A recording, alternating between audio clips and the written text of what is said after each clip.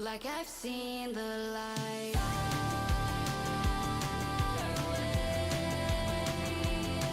You said you will. Distance makes it easier to find the flame.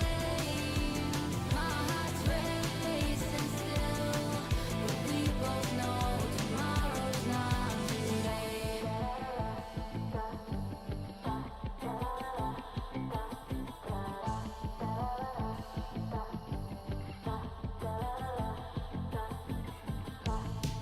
You say three. You save me.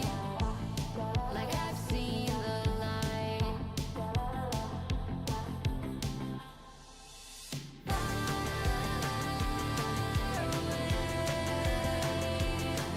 You said you will. The distance makes it easier to find the flames. My heart's racing still, but we both know tomorrow's not today. Coming home, you're not alone. Where have you been? Why am I waiting all alone? But I can't resist when it hurts like this. We both know tomorrow's not today.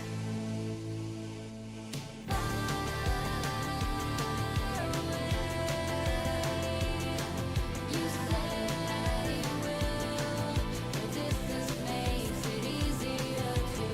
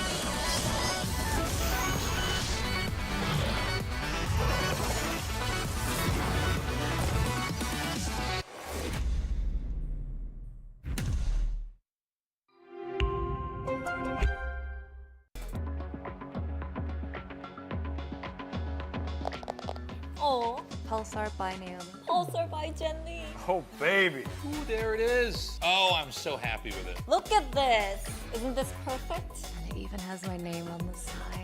마우스 누가 만들었는지 알려주는 것도 같이 들어있고. Thanks, Joshua. This mouse is ready for a fashion show. It's Pulsar by me. It's by me. It's by me. It's by me. It's Pulsar by you.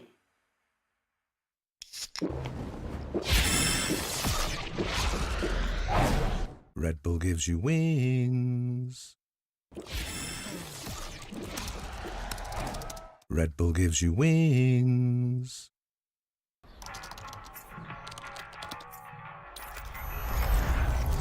What an exciting way to kick off 2025 for VCT Pacific. All right, let's play, guys. With these amazing players, Corsican is streaming Pacific match right now. VCT has never looked better. What a shot! Cruz lets loose with a dart. Guys, any recon shooters? Hello? Guys, what are you doing? Is your coach always like that?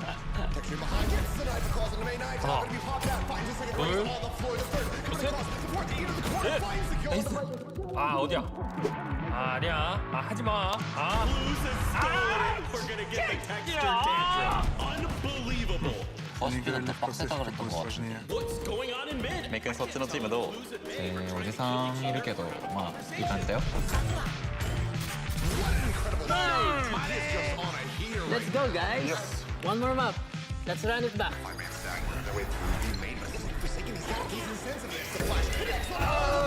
Alright, guys, come on, play.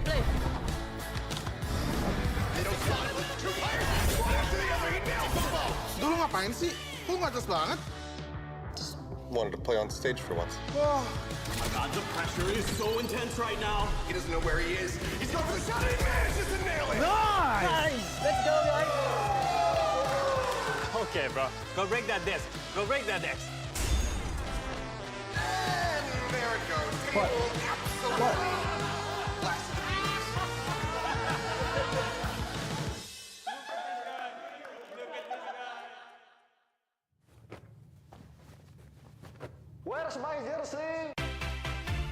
Hello and welcome to VCT Pacific Night Market. I'm Achilles, that's Paper Thin, and if you're looking for some bargains here in Pacific, then boy, we have some great deals for you here today. That's exactly right. We've got roster moves. Everybody wants them. People are going crazy over them, and they are usually sold out by the end of the offseason. And we also have some new names entering the market with 25% more Ascension players than ever before. And which of these are going to be the hottest teams coming into 2025? We've got something for everybody. But first, let's take a look at some of the in-game changes we're going to be seeing coming into the new year.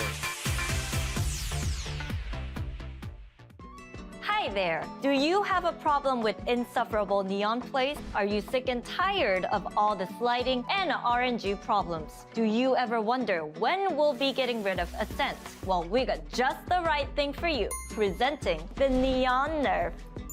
Say goodbye to double slides with Neon Nerf. Less of that high gear lifestyle, less into overdrive. So your ranked game can be safe once again. Users have said that since using Neon Nerf, they've been using Phoenix instead for better pushes and self-healing. Yeah, I think Neon was super overpowered. But the good news is at least no more shotguns in my face, no more shotguns in my teammate's face, you know. But on the flip side, I can't watch Jason do it to other people, which was actually very hilarious. If you like the Neon Nerf, you'll love some of our other products too.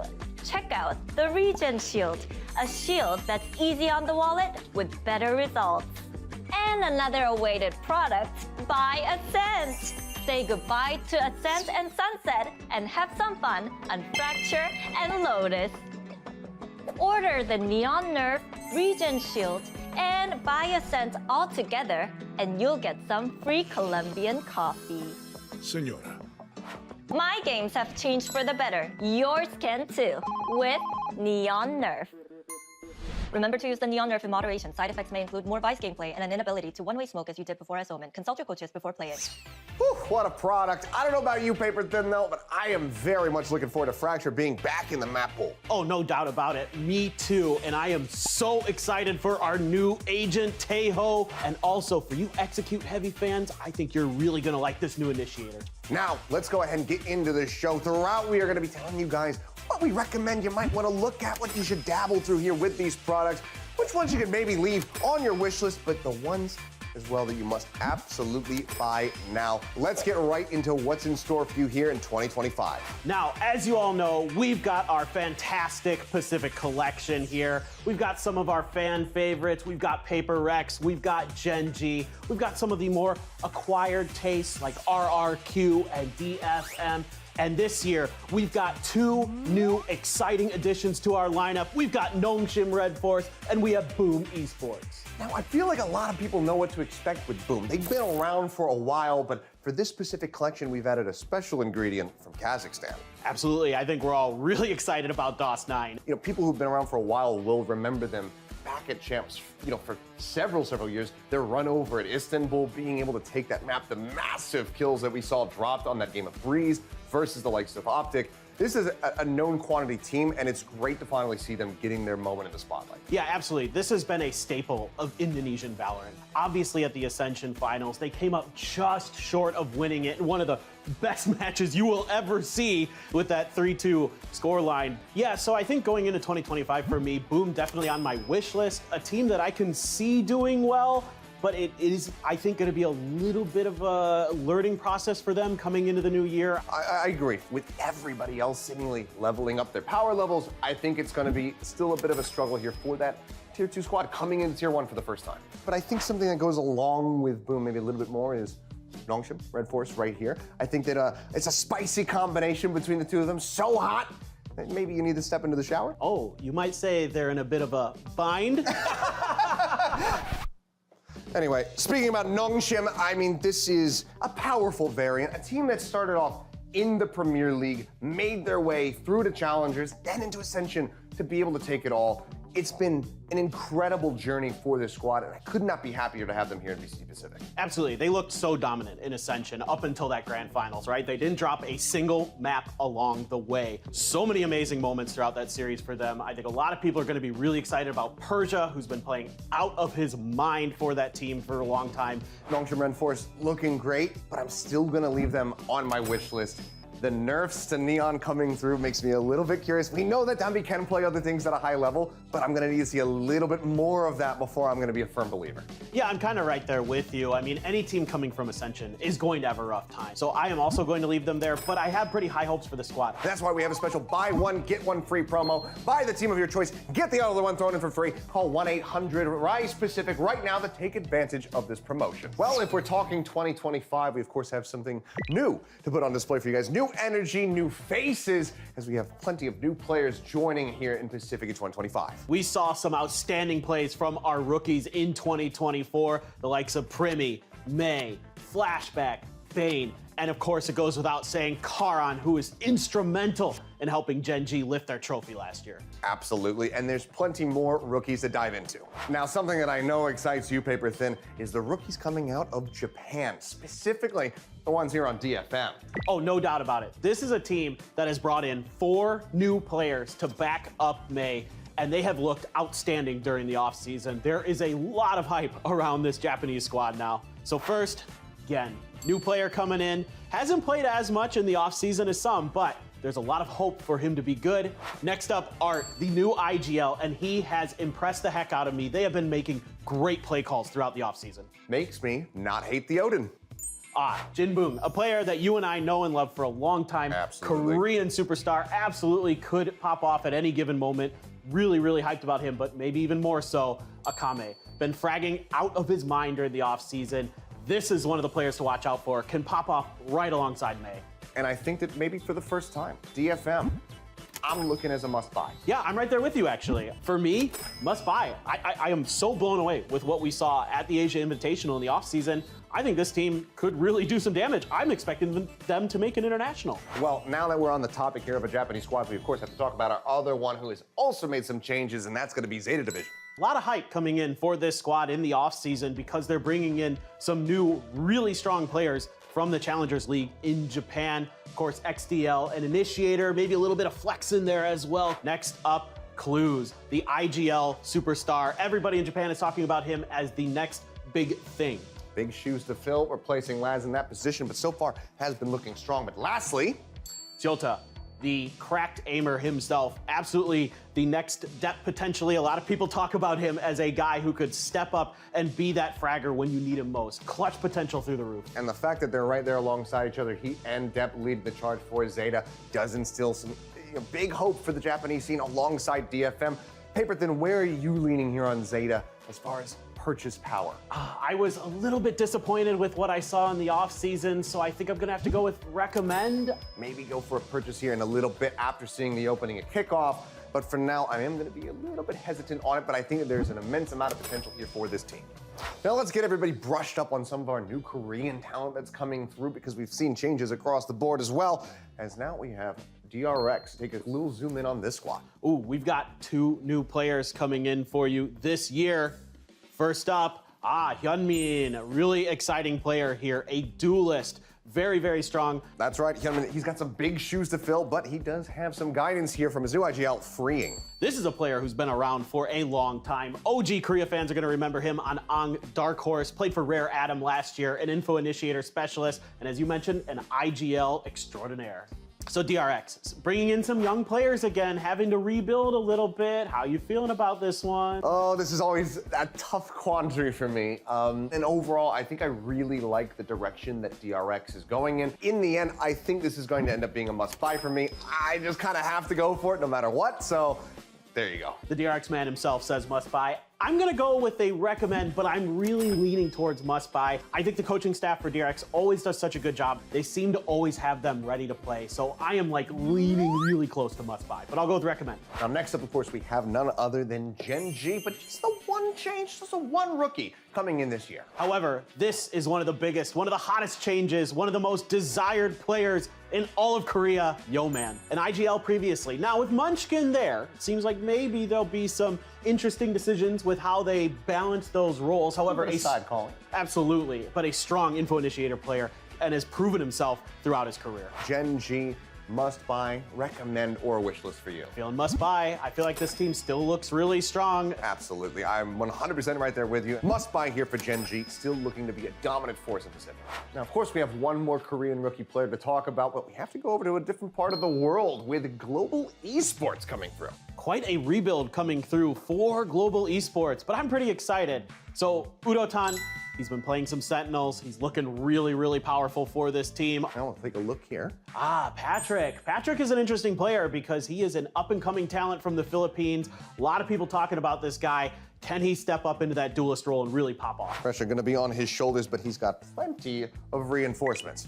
Absolutely. Poppy, a player that we are very familiar with from Nous Esports, has been a tremendous force for them in our Ascension events. Now he's getting an opportunity with GE. And has already shown during some of these off-season events that he can absolutely click on heads, much like this guy. Yeah, absolutely. Kelly S., another good player, came from Oasis Esports from the Philippines, another strong competitor from that region for global esports. Really looking to see what they can do with a lot of these new Filipino players. Yeah, and also looking like a very strong IGL already, but of course has some very solid side calling from this guy right here. Well, absolutely. Crystal is one of the best to play outside of Tier 1. He has won 2 different Ascensions in 2 different regions. He's been popping off every time, steps up when it matters the most. This is a player you have to be excited about. But the ultimate question is, where are you falling here as far as a purchase?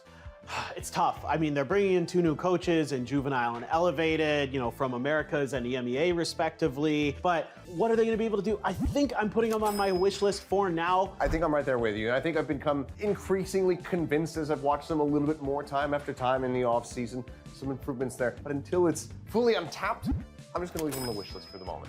So we've already spoken ad nauseum about Boom and Nongshim and why we're so excited about them. But we have one last rookie player to go ahead and cover, and that's here on the side of RRQ. Ooh, Cushy, very excited for this player. Another info initiator. He has been so strong for Alter Ego in the past. This is a player that everyone in Indonesia had their eyes on, so really exciting for RRQ to pick him up. But we'll have plenty of time to talk about Cushy and the rest of RRQ a little bit later on. For now, dial in and we may just send you the new 2025 Rookie Starter Pack for free. That's 1-800-RISE Pacific. Call in now. But wait, there's more. We forgot about this rookie. Oh, paper thin, you silly Billy. That's no rookie. That's part of our Roster Mania special. All right, we've got 4 exclusive switcheroos, and I'm telling you all, this will change your life. Take a look at this guy right here. Look at the before and after. Such incredible changes. Everyone is so hyped for this. And what do we have here? This is Meteor, the Sentinel Extraordinaire player. Did phenomenal on Gen G, moving over to T1. What is he gonna be capable of? Can he outdo himself in 2025?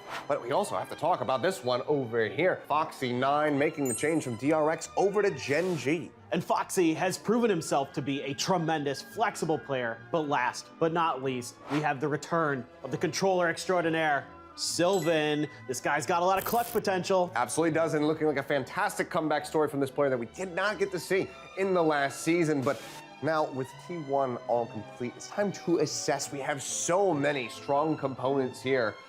How do you feel about T1 going into the 2025 season? Has to be a must-buy, right? This team is looking like they are world beaters. They are looking like they might lift a trophy themselves this year. I'm absolutely right there with you. I think that it's going to be a big race to the top between them and Gen G. Of course, you also have Stax and Izu there on this roster. Tons of firepower, tons of veterancy. I think that you absolutely must buy. These are going to change the game here in 2025. So what are you waiting for? Call 1-800-RISE Pacific before you miss out on all of this roster mania. That's 1-800-RISE Pacific. Okay, we are almost done, but how can we talk about Pacific without bringing back some of our favorites from last year? What about those teams that have barely changed or not even changed at all? The teams, these are the classic sets. When you talk about fan favorites, you have to talk about PRX. One of our best sellers in Pacific. One of the longest running rosters here in VCT, but also a team that's now starting to innovate even more. W Gaming still there, but now we're starting to see Paper X experimenting with some more standard compositions as well as flexing Jing over to some roles that we've not seen him on before.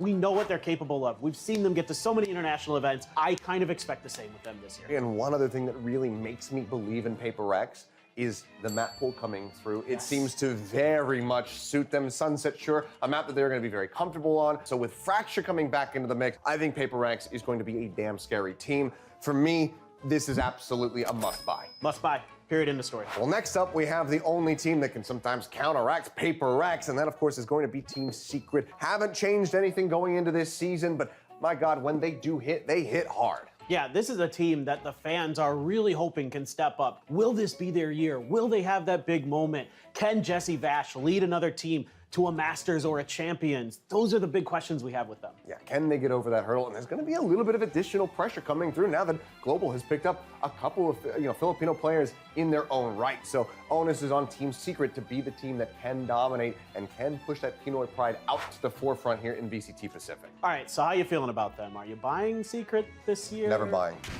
Never buying. I'm going to recommend Team Secret. They surprise us when we least expect it. I'm not going to do that, but I am going to recommend that we move on to our next team, and that is, of course, going to be RRQ. Now, this set has kept its core, but they have had that one new addition in Cushy. And with Cushy coming into the squad, you have to feel comfortable for RRQ fans, no doubt about it. You do have Warbirds coming in with this squad now to kind of help out. So I feel very confident in this team. And one thing to touch on is they finally had gotten over that hurdle last year, made it into the playoffs. I'm right there with you. For me, RRQ, this is one of those ones that I am recommending. I think that there is so much potential. It's not quite at that must-buy level yet. I think that this is going to be a very strong year for them. I'm right there with you. I'm going to go with recommend, so I'm going to continue to believe that they can push it to the next level. Now, last but definitely not least, we have Talon. And after what they were able to accomplish last year, we had to bring this squad back. Primi here, all the same squad that we saw go over to Champions last year. I think people should be feeling confident about Talon. Bringing in a rookie at the very last minute to get them over the line, to get to Champions. Now coming into this next year, you should have more time to prepare. You should have more time for Frost to work with these boys. We've gotten to see them a decent amount here during the offseason, and I think we've seen some ups and downs, but a lot of experimentation. And I think that that's something that Talon has always been very good at, and I think that we're going to see a very solid foundation at the start of 2025. This is still very much a team to be feared. If Primi is firing on all cylinders, then he's just damn near unstoppable. I'm still at the recommend stage for Talon. I'm not quite to the must buy, but I could definitely feel myself thinking by the halfway mark of the year, I could be there.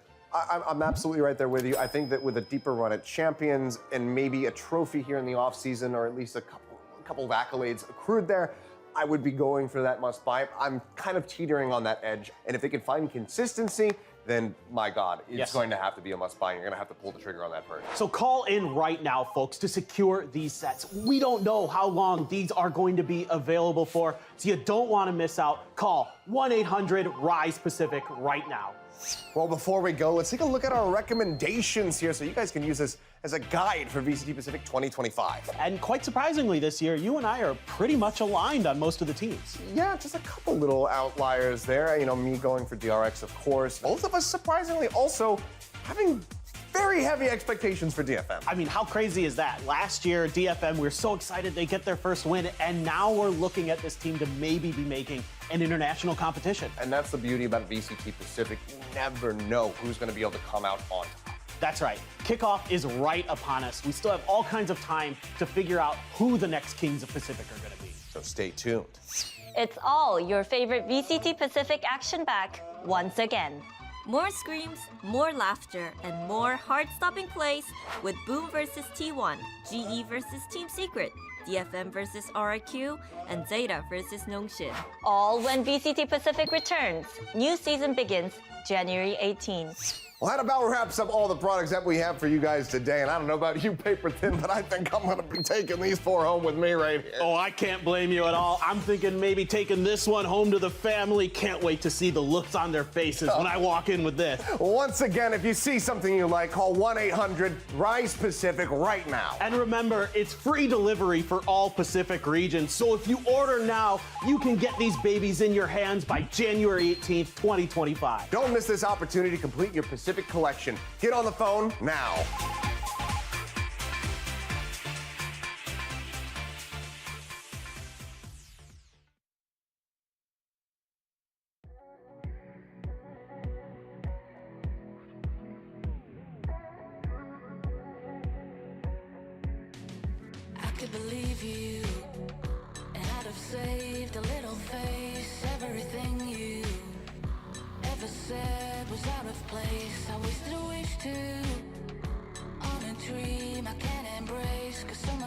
true. We both share a little blame. But you can still hear my heartbeat if I don't speak and you don't leave. I can believe that you still speak like you know me, like you care about me. Know you dig deep 'cause it's easy. Try to hurt me, try to get back at me. Only heart you're hurting is mine. Do you feel those deep cuts when you're alone? Now tell me, does that hard heart feel like a throne? The marks that you're carving, that you started, they go to the bone. You say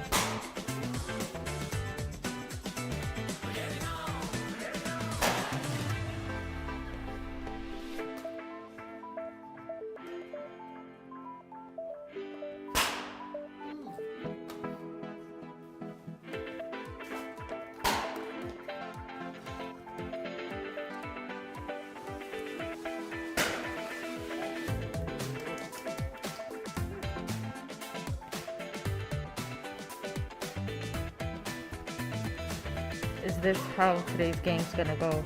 Yes, we're gonna flip everyone's predictions.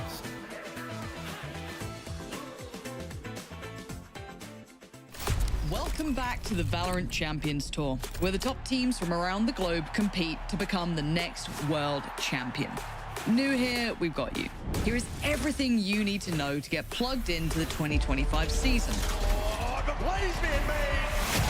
With new teams earning promotions across EMEA, Pacific, CN, and Americas, this season brings our biggest year of competition ever. In 2025, teams will compete across a series of international league matches and global events to secure qualification for Champions Paris, where the next Valorant World Champion will be crowned.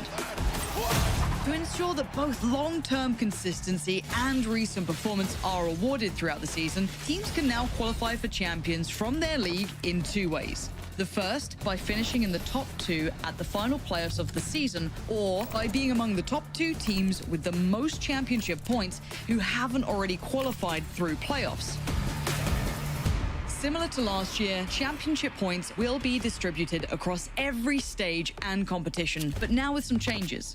Regular season matches will continue to give 1 point per regular season win, while major events like Kickoff, Playoffs, and Masters will now reward multiple teams. The IL Playoffs and Kickoff will grant points to the top 4 teams, while Masters Bangkok and Masters Toronto will recognize the top 4 teams and top 6 teams with points.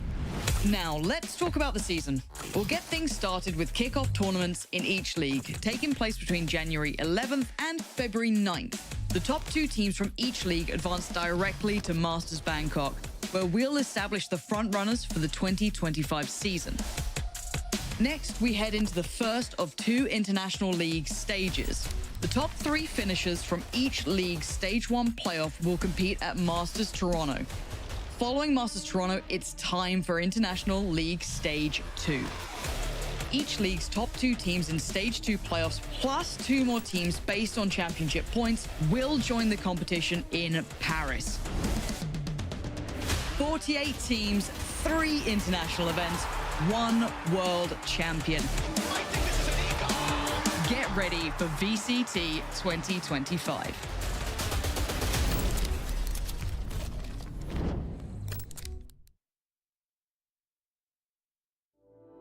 It is day 2 of Kickoff here at VCT Pacific, back with more of the chaos that you know and love. Mika Fabs here with Big Time and Pilski, and my question is, based on what happened yesterday, I feel like even if you think you know Pacific, you don't exactly know how the matches will pan out. Have you guys recovered from yesterday? Because, Pacific can and still will surprise you somehow, some way, am I right?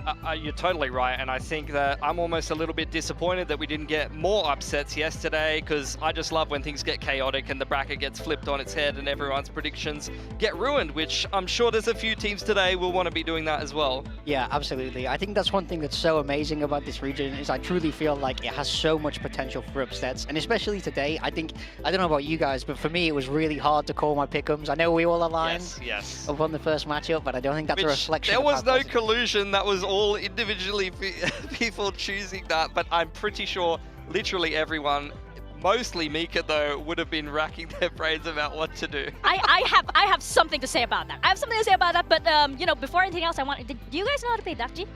No.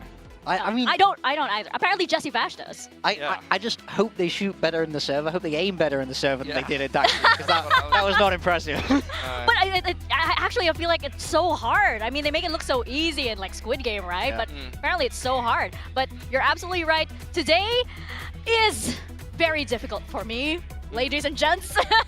But, going back just a little bit to yesterday, right? We did have Boom versus T1. Yep. And yes, T1 did come out on top, but we certainly didn't expect it to happen in that way. Incredibly winnable series for Boom. In fact, I kind of feel like if they didn't get E-Code on Pearl, that was their series to win.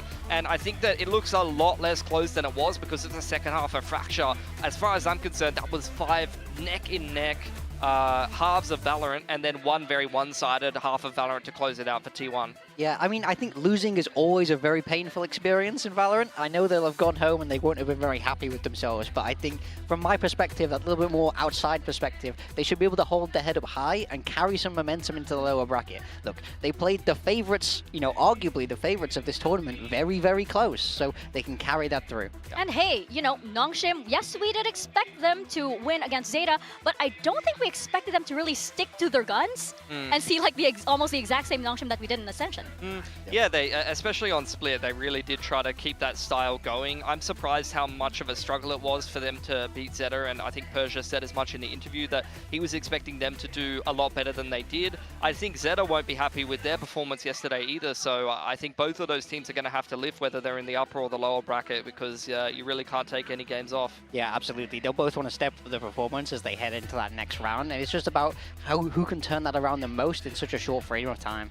Well, you know what? We have a lot of exciting players entering that stage for also the very first time today. And I'm really curious, we're going to turn back time a little bit to, you know, maybe last year, put you guys back in the coach's seat, and we're going to have you guys draft your own team based on the players stepping on that stage today. Now, the rules are a little bit special for this one. You have to pick one player per team and for one role each. Now, as you can see, we do have, you know, 5 roles over here. So what is interesting about this is, okay, you might pick 4 teams, sure, we don't have a 5th team, but chat gets to pick the flex player for this. Please, chat, for once, do the right thing. Help out your boy. Chat will, when we say the time is right, you guys can, you know, give these guys some suggestions. Yeah. Or maybe suddenly flip around, you know, their team and cause chaos, perhaps, and give them a player that maybe they wouldn't have expected at all. So I think you guys have prepared for this very well. Yeah. Production certainly has, because look at this. We got these excellent magnets over Big here. time Look and at I are going to make it even harder for ourselves. We've had a gentleman's agreement to not pick the same players. Really? Yeah, we can pick the same players, but we've agreed not to. No, and because I'm going to be even more mates here, gentlemanly, and I'm going to let Big Time pick his first player. Wow. Okay, what role are we starting with? We're starting with Duelist. Or you can pick another role if you want to just pick another. No. Let's start with Duelist. Let's start with Duelist. I think there are a lot of good duelists on show today, but I think there is one who has been the highlight of his team for the last 2 years, who has now got a supporting cast around him. I would be hard-pressed not to take May as my very first pick in that duelist spot. Okay. We have May over here filling the duelist role for Big Time's team. What about you, Pilski? Well, as far as I understand it, I can pick Udatan as my duelist today if I want to, even though he's been playing Senti lately, just due to the stand-in factor, but it would be a crime not to pick Jemkin, especially with how well he's been doing. He's very consistent. I know he's going to give me the numbers that I need. And Ewok's going to tell him where to go and point that gun, and that man's got a big brain, so... I think it's a very interesting head-to-head matchup between the two duelists. I think they are, like... in some ways, they're very similar in style. In some ways, they're very different in how they work. How can you not pick him? How can you not pick this guy? Look how cute he is. He's not like that in the server. He's bloody scary in the server, but outside of the server, wow. Yeah, I do say this hairstyle over here for May, that is in fashion. Finger hearts as well, you know. Yeah, but yeah, Jemkin, hey, he has been flexing over to the Sentinel role sometimes as well, so you may have a very diverse duelist there. Let's move on to our next role. I'll give you the first pick. Initiator. Yes. All right. I don't remember what exactly the choices are for. What factors decide who's going to be the player that wins for us. But I think fragging has something to do with it, and I know that this man here has a little bit of an idea of how to put numbers up on the scoreboard, so I'm going to pick Crystal. It's going to be his VCT Pacific debut as well. This man has just been dominating in Ascension. He went plus 30 in the China Ascension Grand Final, so I think I'm going to go for him.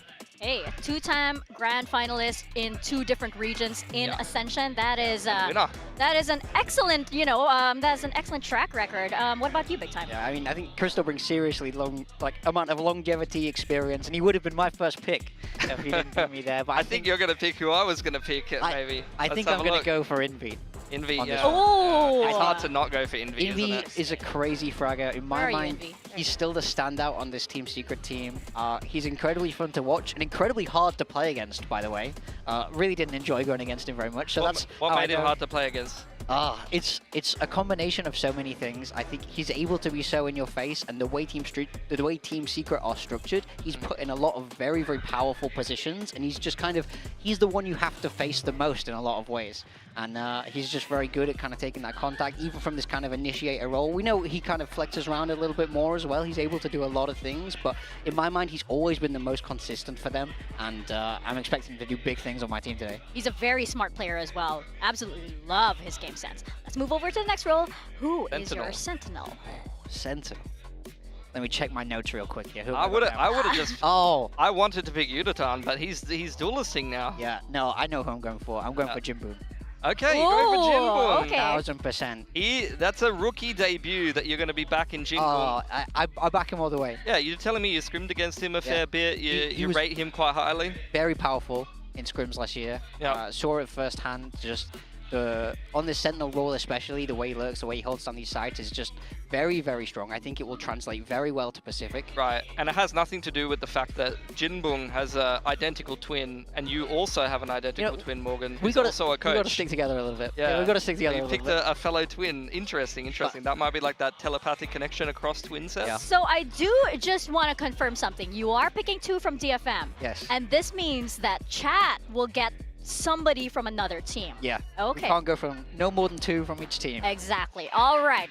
Okay. What about you, Pilsky? I will pick for Sentinel X-Pharaoh, I think. Ah. I think, when he gets the lurks going on RRQ and they have got a good read, especially when the more aggressive players are getting into the game and creating a lot of space, he can be really, really good getting those lurk timings and coming up in a lot of clutches. Like, he's definitely capable of having some big games today. Yeah, absolutely. I mean, he has put his name on there with some records in the past, right? Again, very, very powerful selections there. Yeah. Let's move over to controller now. So, looking at who I've already picked, I've already got 2 from DFM, and I've chosen 1 from RRQ, and oh yeah, 1 from Secret, there we go. I had to remind myself. So, I want to go in a slightly different direction from the rest of them, and I want to take Papi. Papi? Oh! I was going to take Papi, and I thought it was my turn to pick, but you can take You Papi. could. Was it your turn to pick? It was my turn to pick. Oh, If you okay. wanted... No. Do you want to break the wanna play gentleman's fair. agreement? You take it. You take it. He broke the gentleman's agreement first. Yeah. I thought he was a fine English gentleman. Are you breaking the gentleman's agreement that you had? I am definitely I think saying we I should. need Papi. Yeah, move it across to Pilski's I team. need Papi. You're giving Poppy to him. You can have it. There's plenty of other good options. Okay. I'm not worried. Aww. I'll let you have this one. Yeah. I wanted to instigate. But wait, I can't, can I? I can't pick him. I literally can't pick him because I've already got 2 from RRQ. Oh yeah, that's very true. So you actually do get Papi. Yeah, I'll take him then. Aww, look There at that. there you It go. worked out for the better. Yeah. Okay, so controller. Ooh, I mean, yeah. Ooh, I've already got. You've already I got can't enough pick from Mon RRQ. yet. No. I can't pick Mon yet. That's a shame. Monya would have been an excellent choice. Yeah. All right, we'll go for 2G. He's been pretty solid on Team Secret as well. Yep. He's been putting up some decent stats, and Secret's been a very consistent team where I don't feel like anyone really bombs in performance, so he's definitely going to get what you want done from him. So All right. I'm pretty happy with 2G as well. All right, that's pretty good. And now we are down to our last role. It's going to be Flex. And this is going to be up to chat to pick. So let's start with Pilski's team. I believe you need somebody from DFM. So who will be the Flex from DFM? Can we take a pick at chat right now? Don't let me down. And see who they might suggest? Take a pick. I don't know if you want to pick it first. You know what? I've seen the first one. Okay. And it is incredibly risky, but it could pay off huge. Trust chat. They know what they're saying. So we have a chat here early on. Let's see. Where's the username? Has it already scrolled that fast? Is there that many of you? Because I saw someone mention him already. Someone said Gien. Do we want Gien? I did see that too. I saw it, but it's already scrolled past so fast. Are we hearing Gien? Gien, yeah, I'll take Gien. All right, Gien. let's do it. All right, Gien on the board for Pilski's team. All right, pretty promising.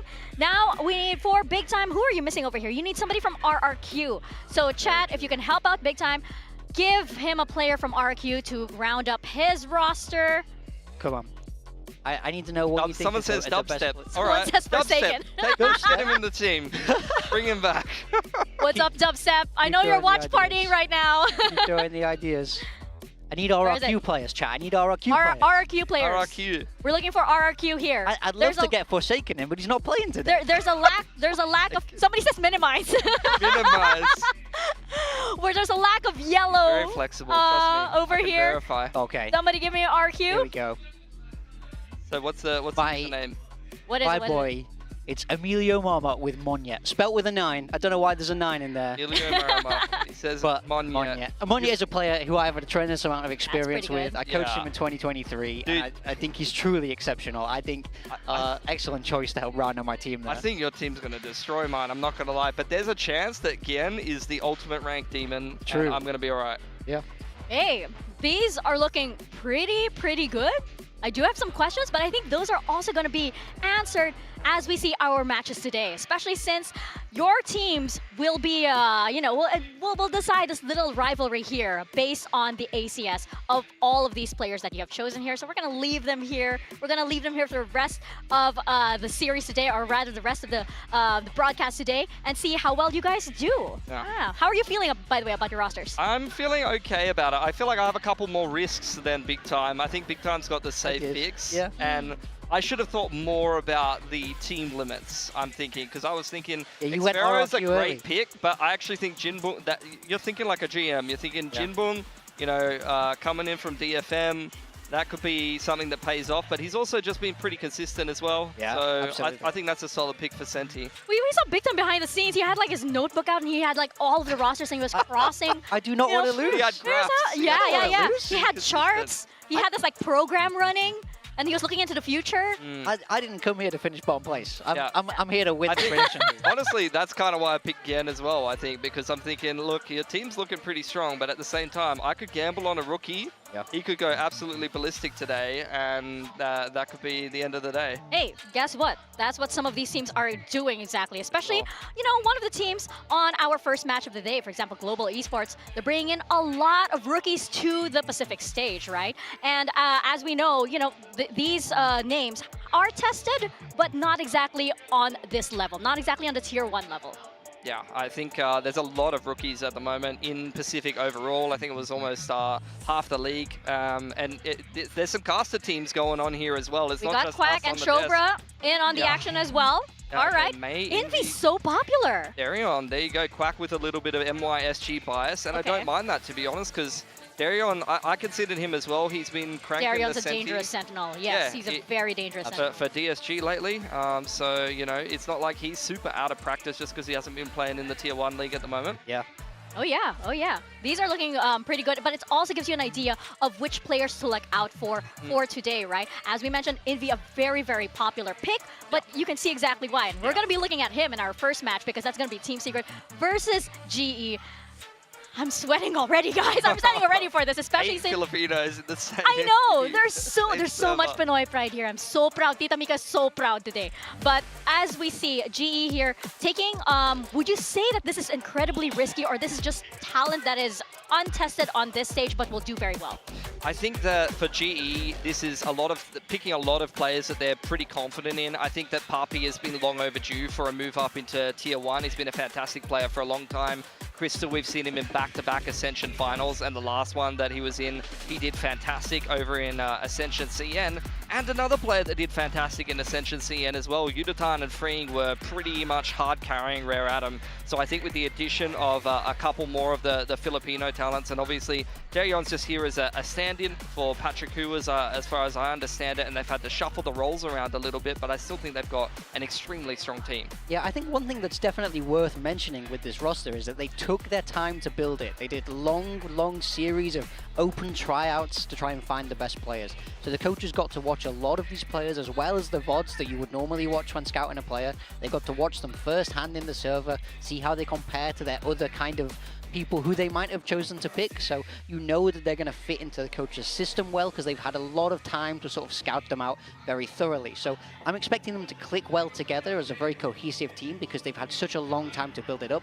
I do think Patrick Hu not being able to make it and Darion having to step in is a little roadblock for them. Obviously, if you have to swap anybody out, it changes things in how you have to practice and the styles. Just different people are different people, right? They play differently, they communicate differently. But I think they still had a decent amount of time.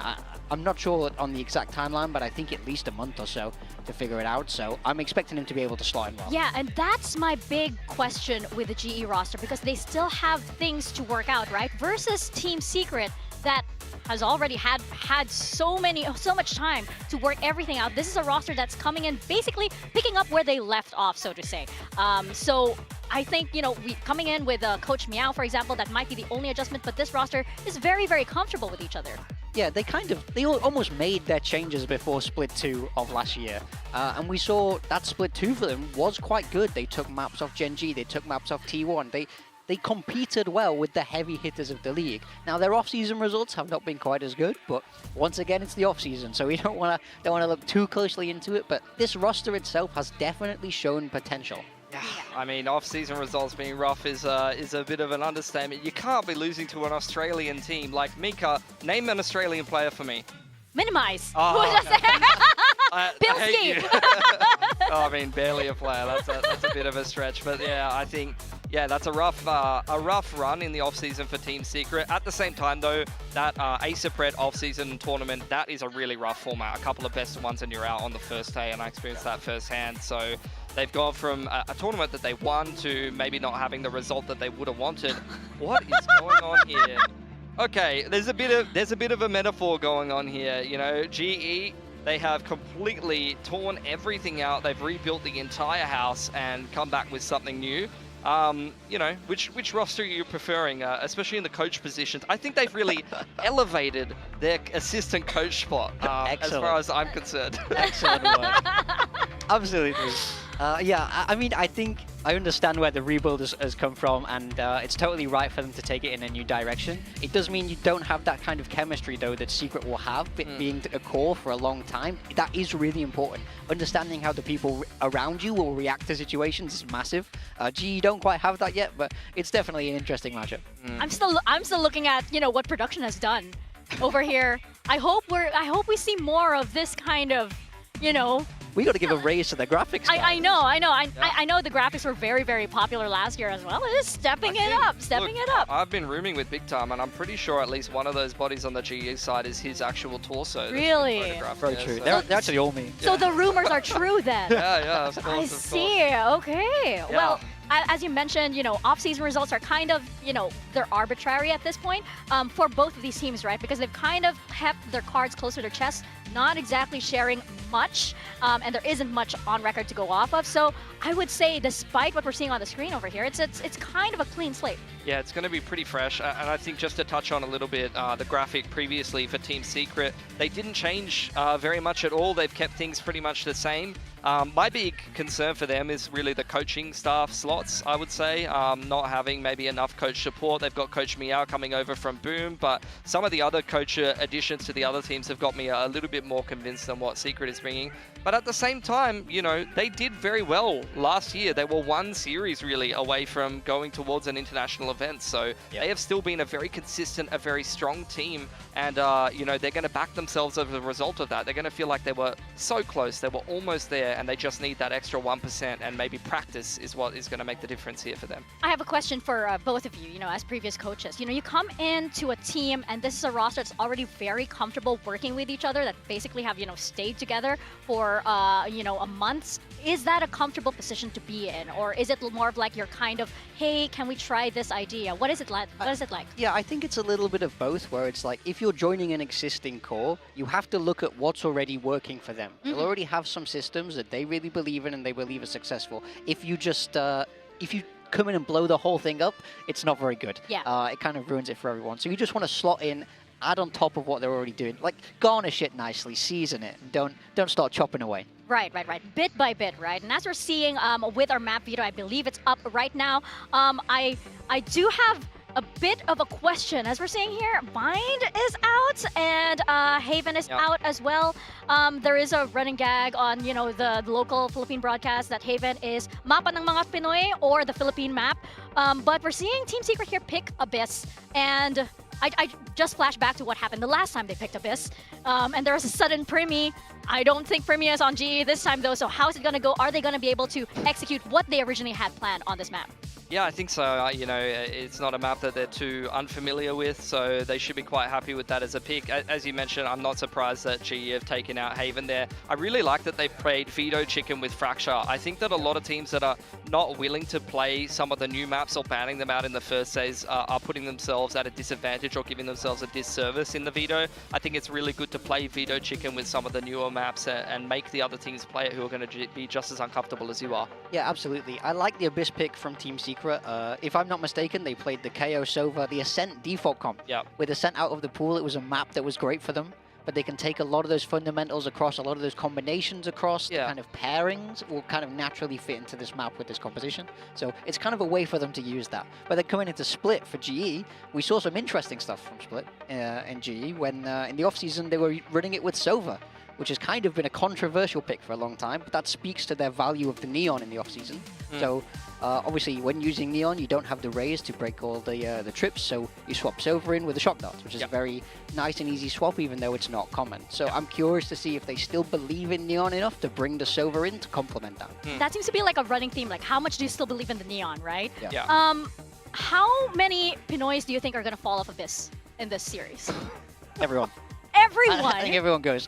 You know, it's an important move. You gotta save your gun sometimes. So, sorry, eco round. You gotta just get off. You don't want to give them the orbs. You think everybody's gonna fall off, take a tumble at some point in that map? Well, more predictions coming up. Our talent predictions. I just want to say. Crazy. I just want to say. You got allowed to change. Originally, I said I didn't want chat. I didn't want to vote. Okay, I was like, please, no, don't let me vote. I voted no. I have evidence. I voted no for this. I just didn't want to choose. Do not make me choose. I'm very happy, by the way, that we have so many Filipinos over here. But this is difficult just because I'm like, Yeah, I think it's really, really worth hammering the point home that the fact that almost everyone has gone for global is not a fair representation of how one-sided this matchup is. This is a coin flip, and actually I think it's a bit of a disservice to Secret to say that they're going to lose it, like most people saying they're going to lose this match. I think we are all getting carried away with just the big names that are coming into global. We all want to see players like Crystal, Papi, Yudatan, who've been popping off lately, especially in the tier 2, coming really strong to this season. But Secret have been a very consistent team, so actually to see them lose this match would be somewhat surprising. Yeah, absolutely. I definitely think it's closer than the predictions are predicting. In my mind, I've got 2-1 for global, so I'm expecting close. I'm expecting overtimes even, to be honest. I think you want overtime? I always want overtime. I'll stay here all day. I don't know if Mika's blood pressure can handle it. Yeah. Not for this particular series, please. Tita Mika might not be able to handle it at that point. But yeah, it's also there is also the fact that these, Papi and Kalias, they have gone up against the core of Team Secret so many times in the past as well. These are players that they have faced up against. They know very well. They know their tendencies. Yeah. And there is that thing, right? When you're playing up against a team that you're so familiar with, an upset could very well be in play. Either way, whichever way that goes. Yeah, I think there's that regional familiarity, not only from playing against each other, but some of these players have played on the same teams at times. Like a lot of this upcoming Filipino talent, does have some familiarity playing with each other in the same team, so know each other very, very well.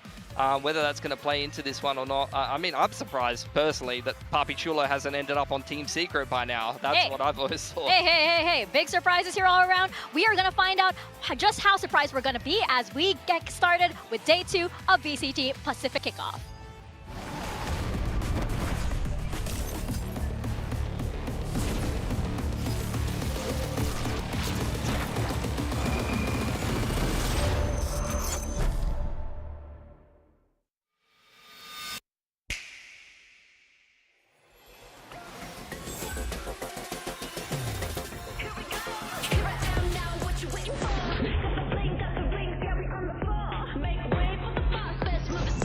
Drop the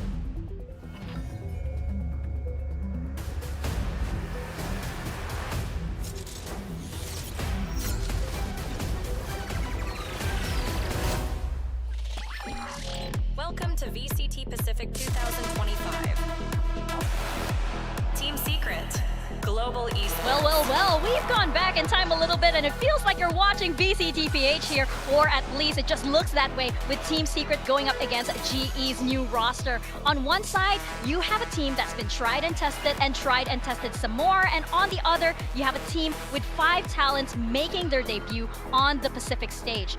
Who wins this? Does experience pull through here versus a fresh slate? Yeah, I usually back the more experienced team. Like, I really do believe in consistency in stage experience, but I think I am getting a little bit carried away with the global roster that they put together. There's a lot of exciting names and a lot of names that can do heavy lifting in the server, and I really expect that maybe it's not going to be some macro masterclass from global, but just some really big heavy hitters that have big maps and kind of combine to win the day today. Yeah, I feel like right now, what you mentioned about consistency, usually we back that, we go with that team. But why is it that you're backing GE in this case? I mean, Crystal, Papi, Yudatan. It's I the watch individual these guys, consistency. the individual players, like the star power on this team is exciting for sure. And also, I feel like I'm confident backing a lot of these guys because you see them consistently deliver in that tier 2 kind of situation. There are some players, they get the jump up to tier 1 and you think maybe they haven't been prepared properly, whether they play online a lot or they haven't had a lot of LAN experience. A lot of these players have been slogging out in Ascension for a couple of years now and been pretty consistently delivering, so I feel like I can back them on the Pacific stage. Yeah, you're definitely right. Even though these players haven't played in tier 1 before, they are experienced and they're absolutely not unknown players, you know. People have spoke about all of them for a long time, have played against them in scrims and really do feel their power, so now they're getting their chance on the Pacific stage. It's quite easy to get behind them, I feel like. Hey, you're talking about the tier 2 to tier 1? I mean, just yesterday we had that and we were very, very impressed. So right now, looking at our Asian comp for Abyss, what are our initial thoughts here, gentlemen? I mean, yeah, you mentioned it before, big time Team Secret, they're really liking to just run that kind of Ascent-esque comp where you can be very flexible with a double in it. As over on the side of GE, you see double control is very popular on Abyss at the moment. It's so helpful for taking mid control to be able to run fakes. Astra has that global presence as well, can be a little bit of a pseudo lurk or a pseudo sentinel, so you'll probably see Darion over on the wing once they move over to attack. Yeah, those extra smokes that GE have coming out just give you so much more control over mid. You can use 1 smoke each to cover the 2 different lanes of mid, and you just take so much control naturally. It's much more slow approach to the game than something like Double Initiator is, where you're looking to kind of be re-clearing space all the time. Yeah. But I think it can suit this global team quite well. Well, we'll see indeed what happens as Global Esports takes on Team Secret. We're going to pass it on over to our casters. Hey, it's Quack, and hey, it's Chobra.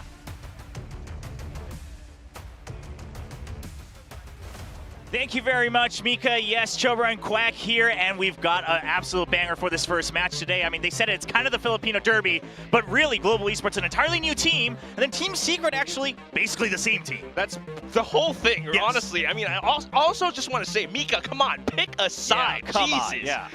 you have to pick your favorite. Yeah, we have to go with at least one. I mean, one side is a little bit more Filipino than the other, kind of. She's like coming over here like, no, I'm not doing that. Jeez, Mika, jeez. But I will say, I mean, it does kind of also feel like if you're putting the mindsets of some of the players that we have going on here, for Team Secret, there's a bit of pride coming into this match, right? Absolutely. I mean, you have to uphold that reputation. We like to meme about them being the gatekeepers, but being the gatekeepers is not an easy job. I mean, that means you're always in that top 6, top 8. Maintain the gate, you know, polish the hinges. Well, hopefully it's a little bit more exciting than that. But, I mean, we always like to, talk about, like, top 4 teams, top 6 teams, but doing that consistently is still an accomplishment. And right now, GE, they look like they're ready to challenge that spot. Yeah, it's not going to be an easy feat for sure. I mean, they've just come and put this team together. They had their own little, like, face-off off-season tournament with a mixed bag of results as well. Yeah, I mean, that was, of course, very early on in that roster, but, that was one where it was like, okay, we kind of see the potential, we're not sure where this goes, but then the individual performance during Spotlight Series for some of the players on GE, I think that's when a lot of global fans started to buy in. Without a doubt, a lot of strong individual performance, individual players on their sides, but yeah. What are you seeing? Regen armor right off the bat. I mean, we'd like to talk about the Dream Raid boss in the pistol round. We saw some half armor frenzies yesterday, but the regen coming in alongside the classic here. So Jeremy just going to try to go forward. Not any extra firepower, but trying to make sure that he's taking those fights and he's able to continue on forward. Might not have that range, though, especially on a map like Abyss. But at the same time, speaking of regen armor, it's 2 shares on the other side. But for now, just getting that early info. Just with a quick tag, not going to spot too much information here from Team Secret, but they're pretty set. They already have eyes on mid as well. Global, though. Slight pushes out from B. There's a lot of information there, but still the hit coming through. Poppy. Jeremy looking for the right click. It's not going to connect. Poppy gets a kill instead. But they already have backside Poppy right now, surrounded just a little bit. Darion, does he take the timing to try to provide support? I think it's a little too risky. Whoa. Poppy's good for only one. At least something, though. Still, 2G continuing to push forward a little bit, spots out a little bit more. But the smoke kind of covers it as well. So 2-on-1 against the lone Darion inside of the smoke right now, but on the back lines from Heaven, Udotan and Darren, they will be pushed out. Darren does not know what's behind him, and Envy has an opportunity of a lifetime.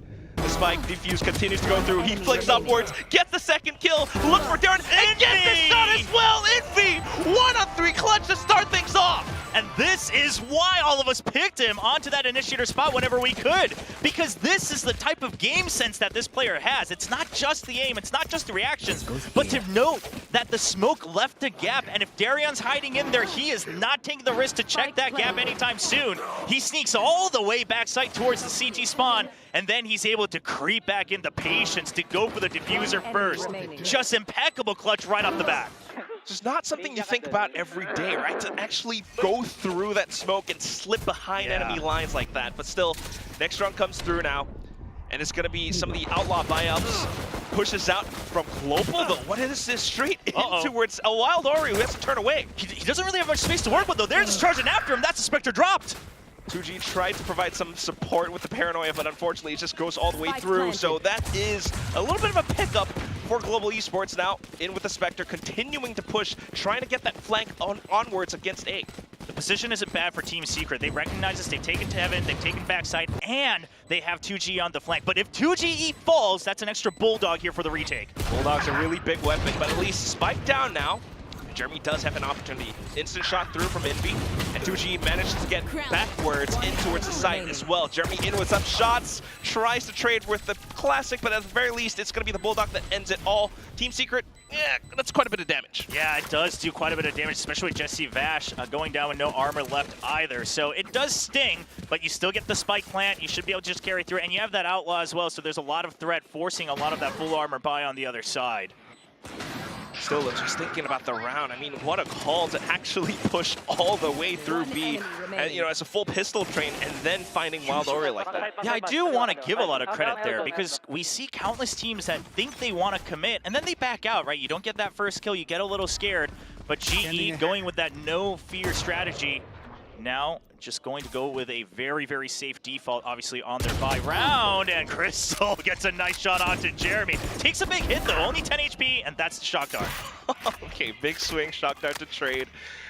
So not too bad for now, but it does weaken the defenses a little. So Team Secret getting a little bit more space to kind of figure out which site they want to hit. Yeah, Team Secret, the trouble is you're going to imagine that someone fills that mid space, but you're not quite sure from which side, especially with there not being a hard sentinel. You can't really get the tell that, okay, like Cypher's on B, Cypher's on A, or anything like that. So they do have to fish a bit deeper if they want clarity on the situation. These two players still sticking around mid. The Outlaw definitely spotting down, Kelly at the very least. They're trying to pinch him down. Paranoia sent out. 2G goes in for the TP play, up close and personal, spots the barrel, gets the kill, and that's enough. That's actually a really good TP right outside of the smoke, but not deep enough that they might spot you close range. So I like the call, just full faith that you hit the Paranoia on someone and they would have to hide behind the bend there, behind the boxes. Nice pinch. 30 seconds That left. then pulls the defenses over onto the other parts of the map. GE. Yeah, you just wait until Wild Oreo gets here, right? A 3-man push, you know you're going to have the numbers advantage no matter what. Ooh. But only, what? 15 seconds and you already get taken down? Udotan, though, yeah, definitely not going to make it easy for Team Secret. And with 15 seconds left, there's so much pressure. Team Secret needing to push through the smokes now. Oh, no. And on with the Sheriffs. It's not going to connect. Poppy, Udotan getting the kills. The spike is down. The round is over. But 2G is going to try it nonetheless. Poppy will not make it easy. That's a final headshot, and G picks up the round. So in the grand scheme of things, yes, it's your bonus, but also, I think just given what you had, hopefully that's more of a, hey, as long as we do damage, it's okay round, rather than we're not quite sure what to do, because if that repeats on a full buy round against each other, that spells trouble for Secret. Yeah, we're already seeing some of the hits not quite going through too well. I mean, I do like the little Paranoia play, But at the very end of it all, I mean, Udotan just had that one nasty, nasty shot, sight strafed out from the back. Oh, and there it is. A lot of GE fans have been telling me that they got a sick viewing party going. Apparently they got 3 screens worth in that theater, so that's a lot of people, but Jeremy digging deep. First kill off. It's once again back into mid, so a little bit more space. I think there was a G, an attempt at a push out. Yeah, Udotan being sent all the way deep. I mean, we see the set play a lot, but Jeremy was just ready for it. And Secret kind of recognizing that GE might want to change the pace. And I think this is going to be something we want to keep an eye on, is that GE, just given their style, the players they have, the coaching staff they have, they seem like a team that's going to be very proactive. Meanwhile, Team Secret, known to be a very default-heavy, very reactive team. And I'm just curious how long Secret is willing to wait each round before they start to take action. Well, at least 30 seconds have passed, and they're still waiting. The drone is being heard at the very least, though, down B main. Okay, they're purposely going to show the Cypher, Waldorio, just making it look like it would have been just himself. But still too much information gained from Poppy, right? That from the shadows lets them know, just stick to me, we're safe on the A side. So hence the rotation's coming over now. It's going to be the full execute, a full collapse into the B side, starting things off. 30 seconds left. Jeremy looking for that bit of space, but at the same time pushing off from danger. A couple of players being able to gun down Darren now. All down to Raptors, and Kalias is next. Crystal only 8 HP, you gotta back off, maybe even go for a save, yeah, because there's no way you're attempting this 2v5, especially not at full health. But something I just noticed there is Darion, his position was okay. I mean, we see that a lot, right? That bit of a tricky play right outside or right inside the smoke on top of danger. That's fine, but a little bit of lack of faith on Crystal. Maybe the comms breaking down or maybe just too much chaos happening. And Darion turns his head away from the jump coming in. And that's when they find a timing against him. But Crystal was watching from the other side. So hopefully that's something we can clean up from Global Esports if they want to keep up in pace against Team Secret. Yeah, just a little detail in how they had their setup on B site. But unfortunately, that's the thing that kind of breaks everything down. It's just so much pressure when there are that many players from Team Secret executing together like that. So even with the information gathered, it's not quite enough, and Team Secret will be able to carry forward, and thus making our predictions feeling a little bit shaky and nervous right now. Yeah, I do want to, I mean, the Des touched upon it a little bit, but I think actually a lot of people, maybe including us here on the broadcast, are slightly underestimating Team Secret just because they had a rough going at the Predator League. But we got to remember, this is that sturdy team. They always make the playoffs. They always give a run for the money against the Giants. I mean, these guys have stuck together for a reason throughout these years. Absolutely. And their map pick as well, to be fair to Global Esports, but we shall see how the rest of the round continues to play out. Like you mentioned, still being proactive, kind of reactive, actually, to Global Esports. I mean, it's working out so well for them. And once again, just to say 2-1-2 from GE, Chris is going to let it be known that he's up here. So more than anything, this should help draw out some of the utility from Team Secret if they want certainty of what's going on. Now, until it fails, Team Secret will probably just constantly put pressure on mid and then just choose a site and go because you'll have the numbers advantage. But once that fails, I wouldn't be surprised if we start to see Waldorio take some more action as well later in the half. But at least for now, that sense is that the game plan for Global Esports, they need to figure out where Team Secret are, where they're going to hit, where are those numbers going to be. Still moving all the way across the map now, a bit of a jiggle, and that could be info enough. 0 Point confirms it. Oh, no, actually, he just tags onto 1. Yeah, but it is the Sova. Makes it a little bit tricky, and they've already committed 3 to the B site. So it looks like GE a bit more comfortable with retakes over on the A side, and perhaps just trusting Poppy, quite frankly, with how well he anchors. But Jeremy, he's still waiting, and the bait works. They've put so much pressure on B. They've let it be known that they've taken their attention off of mid. And Jeremy, the patience pays off.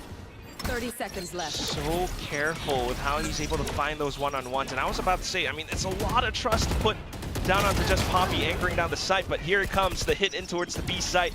Straight through the smokes, Jesse Bash will be able to land 2 headshots back-to-back. Udotan tries to fire back from the back lines, but unfortunately, caught mid-dash. He's just not able to complete the animation of it. Waldorio will be able to get the shot, and that's down to just Poppy once again. Not quite able to complete the clutch this time. 2GE will pick up the 4th win for Team Secret. Yeah, and I don't fault Poppy for going for another kill there, or at least trying to, just because, I mean, it's not an op. Yeah, it's not an op, right? Your teammates can't quite go for the buys anyway, so you might as well just go for a Hail Mary, try to get a round back, try to do whatever damage you can. But something we're noticing right now is that GE, they might have the talented players, but Team Secret is actually keeping them on their toes so much. They're, in fact, kind of using GE's composition against them, actually not giving any information after the initial brawls with the utility in mid. And that means just GE just has to wait. They get antsy. They start to move. They start to peek right into Secret's crosshairs. And this round looking for the peaks as well. In with the blade storm, but instantly shut down by 2GE. I mean, you got to call a timeout after this one, I think. Secret just knows exactly what you're thinking. Straight reads and fully collapsed onto each other right now. Everyone's closing in on the B site. Kelias tries to buy a bit of time with the flash. I mean, GE, sure, it's just Sheriff's and a shorty, so you'll do whatever you can, but it does not look like you'll be given much of a chance. Very thorough from Team Secret as well. Drone up high, so you're not getting caught off guard. Best he can hope for is just a pick or two. Even the back line is being watched by the Trips. And while the Oreo is alerted to it, so already moving towards the back of spawn. Yeah, and then you've still got that trip by window as well, right? So there's no chance for a surprise here. Looks like they might just regroup, potentially just go to the spike, see if you can get any exits on all three angles. Kelly, yes, okay. That's one. See if you can get one more. A little bit of aim training on this round to stay warmed up. Flash out, looking for the kill. 2G will be able to keep his sights on towards Raptors at the very least, but then Crystal comes in from stairs. So a couple more shots, but Team Secret still good to go. Envy with the shutdown as well. Right. Yeah, already had the no command, but you'll take whatever you can get. Obviously, some extra credits. They are rolling in creds right now on the Secret side. That graphic earlier, you know, with them all going down the financial road, it's paying off right now. But this, I mean, this is just a hard read. 2G set up, you got a crossfire, watching for the push out. You know that G's already pushed out before with all five on that eco. And I think a timeout absolutely in order because your focus here on mid, trying to see if there's any mid movement, it's not really paying off. If anything, maybe utilize those double smokes to actually start to push out and deny A main. They've actually just left that empty, right? We talked about it before. Poppy being trusted to anchor. I mean, listen, I think Poppy, you absolutely trust him to anchor. That's not the problem. But you just have zero information on A main after the first 30 seconds, and Poppy's just waiting. So I think you maybe take that spot or maybe use the double smokes to take out B main, one or the other. Certainly going to need some changes or adjustments nonetheless. I mean, like you mentioned, no information found or, you know, even trying to get a little bit proactive with the pushes out on the eco rounds, they're getting shut down. And that's just how reactive, how patient Team Secret can be, especially with Jesse Vash at the helm. And also a little bit of a glimpse of their new coach, Boom. Yeah, Boom, old Boom, Meow, yeah. But he's been with Boom for so long, right? It just kind of flows off the tongue. Yeah. But I think you bring up a good point. You got to give credit to Meow. But on the other side as well, Juvenile coming off of an incredible performance with Leviathan last year at Champions and then elevated. He's been grinding away at theory crafting for Valorant, trying to get to the big stage. And here he is. He would like nothing more than to prove that G has the right idea. Get out of my way. We shall see what those adjustments will be for now. They are kind of adjusting to that little bit of a recon in towards A main. But then again, that's just the first few seconds of the round. So just now on A, they had the recon going deep out into A main, and it looked like Poppy was almost in position to throw a paranoia, but no one to follow up on that. Curious to see if they repeat that in future rounds. At the very least now, it has to be a read back into the B site. It's in with a judge from Jeremy! Not expected at all. And then Darren's down once again. Off with the blades as well. It's been propped up. Global looking for an opportunity to retake, but nothing found yet.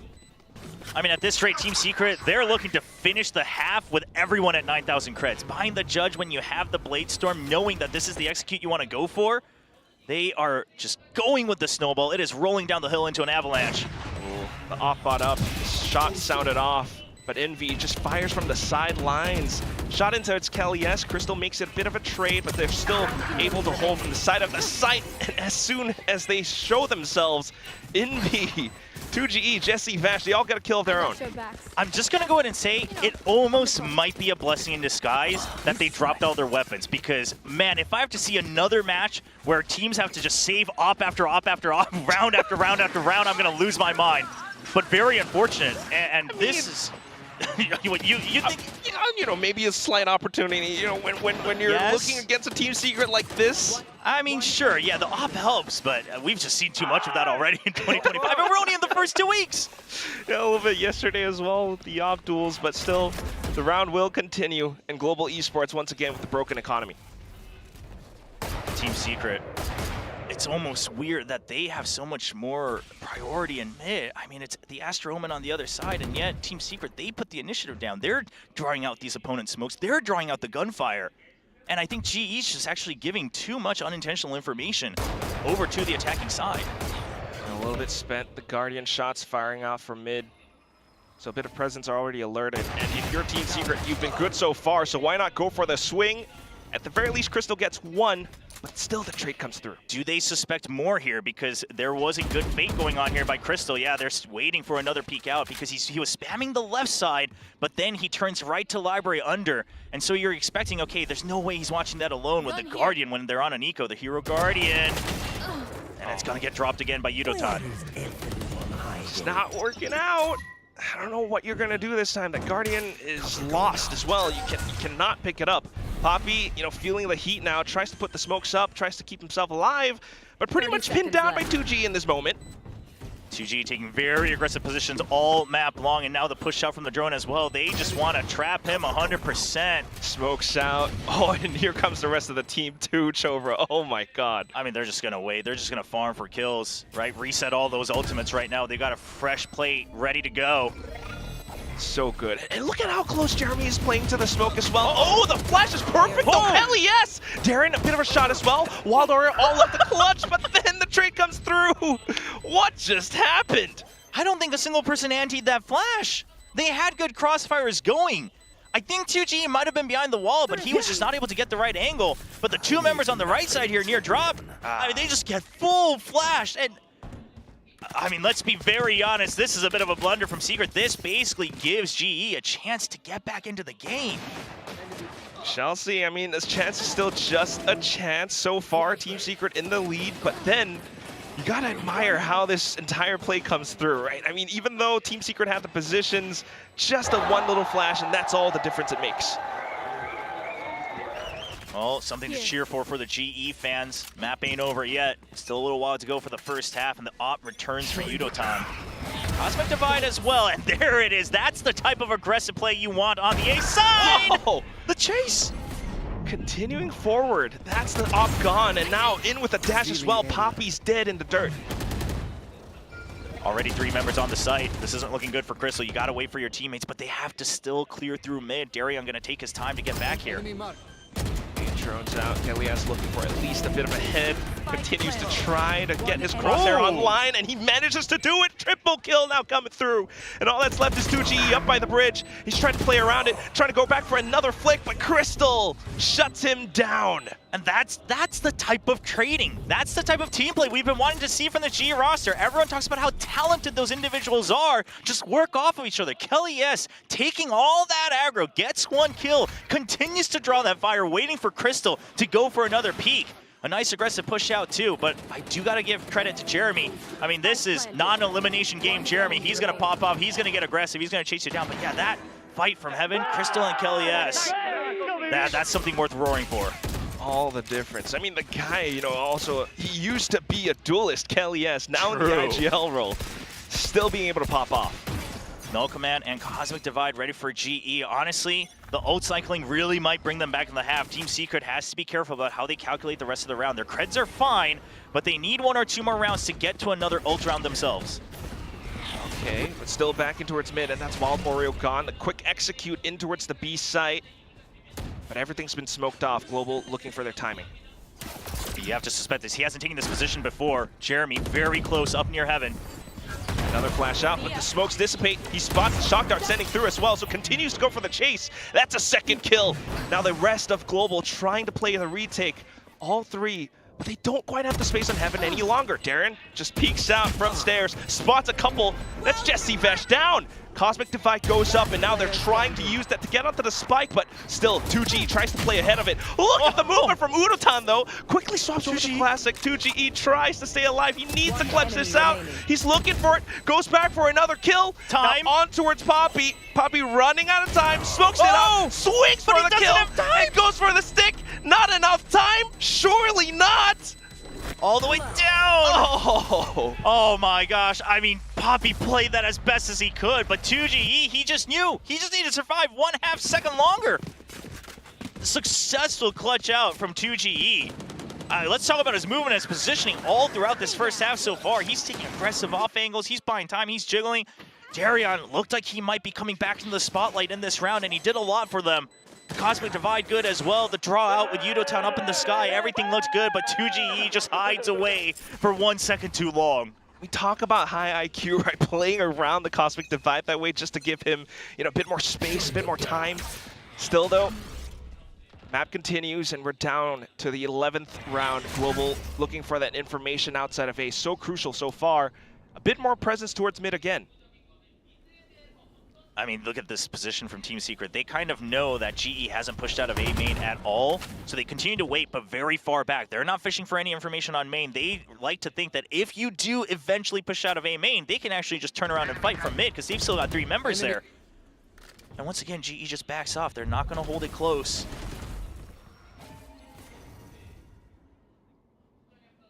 You are watching outside of it with Poppy, so at least this time, I think you can rotate a bit safer than before. Poppy's going to be able to delay one more turn with that paranoia, and so you just have to trust in that. Yeah, at the very least, not spotting anything out towards A, but now B's getting smoked off. Udotan still being able to maintain control of mid. That gives them the numbers on the B site. Execute coming in. Darion's ready for it. He has a good angle right outside the smoke, but he can't find the shot. Oh, and that's just Team Secret continuing to barrel through. The Hunter's Tree will slow them down just a bit. Poppy instantly rotating over with the From the Shadows, but is that going to be enough? They don't quite have the numbers. Wild Oreo still playing safe from post-plant position. Oh, you would have loved to go during that plant, but it's going to be on the outside of danger, safe from all gunfire. And now a 2v3 with positions already taken by Team Secret. Smoke's refreshed too. 2G continuing to be a menace. Look at this. And they have no reason. Oh, right on the railing. So he doesn't get spotted, though. They don't know for sure. He's on the railing. And Oreo, Wild Oreo, just going to buy time. He actually gets the kill as well against Crystal. And that should be enough, but it is Papi Chulo. Only able to get the one, but still running out of time. Makes the call for a save. Yeah, not much you can do. You got to feel for Poppy's position right now in the half, because he just hasn't really been given a chance to play the game at all. And 2GE fragging out in the first half. Everyone talked about Wild Oreo last year when the 2 members joined, and 2GE, he was fine. Maybe had a bit of a quieter start, but he's right in here reminding everyone why he was a great pickup. 12, 6, and 5, 2.0 KD as the controller. Always lovely to see. I mean, him in the spotlight, just being able to do a little bit more, especially in some of these clutch moments. Definitely showing off some of those critical decision-making skills that he has. And now all outs online here for Team Secret as well. Not a place you want to be for global esports. Not a great buy either, but you'll have to make it work. Well, at least Udotan in with the blade storm, but he hasn't been able to show off those blades that much. Team Secret looking to make this a quick map now. Now is when they go in for that quick stack up against B. Starting things off, it's going to be Jeremy. Straight into the site, and everything's being smoked off by Darren. Hunter's Fury from Jesse Vash, though, just creating a bit more chaos towards the back lines.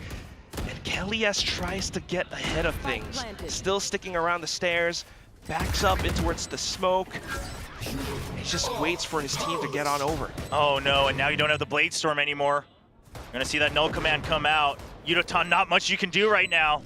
You just have to wait this out. That's so much time on the retake.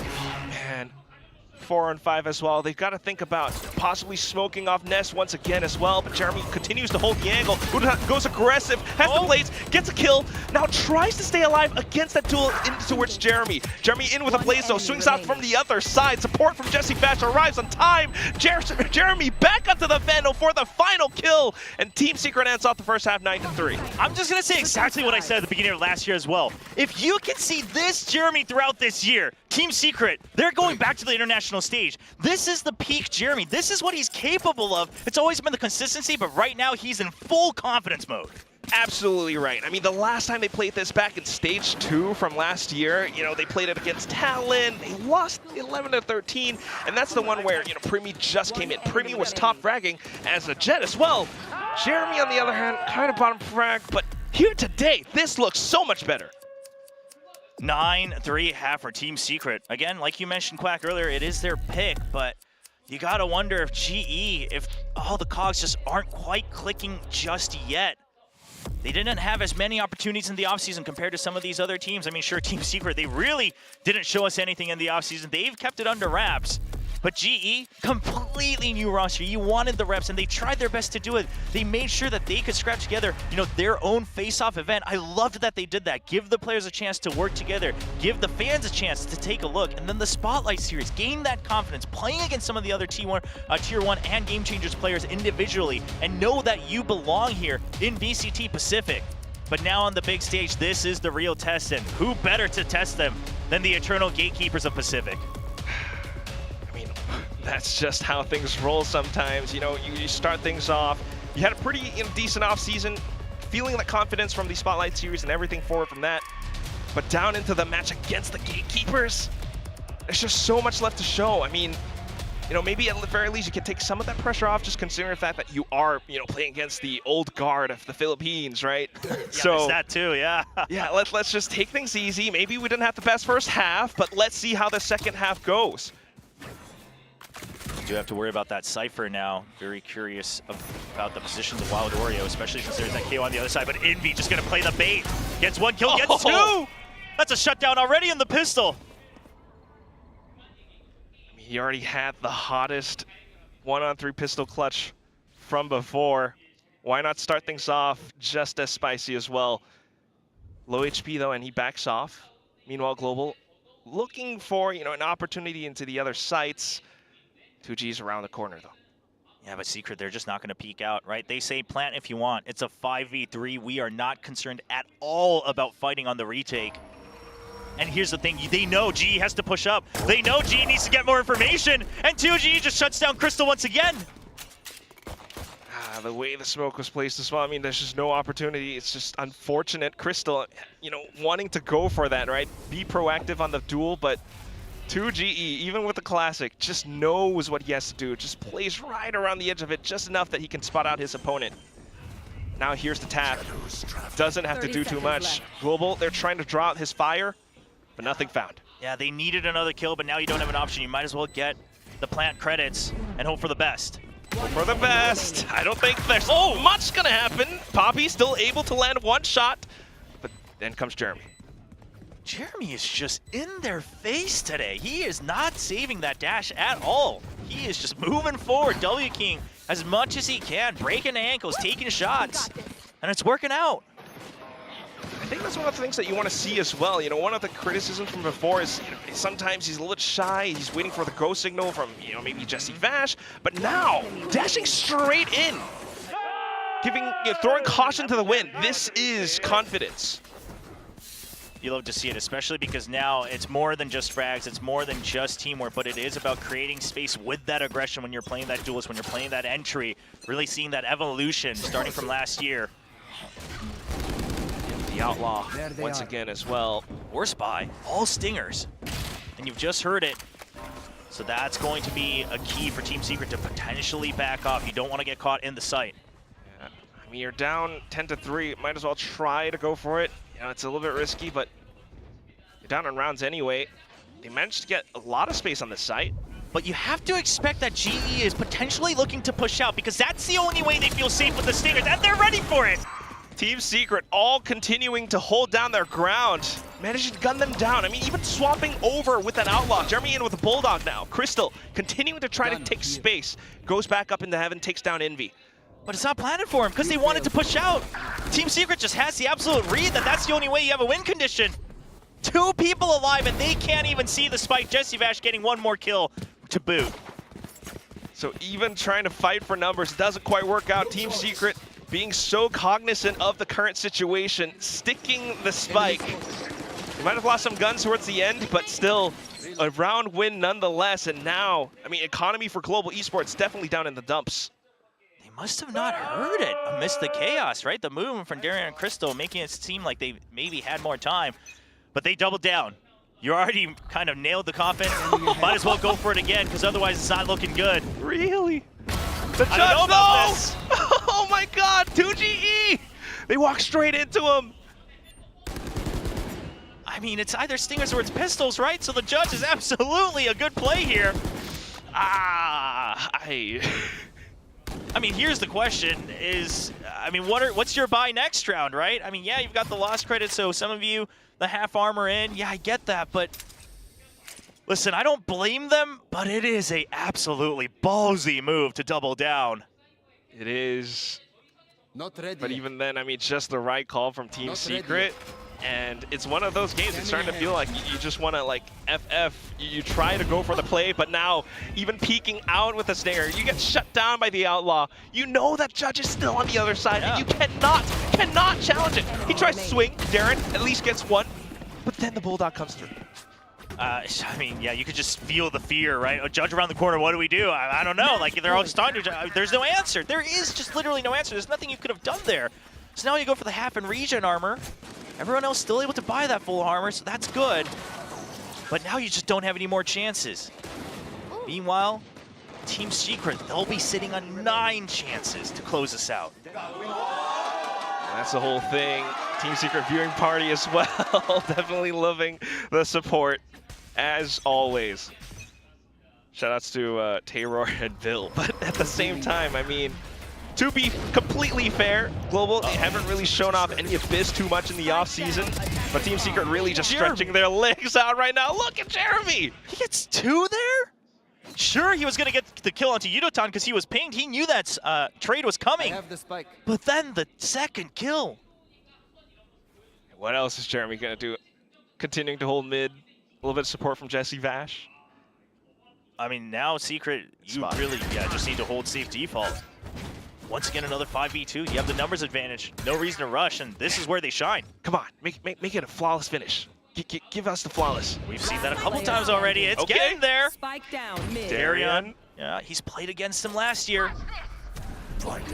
Did have that ace against Gen G, but now this is a completely different situation. Oh, he's Back's turn. He's completely surrounded. He hears everything coming up against him. It's Envy to finish things off. 13-3. Team Secret takes the clean win against Global Esports.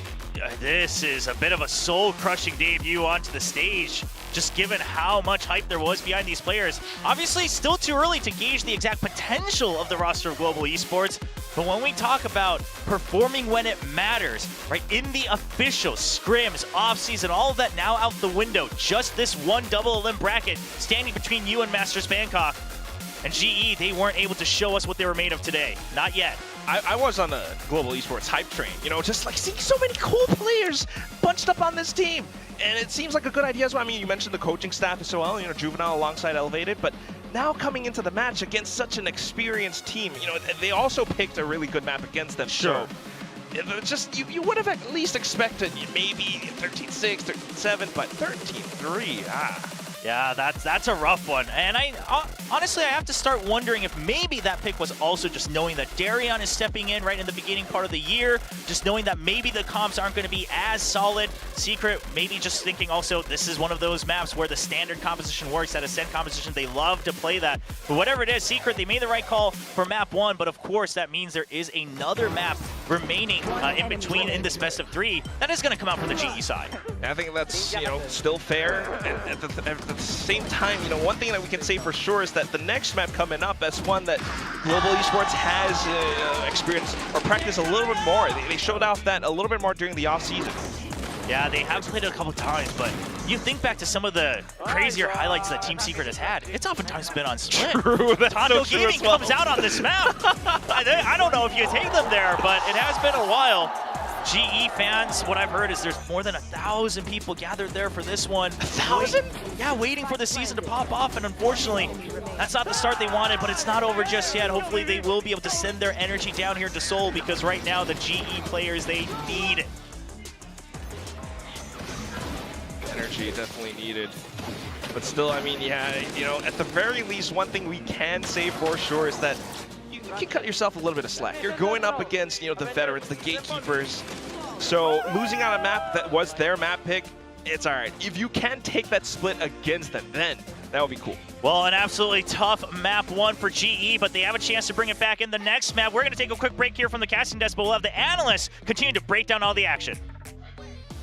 You are now watching VCT Pacific 2000. Do have to agree with that. You know what? You know, let's calm down a bit. Calm down a bit. I mean, this is, again, a team that is very, very experienced, and you have Global Esports, as the casters mentioned, doing that, it's a clean slate. There's still some issues that have to come in. Darion is coming in as a sub as well. So this is, this isn't exactly the plan that GE had for this first match in Pacific. No, definitely not. And I think, look, it's just very easy to pick apart what Global was doing there. Like, it felt like everything was going wrong for them. I didn't really feel like they were playing the comp particularly well, whether it was on the macro perspective of getting the map control or defending the sites particularly well. I didn't really feel like they utilized the strong players that they had. Like Yutatan, you see it there, the first kills are pretty close. I felt like Yutatan was able to get out there and actually get a couple of opening kills, but then they didn't really convert some of those rounds, or they didn't take really full advantage of their personnel, and it felt like Team Secret was just a better team with better individuals, better preparation on the map, and they just rolled them over. Yeah,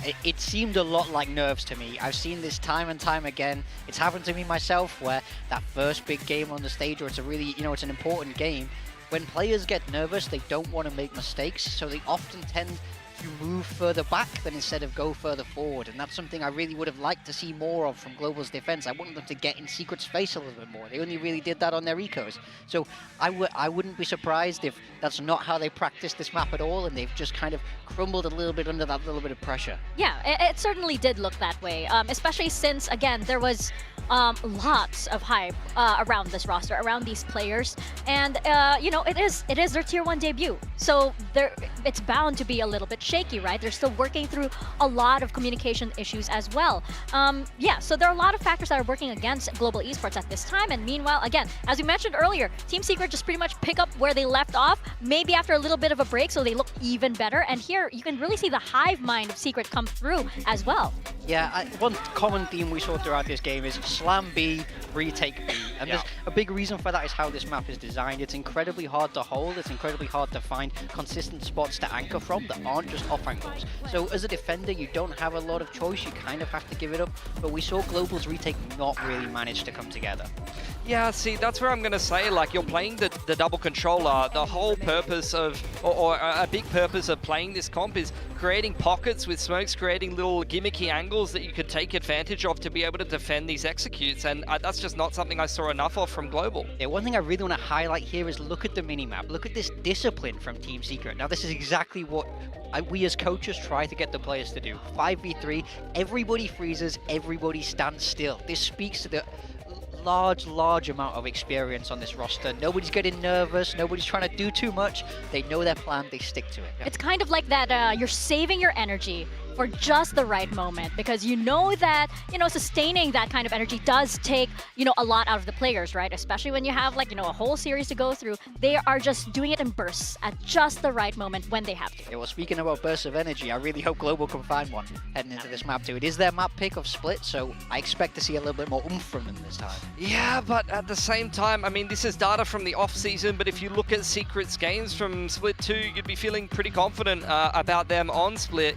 GE, this is a pretty unique comp, but it's worth mentioning that, they've got the Neon in there, which necessitates the Sova. The Sova, a bit of a comfort pick for Crystal. You've seen him on it time and time again, but that was Patrick playing the Neon previously. So I'm kind of wondering if they're even going to play the same comp here and back themselves, because that might force Yutatan onto something like a Neon. Yeah, I would definitely expect a change here. Obviously, Sova on Split is not super common because his utility cannot get the same level of value as it can on those bigger maps. His drone, like, a big advantage of it compared to the Skydog or even Teo's drone now is that it can see the full distance, but on Split the map's so small you don't need it, and it's so slow to get up mid. There's so many corners to hide in from the recon. It's very hard to get the maximum value of this agent out on this map. We saw already a team that agrees with you yesterday. Nongshim plays KO when they play Neon on this map. They don't want the Sova. That's their solution to being able to break the trips and disable the Cypher. So stylistic difference, but we'll see if the same comps even played, honestly, here from Global. Maybe, but like even for Team Secret, right? That Sova is such a comfort pick for Jesse Vash, and even by the way, he's got almost 200 games of Sova or something, and like less than 40 on anything else. Yeah, so it's like you're talking about comfort, and Team Secret, they've got to be feeling pretty comfortable right now. Jesse Bash, I can totally see it. Like, you know what? Let's just run the Sova. It's okay. I don't want to stress myself out too much. That would be PM running it against. If we get Sova versus Sova on Split, I'm going to lose my mind. Civics build different, man. But what if it's like, because I can put my best foot forward as Sova, right? You know, Jesse Bash is Sova. With how confident they looked in map 1, I would back them to pull it off in map 2. Hey, we did have this, you know, back in the local broadcast for the Philippines, we did have this Jesse Vash guarantee, which is that every single time he has the Hunter's Fury, he gets a kill. Yeah. That was a Jesse Vash guarantee. But you know what? Again, this is a GE. They do have some players that do have, you know, this knowledge of Jesse Vash.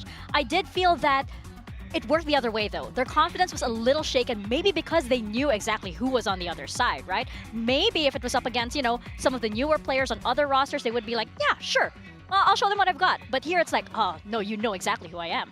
Yeah, I think so, but at the same time, if I'm a team like Global, I would look at that draw and I would say that's a more winnable game for me. You know, at least I'm not playing Gen G or I'm not playing DRX or one of these teams. I think if you draw RRQ or, you know, the same thing here for Secret. It's a known entity and it's a team that's very consistent in the middle of the table, but you're not necessarily scared of them, right? You view them as being beatable, but at the same time, they've just got so much chemistry built up over time that, you know, that's the difference, really. Yeah, like knowing and understanding who you're playing against is often a good thing, you know? We'll have seen it in the prep for this game, because as you mentioned before, a lot of these players have played against each other for a long time, played with each other at times before. So understanding who they are on a personal level really helps you anti-strat a little bit deeper. One side of anti-stratting is, you know, the macro strategy. The other side of it is, what does this specific player like to do? When he's anchoring B, where does he like to stand? Yeah. Does he like to retake? Does he use his drone too early? You know, all those little specific things, when you have more information, it seems like you can bring it in. So I don't think Global will have been unhappy about that, but it seems like Secret have definitely taken advantage of that in a much more deep way. And going back into this second map, right? My eyes are on Kelly's right now for Global Esports. Sure. Because he has taken on that IGL role. We did see him giving some energy to the rest of the team, right? You know, and in certain round wins. But, you know, I have been a fan of Kelly's for a while because he's just such a flexible player. He is that player that, like, tell me what you need, I will do it. Now, though, being IGL for Global Esports, that is, you know, it's a test for him because he has to, you know, be in charge of all of these different players with different styles. It's not coming into fruition just yet on your first match, but how does he, you know, wipe that slate clean and get them ready for Split? Yeah, one thing that I will say is, after a game like this, resetting is honestly easier. A close game, you lose in overtime, you lose 13-11, because you more have it in your head of, oh, we could have had that map, we could have had it, so that kind of lingers in your mind. If you get blown out like this, like 33, you go, okay, that wasn't us, let's move on. So I often find rebounding after these heavy losses is a lot easier. Look at that, there you go, Deadlock, Cypher with an Astra. That is a very slow comp on attack, my friends. Yutatan over onto the Raze, and Team Secret with a change-up since last year as well, bringing in the Deadlock. This is going to be a lot of creeping around the map. Where's the Deadlock trips? Where's the Cypher trips? Oh, there's a star on the ground. Better not go into the site. I think Deadlock Cypher is a lot of fun. One thing we also saw from GE in the off-season is they ran the Deadlock Cypher comp on Ascent. Ascent is a very structured map, obviously, which kind of has this one solution, and they went different, and this Deadlock Cypher really worked well for them and really suited them. So I want to see how they bring that into Split. Well, I guess you're happy. No Sovas in sight here on Split, but we'll see what happens in map number 2. Over to our casters. Thank you very much, Mika, and our analysts over at the desk. Yeah, we've got a bit of an almost mirror matchup, the Fade and the Sky being the big difference here.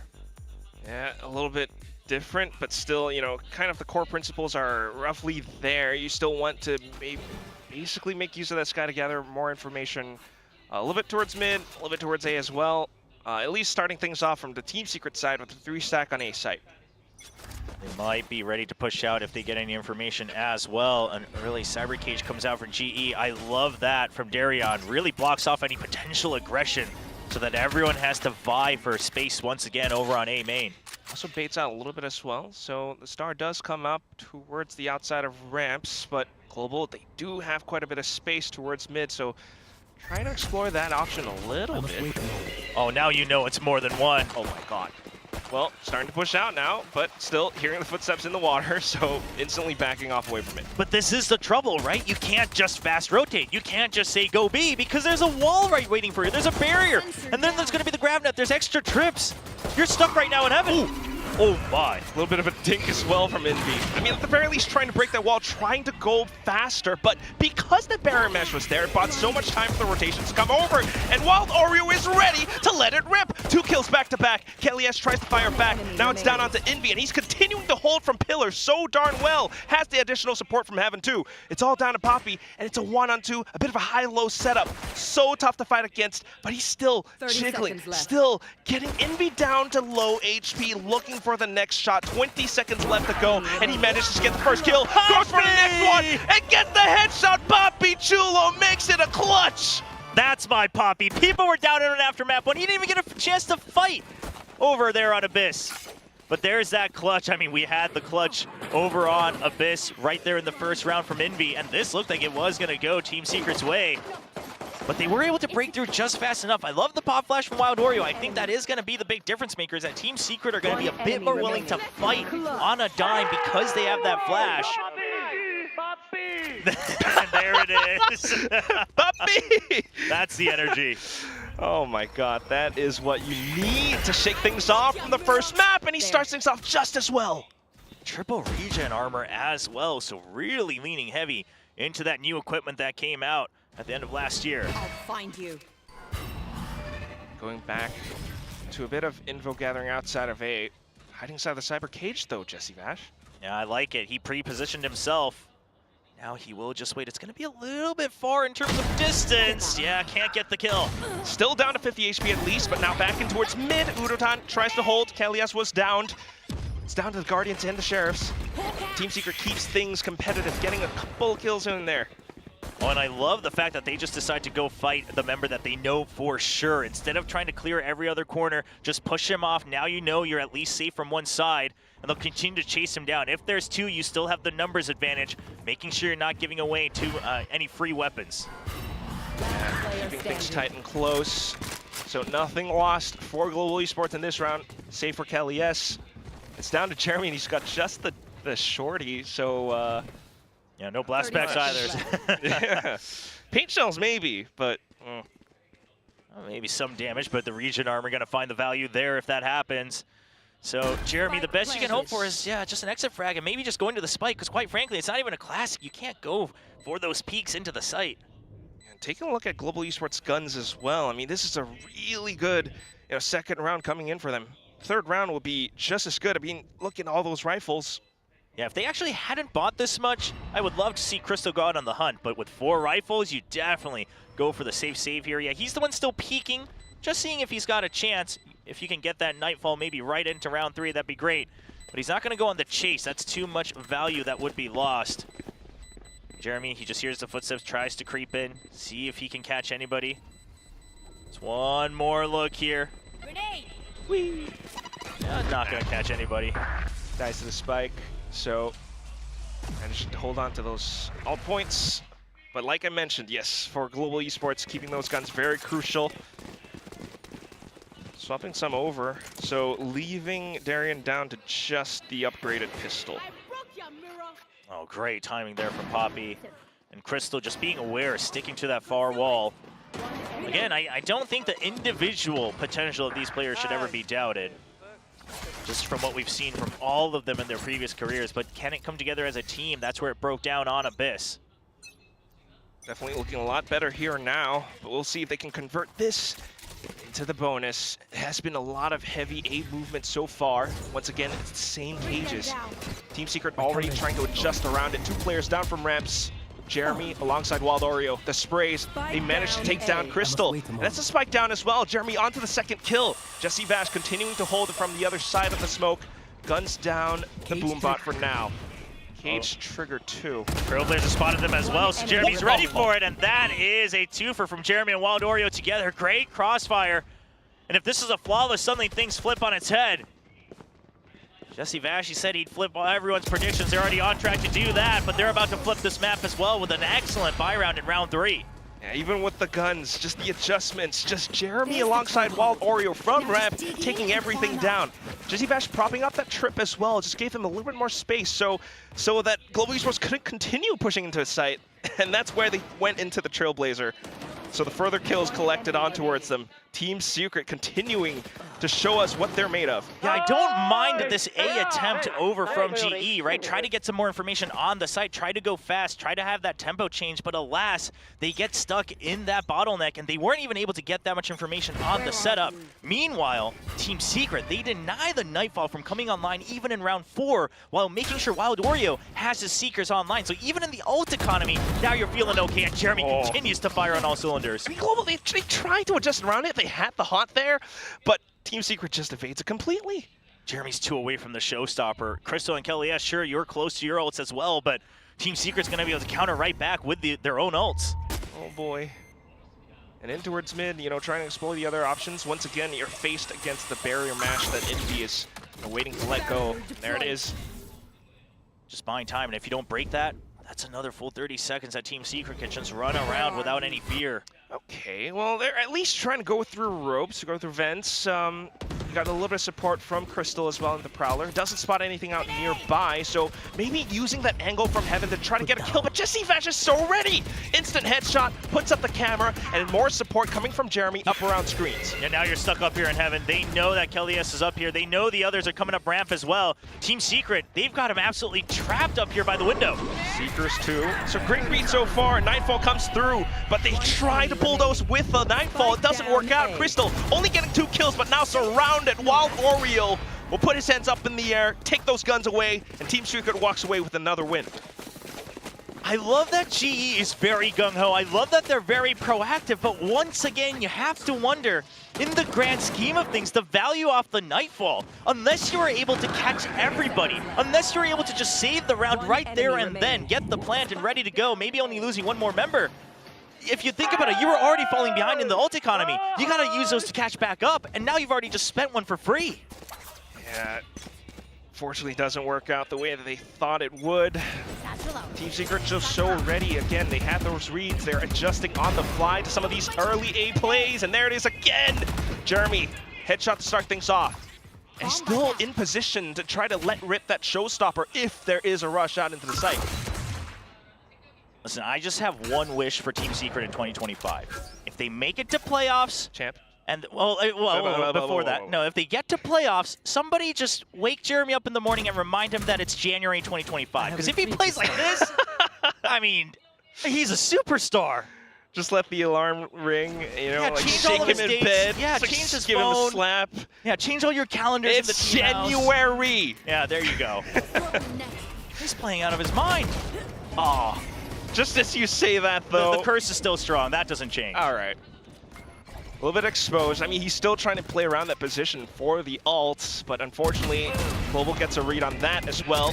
Still continuing to push on through, though. A little bit exposed out from Heaven. It's going to be Envy! 3 kills back to back. Sprays them all down. No matter what the score looks like, every member, every highlight we're seeing from Team Secret, they're all so calm. You can just feel this in their movement, the way they're aiming, that they don't think that they're gonna lose these rounds. They don't think they're gonna lose these fights. They're not panicking. They're just taking 1 fight at a time, isolating those 1v1s. All of them. When all 5 of them play like this is prime Team Secret. Comfortable, confident. They have the utility, the trips, the cyber cage up towards ramps just to block things off and continuing to hold down their efforts towards A Heaven. Next round, and there needs to be an adjustment from Global Esports. So it's been A so far, down into mid, but that's where the showstopper lets rip!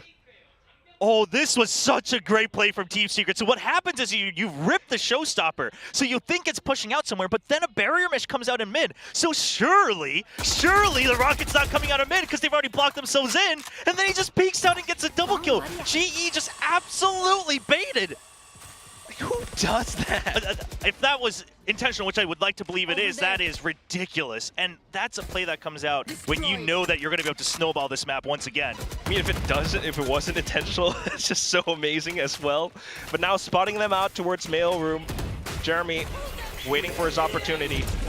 Envy in with the ultimate as well. Now with the sprays, everything crumbling and falling apart. And just collapsed onto it. Yeah, that's not quite the moment Yudotan was hoping to have on the big stage coming into this year. It's caught by that ultimate. But look at this, Team Secret. They're on the defense here on Split. You have a bit of a mirror matchup, and he just say we're gonna pull something? Yeah, this was intentional and they don't expect it at all.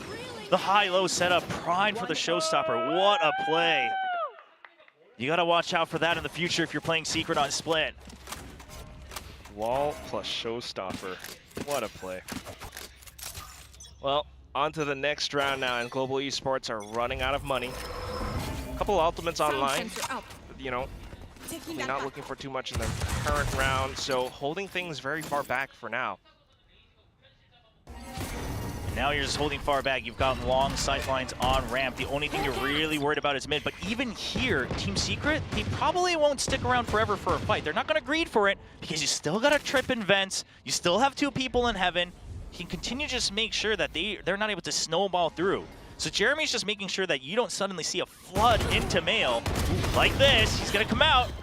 Oh, gets taken out. Doesn't work out. Yeah, trying to play around that middle area, but now being pinched out from all sides. Just a couple of share shots, and now the rifles have been picked up straight into sight. Global Esports will stream. All that's left is Jesse Vash. Has the angle from heaven. Goes out for the first kill. The second one collects as well. Spike down. Crystal tries to retrieve, and Jesse Vash... They don't know about it. They don't know about the drop. Listening for their footsteps. Nightfall comes out, though, and he's down low HP. Tries to swing around the sides, and footsteps completely being heard. Crystal lands the kill. They needed this round win, so I'm all for that Nightfall, right? They weren't positive about the drop, so he just uses it to keep him at bay right as Darion comes back around. Sure, Darion spotted him, but a round win is a win. You needed that, and this was some good sightlines from all 3 members with the Sheriffs in mid. Was afraid of Jeremy going out for the trade, but Crystal was ready for it. Smoke coming up towards top mid as well. Just additional support. So a little bit unfortunate for Team Secret, even with the read trying to play around it, just kind of getting gunned down by the Sheriffs. Not something that they expected. But the next round comes up now, and once again, we have buys from Global Esports, and you go back to that early default up around A. But this time, more presence towards B as well. Just a grab while it's Poppy to swing. Takes down the controller of Team Secret. Yeah, individually, GE is starting to heat up. They're starting to warm up to the stage, so Team Secret's going to have to give them just a bit more respect. But now the operator, do they expect it? They kind of do. Go for the wide swing. Ooh. Safe for now. The off shot fired off as well. Jeremy continues to try and hold out towards mid. But here comes the annihilation. Although the grab net fully collects. Just so unfortunate for Envy.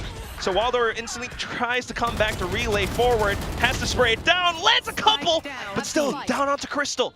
He manages to trade, picks up the spike and tries to deliver it onto the B site. Darren continuing to hold down for additional support up from Evan, managing to find those further trades, and now just watching for the angles. No hope found for Jesse Vash as Global Esports ties up the score. 4-4. One chance given, and Global Esports, they snatch it up, trying to tie it up, but they're going to want a bit more being on this attacking side. I would like to wager that just because of that phase sky difference, they're going to feel a bit better on the defense as well, just with so much delay. But obviously, if you can do it, you want to just get ahead. If you can get ahead on that attacking side on split, you're going to feel very good. Starting to feel a little bit, but still. Just minor adjustments from Global Esports now, trying to put more presence around other parts of the map, forcing Team Secret to then play a little bit more differently, right? They were trying to play around the A presence a lot more, but this time having to respect that B. So stars placed up, trying to give themselves garage control.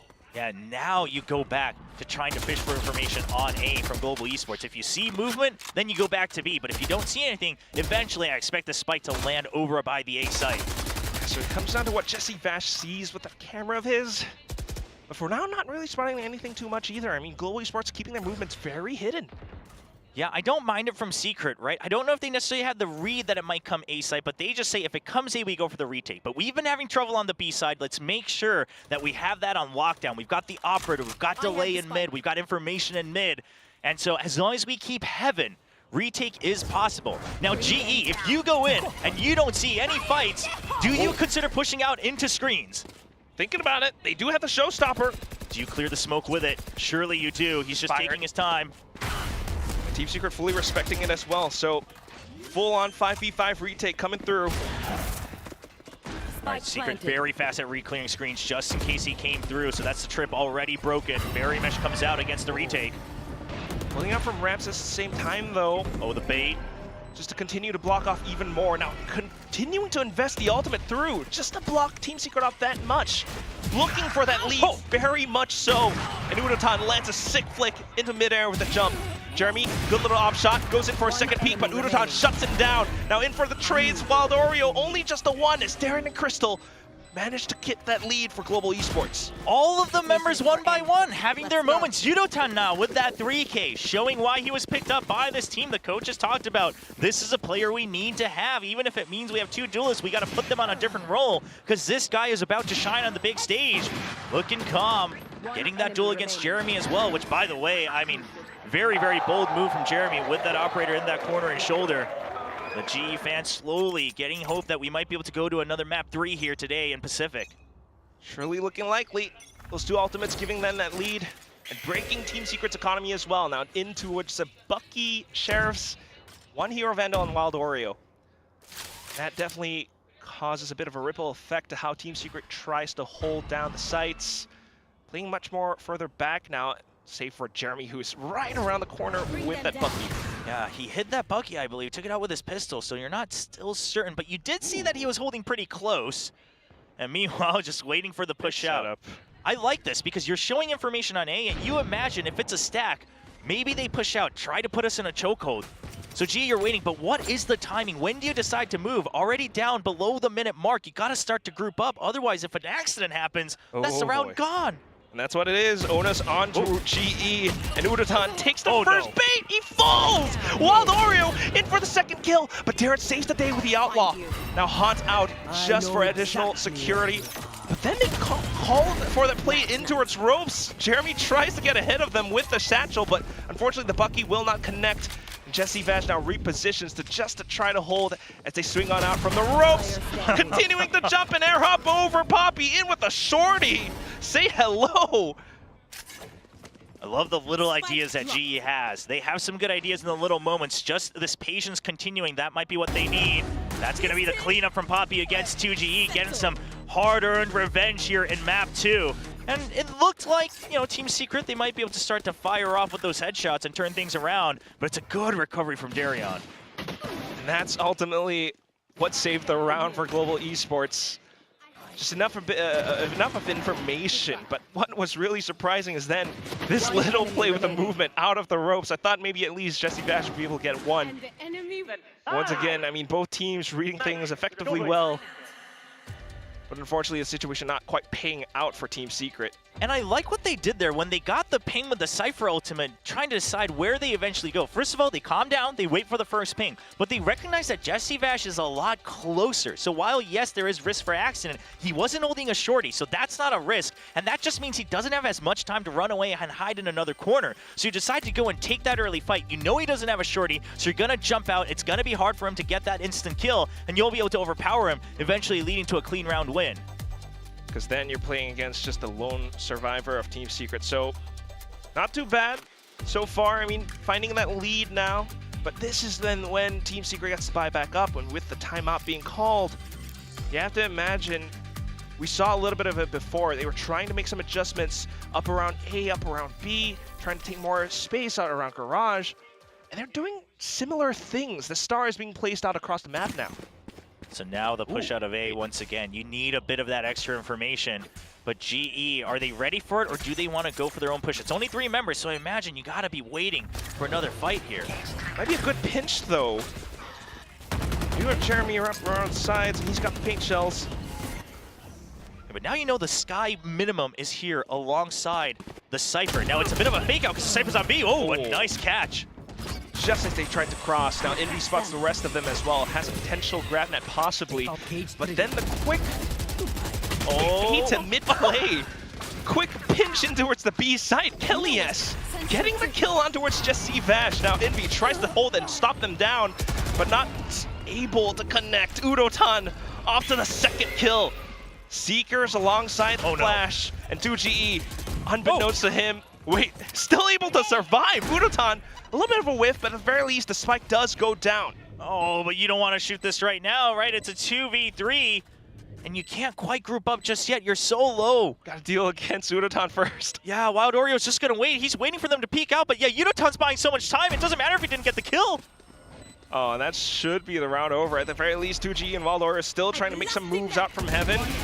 Just trying to bank on the fact that he might be up around Garage instead, but even then, Kelly S and Crystal playing out with the advantages of HP and positioning around the pillars, they will be able to secure the round. It's 7-4 now in favor of Global Esports. So an interesting kind of utility usage there. Not necessarily intentional, but Kelly S, when they're getting spammed down through that one-way, he had already thrown the grab net, so you know that Jesse Vash is going to be caught there because he's still spraying, so he just sprays right back where they saw the gunfire coming from, where they heard it coming from, and that's able to get that trade. If they don't get that trade, that round falls apart, but he's able to open up the site for the rest of his team. Yeah, so just being able to read that positioning up from Jesse Vash. Now they're trying to do the same thing again. 3 players up against 1 around B. It's a fast push in, but do you suspect the one-way once again? Surely you're wary of it. And Jesse Vash is playing relatively safe though. The judge around the pillar. And I do like the higher trips that Jesse's been putting down, right? It's a raise coming in, you know it's generally a blast pack, and also those prowlers coming in. So they're not going to get broken early, but for now, G avoids trouble. They have their ultimates as well, so wanting to keep this round in their pockets. Making every decision count now. Oh, but this is always the problem with Sky. You don't know how many you tagged. So now you're just back to square one. At this point, if you don't get more information on A, it's just default hold forever. That's what it looks like for Team Secret until the Nightfall collapses on through in towards Heaven. Reckoning, I mean, Annihilation, excuse me, was sent in, but ultimately dealt with. Fast push looking to execute through, but Jesse Vash continues to try to hold them off. Judge shots not quite connecting though. Wild Warrior will be able to do a bit of damage. Double kill in, but Poppy makes it a trade. Back to a 3-on-3 until the Annihilation completes. And all that's left is 2GE alongside Jeremy, trying to execute in towards Hell, but not quite completing it through. Udotan in with the showstopper, just buys further time until Jeremy falls apart. 8-4 on the attacking half. A great start to the second map. GE, they've already left Abyss down way back in the past. They're living in the present right now, and they're looking to try to take this to Pearl. Something I want to point out is that Kelly S, I was almost concerned because in the very beginning of the map, he was holding on to that Annihilation for so long, but he's been using it for absolute certain clear. When you're clearing for those close quarters, not trying to go in and fish for something long range, you know that that ult can be a little wonky. He just says, when we get contact, this is how we push out, and usually because it's such close quarters, I'm going to get him with that radius, and he's gotten 2 for 2 in that half. And that's how you make that ultimate count, finding that very crucial lead for the side of Global Esports on their map pick, causing Team Secret to shake just a little. And as we swap sides, you know, you were thinking about it, that Sky, you're not being able to retrieve definite information. But now on the attacking side, maybe it works out a little bit more, especially with the Flash. Oh, for sure. I mean, you gotta hope that you're gonna be able to just pile drive through some of these sites with that guiding light, the timing being impeccable. But the problem is if the Fade Util comes out clutch once again for GE, if they're able to get certain information, if they can hold you off, if you match up on the site, the Seas comes to delay you. But if you're on the other side, the Hot gets that information that there's nobody there. So info once again a little bit more on the side of GE. And I think Team Secret, they got to come out swinging. They got to come out ready to just take those fights. But, I mean, how do you make sure you clear all of Deadlock and Cypher's utility? You're going to have to be in sync. You're going to need to carry forward that confidence that you built up from that early first map. 13-3 was the score back then. And hoping to see, the rounds flipped a little bit. Ooh. And I like this from GE, because in my head, I'm thinking generally Team Secret, they're going to have to go through the wings first. The mid play is not going to be as common the way that they're going to be able to go, because generally you're going to want to clear traps with their paint shells and then just go for a full send. So now just block off, delay that. You already have A control. Then you've got B for some extra delay with that Astra on top of the Cypher. It's Team Secret just trying to play a little bit reactive once again. Well, maybe trying to break through mid, but Global Esports does get the right read, trying to spam through the smokes. Team Secret still managing to avoid most of it, though. Bring them down. Center Prowler coming out, spots info in mid. They know that it's a push-up, but the trip's still there. Okay, broken. So this round's gonna take a little bit of time. Team Secret now in towards fence, doesn't spot anything out. Then they explore back in towards Mail, where Darien tries to slow things down in with a Cyber Cage. Individual fights though now, Jesse Vash continuing to try to lurk. Caught with the grab net, no. Ooh! Oh no! Does he? Yeah, okay. Just drops. Yeah, but they know that he's escaping and they know that there's no trade back, so you gotta imagine it's B. The backup's already here, down an alley. Yes, he buys enough attention away and on for the hit in towards the B site. Crystal manages to make a bit of a trade happen, but down comes Envy from heaven. Additional support, and there's just so much from his bird's eye view. Crystal goes in for the swing though, back out from spawn. Another swing out. Oh, G caught unaware. It's down to Jesse Vash. He's a little bit far away. Off from heaven, low HP, looking for the angle. Crystal continuing to hold. He manages to stick it. It's down to Unotan. He swings and gets the kill onto a low HP Jesse Vash. Global Esports for the pistol win. I mean, this is all Crystal. Let's just say it like it is. If he doesn't get that swing out onto heaven, onto Raptors, and get that kill, you don't have an opening back into the site. Jeremy doing everything he can to hold them off, and like you said, he still draws away one member and wins that kill, so Jesse Vash doing what he could, but Crystal just peeks out, gets two. Damn. I mean, this is the type of play that we saw from Ascension 2 years ago, and then once again in VCT China's Ascension when he was still with SOG. What a player. Double judge on the defense. One onto B, the other one onto the off angle on A. Oh, okay. Vent's already opened up. Maybe a little bit of space, but if you do walk up ropes, I mean, you gotta face possibly Udotan with that judge as well. Yeah, that is the Vandal. So ideally, you're trying to take these long-range fights once again, imagining that you can have some sort of advantage.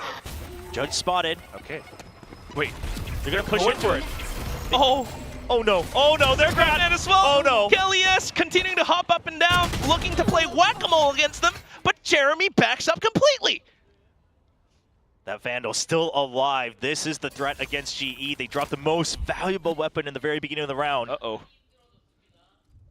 Holding that off angle. You go for the swing. Oh! Poppy. Spectre headshot though, but in with the pistols. Udotan blast packs ahead. Waldorian pulls out utility. Udotan swings! That's another judge kill. Still though, relatively low HP, and 2GE is looking to pick something up. Has the classic, goes for the right click, picks up the judge. Tries to play it for time. He knows Darien might be close. Tries to stick the spike. Oh, right underneath. Doesn't look up in time, and Darien will be able to clean things up. But nonetheless, pretty successful eco nonetheless in terms of damage. Oh, absolutely. I mean, they take out the two judges and the Spectre as well, so lots of damage done against a GE who everybody bought at least some sort of upgrade in that 14th round. But well done, you know, from GE, still stemming the bleeding a bit. They still carry over the Vandal, so you've got some firepower here in the bonus round. Just a clean shot from Jeremy. Like we said, right? I mean, this is January Jeremy. If you can't keep that up. And Udotan, living up to his name, Udotan, for those who don't know, means homing missile in Korean. So just flying right to his enemies with the judge. Okay. That's a bit of lore. All right.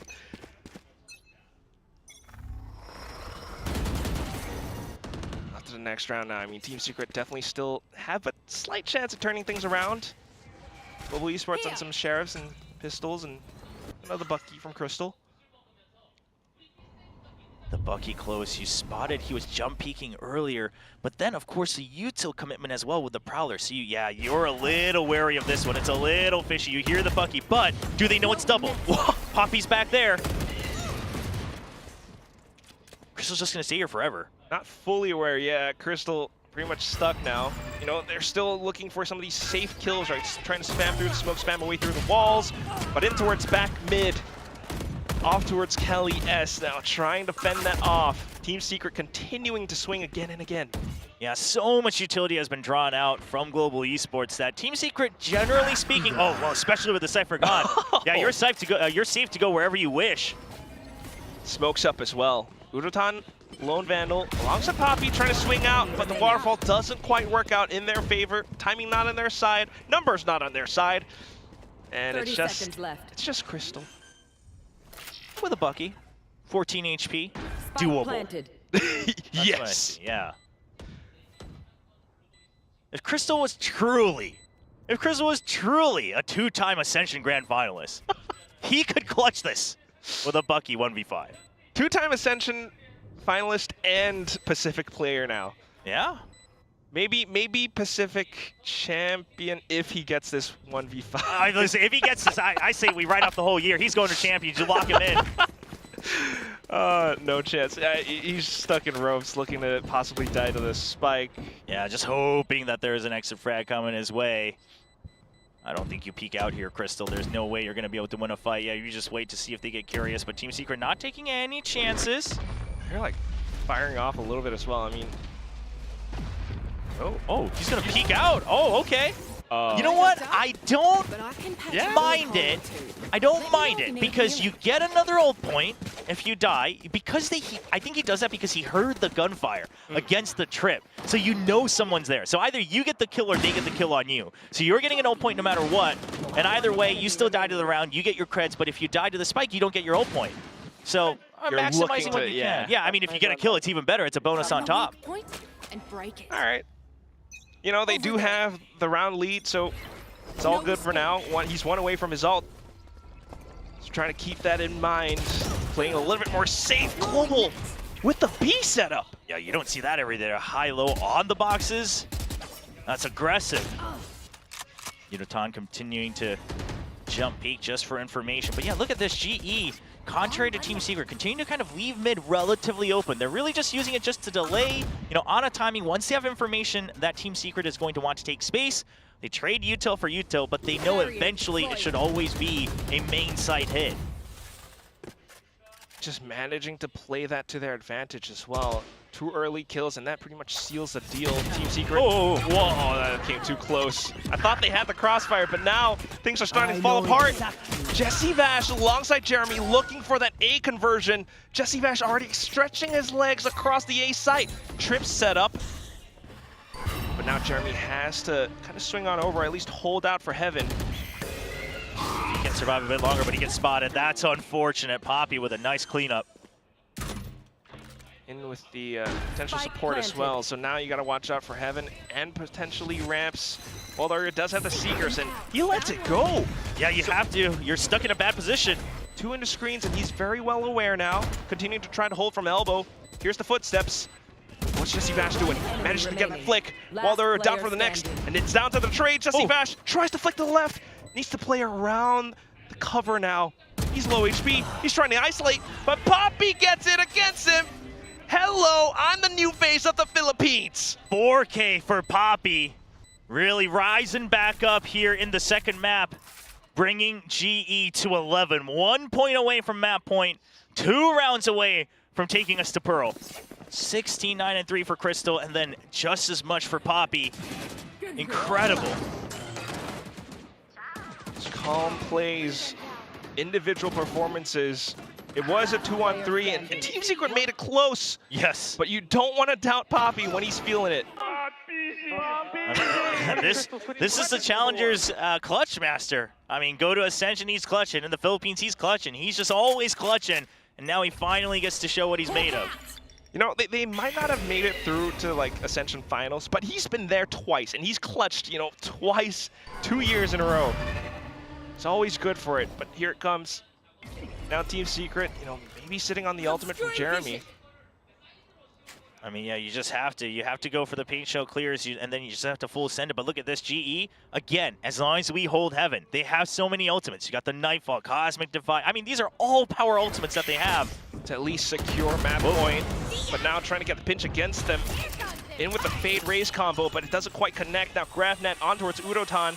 And he pulls out the Showstopper just to force them to pay some respect to him. Sends it into Jeremy's feet. And now looking for the next. Swings out, 3 kills!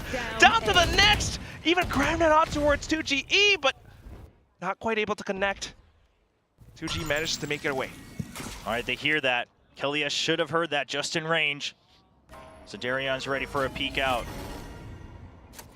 But you still don't know where Jesse Vash is, so that's why Kelly S is still a bit wary. He's still holding close on mid. The backup coming all the way through spawn. He gets caught. That's the B side open. Somewhat possible. One more kill, or the spike plant for 2G, and he might have the Cosmic Divide to try to make some kind of a play around it. Jesse Vash has to stay alive. But I don't know why he chose to run all the way through spawn. You had mid clear. That's where Jesse was. He's gonna have time at least, I think. But Jesse Vash, he really has to be so cautious. All right. Okay. Plant goes through. Jesse already has position. Well divided. Oh. You are divided. Cosmic Divide for Cosmic Oh, Divide. man, wall for wall. Paralleled. And we're down into the little corner. I don't heard know. it. I think this kind of works against Team Secret. 2G tries to make the play for it, but Poppy gets off at the right time. Jesse Vash gets the kill. Darian hops onto the spike. It's half. He pulls his gun out, but Jesse Vash nails the burst. Headshot in. Team Secret manages to stay alive. This was such a good call. I don't care who made it on the side of Team Secret, but you put it in peril, and then you hide on the other side of the pillar in between the two walls, so you can still hear when the defuse comes through. Just understanding where the gaps are with all this utility and the map setup. And then they just take a timing on the double swing through the walls. It's so insane. What a choice. If you think about it, it's kind of like ISO ult, you're in this one little plane. Cutting up their own dimensions out here. Oh my god. Well, now Global Esports onto the pistols, looking to get aggressive down mid. Double peeks out, but you know, it's a little bit solo. And 2GE will bring them down to their knees as well. First kill off. Kelias holds onto the grab net to try to slow him down, and 2G continues to swing. Right, Thankfully, so makes it out alive. You know that this was relatively weaker. Sure, it could have been bait, but now it would be a bit of a hard commitment. So you know mid was weaker. But GE, this means you need to take side control, and that's exactly what they're doing. A main already cleaned out. I don't know if you need as much as B, but obviously the weaponry not quite there, so they'll get whatever advantage they can get right now. Snuck through the sonic sensors at the very least. Might have heard 2G going to Astral Form as well, so trying to get the shot from behind him, but not quite. Jesse Vash still able to kind of lurk around A site, and that gives them the opening into the site. Oh, and 2G, you heard it. 2G hears footsteps. They're ready for it. And he gets one. Darian, though, still managing to slow them down as they try to head on into the A site. The Sentinel coming alive now. But is he aware about his back? 2GE up around the sides. Takes down Envy at the very least. So 1-on-2 somewhat maybe possible for Poppy. I mean, he's got the Sheriff. Definitely looking to try to make it happen. Got to break through the barrier mesh first. Yeah, but not making as much noise, trying to hide it as much as possible. But if they had the right timer, Team Secret should know that that wall went down faster. Okay. It's Poppy. Oh, I love the early gravity wall. Now you have the crossfire set up. Just buying time. Trying to get a weapon. They won't give it to him. 2GE answers back. Place it safe. Managed to make everything work. The star is up. Right around the corner as well.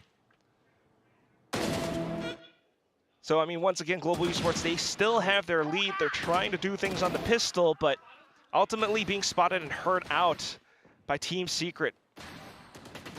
And 2GE had a bit of a quiet map so far, but he is coming back alive right when they need it most. Still hasn't given up map points. Still not at 12 yet for GE, so it's absolutely possible for Team Secret. As long as you cycle through those ultimates. I mean, Big Time was saying that he's looking forward to some overtimes as well, so who knows? But now, starting things off. We know how it is with GE on Split. You're always good for an OT on GE with Split. Team Secret too, I mean, they managed to take this in overtime against Gen G in Stage 2 last year, so who knows truly how it's all going to play out. Early info out towards mid. Team Secret, once again, being a little bit reactive. Okay. Spots both. That's a good jump peek. You still have trips to fall back on. You've got your eyes on here. So now it's a little bit of extra pressure for Kelias to get information in mid. Yeah, he's trying to do that, but smoked off and everything. Trailblazer hunting him down. He's being forced to give up a lot of space. At this point, you got to fall back. Yeah, that's exactly what they're doing on GE because you've already given up mid control. It's too late for Crystal to come back through vents and try to get a peek. So you fall back, you just accept your losses. If they come A, you delay with the trips. You still got that pocket play on the side, but it's going to be a B hit. Whoa. Oh, the Annihilation. Jeremy, though, avoiding the Annihilation, has the showstopper, connects onto Kelias, now looks for Poppy, but Udotan holds down for Mail. Look at the triple, slays them all down. Jeremy, inside of the smoke, though, tries to go for the swing, manages to get down Poppy. Looks up towards heaven now, looks for his opponent, Udotan, paint shells, just to hold for time. and they have to pick up the spike. 13 seconds left, going aggressive, trying to look for the kills. Jesse Bash going in for the sprays, not quite happening. The round was over just as soon as Jeremy fell. Crystal in to secure map point for Global Esports. Jeremy gets sent into the site just with the task of clearing it. Don't worry about the annihilation. Your teammates were clear, but that means it took too long, so Yudotan was in position. Jeremy needed to help hold that heaven, but the team made a decisive call to say, go clear site, we'll clear out the annihilation, but they didn't have sightline of stairs, and Yudotan's able to get the spray down, bringing them to map point. And that's just a perfect way to play around the annihilation as well, right? I mean, even though Kelly's downs, he's able to then swing out alongside that clear from Team Secret. So Global Esports now looking to close out the map. A judge being pulled out by Kelly has to control Mail Room.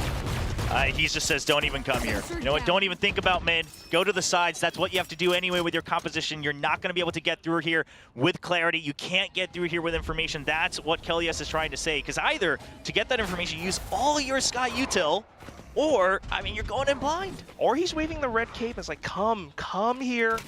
I dare you to challenge me. Now, surely Team Secret doesn't think of that. They're trying to explore their options towards possibly A now. A little bit of early shots. Jesse Bash is looking for that space, but two players are hunting him down. He managed to get one down at the very least. But here come the paint shells. Udotan pops the showstopper just to hold the space out around the back of ropes as well. Udotan, the homing missile. He will blow them up. 4 kills down, and all that's left is 2GE. 1 on 3. Is this possible? Tries to hold, tries to swing with the sheriff, but Puppy manages to close out the map, and Global Esports will bring us the distance. You don't see rounds like that every day. Just absolute 100% value on the Raze kit. You get the name kill, you get the refresh, you get the showstoppers. I mean, what a map here from Yudotan. I mean, everybody on GE, they are able to rise right back up to the level that people were excited for. Firing on all cylinders, everyone getting the kills they needed, and some good calls as well on that mid-rounding, knowing when to give up the space if you're not having full control. I love what we saw from them. Team Secret still gave them a fight, though. It wasn't a complete pushover, but this is the type of game that people wanted to see from Global Esports. Absolutely. I am thoroughly satisfied. You know, we got to see every individual moment. Crystal on the pistols. We got to see some Puppy clutches. We got to see Darren doing a little bit as well in that one round with the Outlaw. But ultimately, at the end of it all, Udotan. Yudotan with that great finish. He's had a couple multi-kills throughout this game. I'd be curious exactly how many he had. I believe he ended the match with, or the map with a little over 20 kills, but plenty of them coming in the triples. Envy, of course, having some of his own moments as well. This play, by the way, this still might be my favorite highlight of this map, because that is some absolute 200 IQ setup. Oh my God, the mind games on that one. But, you know, all that said, Team Secret, like you mentioned, right, still making things competitive. Jeremy had like 7 first kills at the end of the whole thing. You know, this is, again, a very good look for Jeremy. This is the confidence that we need to see from him to carry all throughout the whole season, honestly. I mean, just kickoffs right now, but who knows for the rest of the year. Good awareness from Yudotan to help wrap this up. The paint shells to get that 4K as well. And then Poppy finally getting some chances to play some Valorant in that second map. That's going to be split. Now tying things up 1-1. We have one more map between these two teams. But for now, we'll send it over to Analyst Test to continue breaking down all of the action that came out. Pacific 2025.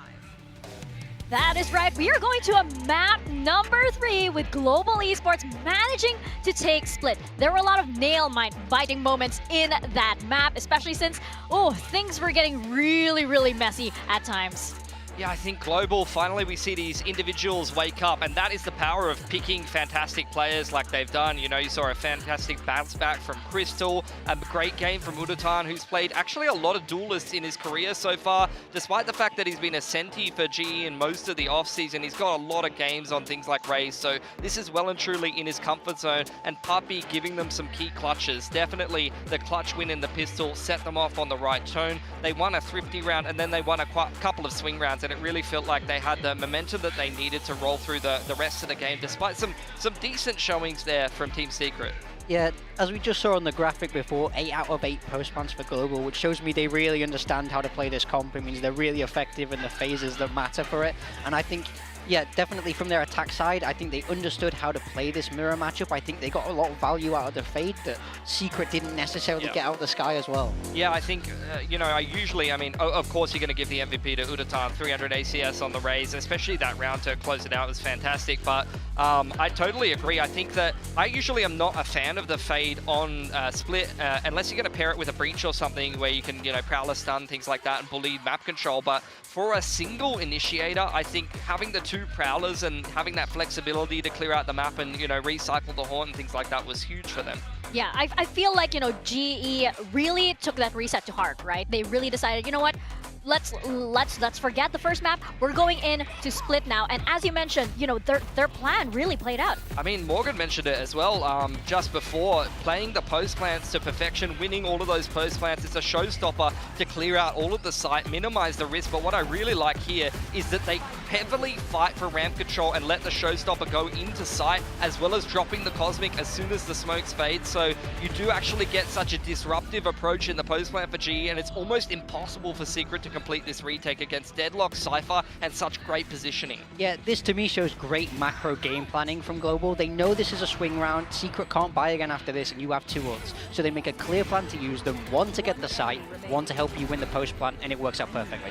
And here's the thing, I still don't think that this is GE like totally refined, right? This is just them like kind of getting their bearings back, like remembering like the game plan for today. This is very, very far from what they are capable of. This is just a little teaser of what they have to offer for the rest of the year. Yeah, for sure. I think the thing that was different between map 1 and 2 for GE was obviously the individuals which you mentioned, but the calling was really, really good, and it felt like they had a clear game plan, whereas on Abyss, I don't feel like they played the comp well. They looked really lost, and Secret never really needed to do anything but their plan A. They just executed the sites, played their game plan, and rolled them over, and that was not a good look for GE. So I'm glad to see the bounce back, honestly. So coming from somebody who was at this very, very position not too long ago, what do you think happened in that reset, in between the maps?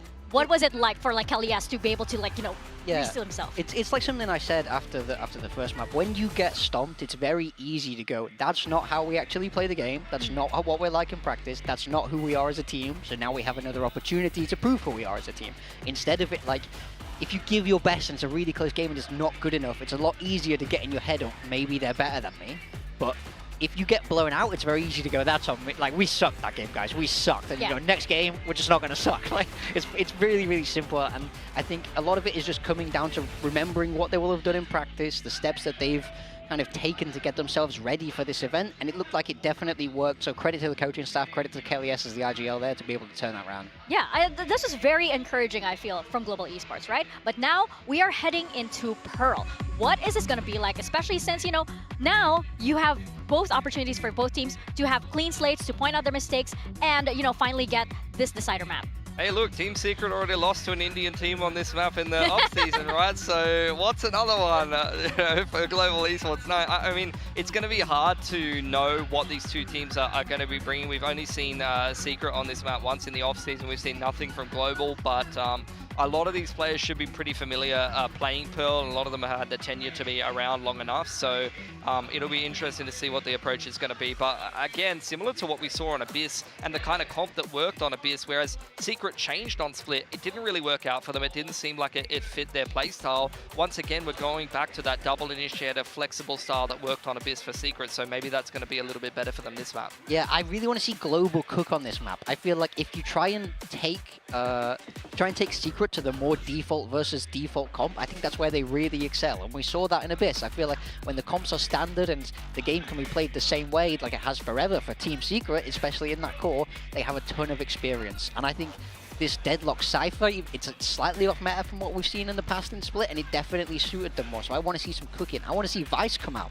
I know that they're high on Vice, and I think Vice works very well on Pearl. So I think that's what I'm really hoping to see from Global here. Yeah, Team Secret have been running Vice in the off-season as well. Yeah. You know, maybe they're like, you know, hey, we'll keep it a secret for now. But I do love that all of these players are having their moments in this series, right? You can see everybody is getting their chance to shine. And hey, by the way, Crystal Stonks going up, and you have Poppy Stonks going up as well. Earlier, we did see 2GE get his moment too, and we have Envy, of course, going up there. Yeah. So Feeling confident so far with your teams? Yeah, all of these players have had their moments so far today. You know, TGE had a fantastic first map, a little bit further down on the second map, but we'll see if he can turn it around. I think the individuals are really important for Global, though. Like, Team Secret is definitely the more well-drilled, better chemistry team in this matchup as far as I'm concerned. Global need the individuals to pop off. I wouldn't mind seeing a funky comp, but more so than the comp, I really think it's a mentality thing, really. Yeah. Global was so reactive, hands-off, weren't rotating, weren't getting into the game enough on the first map, and they got rolled by Secret, who were running what they wanted to do. I want to see the individual players take risks and go for plays on the side of Global and use that individual skill, as well as just them be proactive, not reactive. Yeah, that's a huge thing. You can tell that's definitely part of that reset between map 1 and map 2. It looked like they controlled the game a lot more. Yes. And that's basically, if you're in control of the game, you're setting the tempo, the other team has to react to what you're doing instead of you having to react to them. So being in charge of the game, leading, is really, you know, it's a huge predecessor to winning. So that's what they didn't have in map 1 that they really brought to map 2. So I'm curious to see who's going to bring them map 3. You did have a lot of that. TS looked like they were like shepherding Global Esports in that first map, right? And then not so much in the second map. But yeah, I really do wonder what both teams have planned for Pearl. You know, I think like both teams right now, they've shaken off those initial nerves, right? It's been a while. It's their first time back on the Pacific stage. It's the first time for the roster of Global Esports to step on that stage. So they're like, you know, just got to shake it off now. Now, both teams are very, very warm. So I'm expecting something very different on Pearl. Yeah, I think at the moment, we've obviously seen a fair bit of Neon Yoru with the chaotic kind of game style where you're sending it in, you're going for those fast retakes, things like that. I immediately thought of maps like Abyss or Pearl when I saw Teo, personally, because of how strong the post plan is. This could be a time for one of these teams to cook and potentially bring it out and abuse those post plans. It's obviously going to be a little bit weaker in terms of, you know, if you want to rely on the post plants on attack, you're probably going to need to run double init because you have to actually go through links, you have to go through art, you can't just hard exec every time and expect it to work out unless you're going to run that Neon Yoru kind of approach and just, you know, barrel into the site, which I think if you're running 2 inits, you probably don't have the space in your comp for. Yeah, I think there's a lot of options. I've seen a lot of different things being played. In EMEA, we saw... Oh, wait, apologies, I'm thinking of Abyss. I was going to say we've seen Sage. I've not seen Sage on Pearl. That would be good, though. Hey, we who used knows? to see it to get the plants down and stuff like that. Initially, it was a lot of paper wrecks with a Sage on Abyss, right? You know, so I feel like, you know, Team Secret, sure, they can cup. And hey, why not a Tejo, right? I mean, I think we've been getting Tejo a lot more than a lot of broadcasts out have predicted in all across kickoffs all around. Yeah, I think Jet is obviously a fantastic choice on Pearl. Hey, there's the Vice. That's we have what a you wanted. Vice coming in. But Team Secret, I mean, it's the tried and true. It's the thing that worked out for them well on Abyss, and they're going to be on the defensive side first, but GE, they'll set the tempo. It's only going to be the single init with Crystal on the Sova. This is where Darion, he's had actually a little bit more of a quieter series, and they're going to need to have that lurk potential, because once again, they're playing double Senti as well as the Astra, single init, which is not a fade, so their ability to clear map control is going to be a little harder. They're going to have to be active with the lurks and successful finding those timings on attack. Yeah, absolutely. I think the Jet helps a lot, I think, in terms of you don't need a ton to be set up with the Jet, maybe just one simple flash because you can dash into your own smoke, so you're quite safe as you go in. And I think on defense, being able to op convincingly is definitely a huge part of Jet's toolkit down B. Well, let's see who takes this one. We're heading into Pearl and back to our casters, Shoba and Quack. Thank you very much, ladies and gentlemen. Over at the analyst desk now, just one map in between these two teams, trying to move on to the next round here in this double elimination bracket. And Quack, I mean, Team Secret, they just go right back to comfort zone. Yeah, I mean, old dogs, you know, with their same tricks, why not? It does kind of work out, especially, you know, with how they're playing it. But like the desk mentioned, you know, playing that double initiator, trying to play it, especially on the defensive side, you do want to kind of get a little bit proactive. And that's what they're trying to do now, starting things off around the B site. Jeremy holding the angle out towards the top, but not spotting out too much. Yeah, and Kelly's just saying, all right, we already know that they're trying to get information on B main. Let's just ditch that. Let's move on. I think I've bought enough time, but what he does not know is that club already getting cleared by Team Secret. So exactly as the desk mentioned, that's going to be Secret having the information they need. They have some good delay on the plant, and they're able to hold on to that back site. We'll see how G is able to maneuver around this execute. Somewhat of a crossfire with Valor inside dugout and 2G from Flowers at the same time.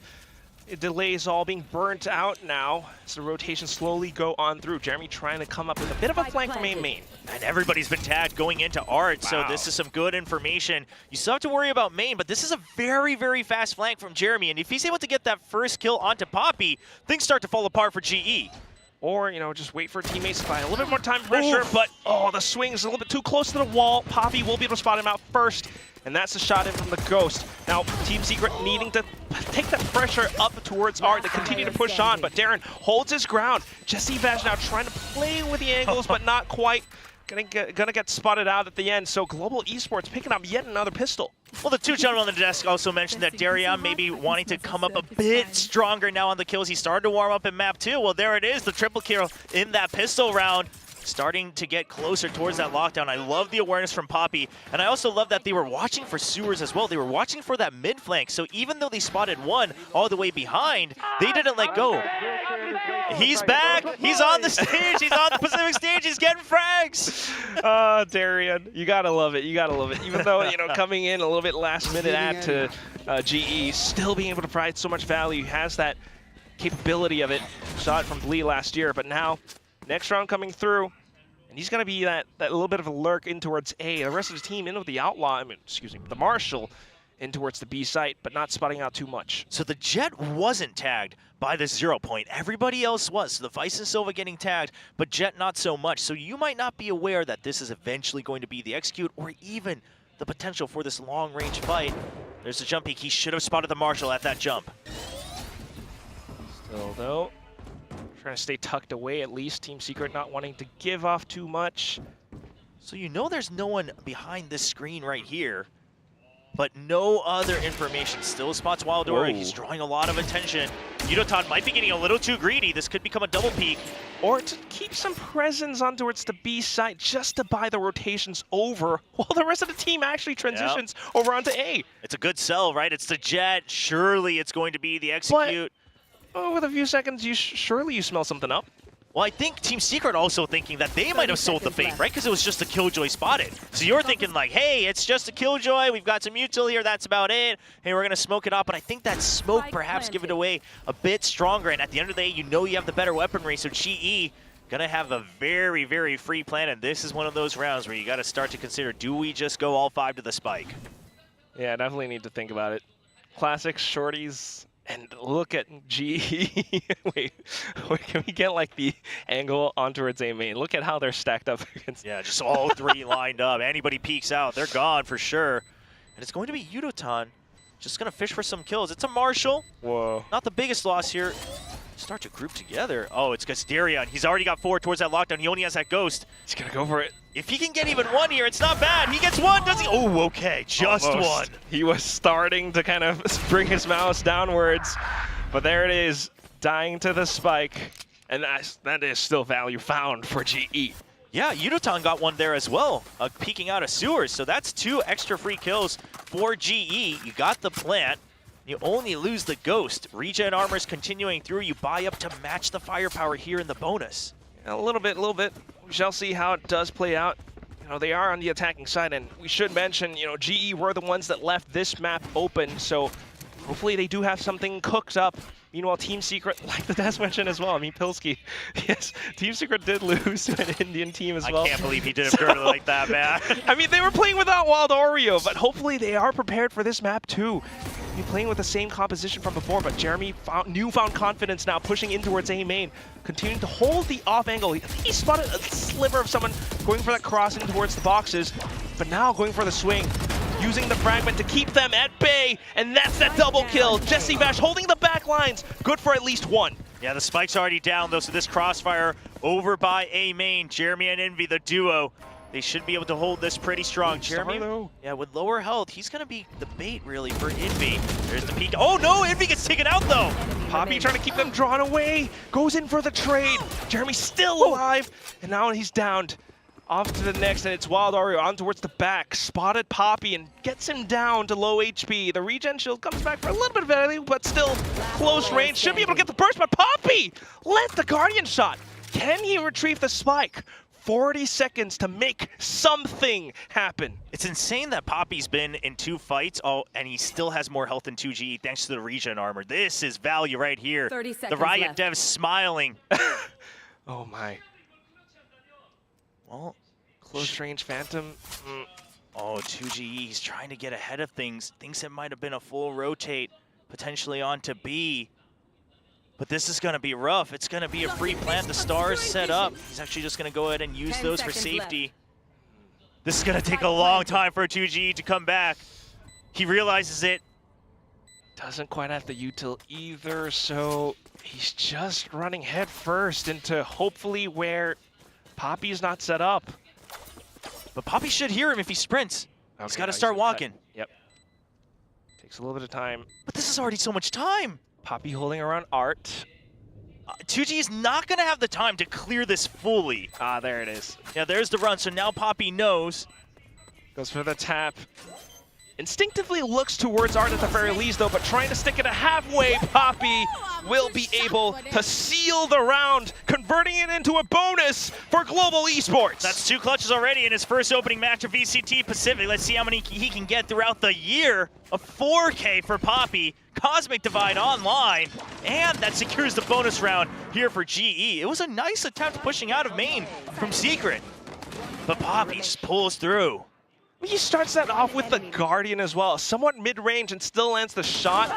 So strong, so capable, 6 kills, and with the spike plant as well, now he's got the Cosmic Divide. Early drone for information. He gets a little bit, but it's not completely certain. Recon doesn't get the tag. Oh, I love the re-clear from Kelly S. They do not want to give up mid control. It really starts to starve Team Secret of information because you're hiding away from any potential pings over on A main. You're hiding away from any potential pings over by mid, and they haven't quite minded if they get pinged on B because they've generally had the better firepower. Back to what we saw from before. It might be the early 3-stack, but you know, they're just trying to draw them out from their current positions. If anything, they can still back off now that the smoke is up.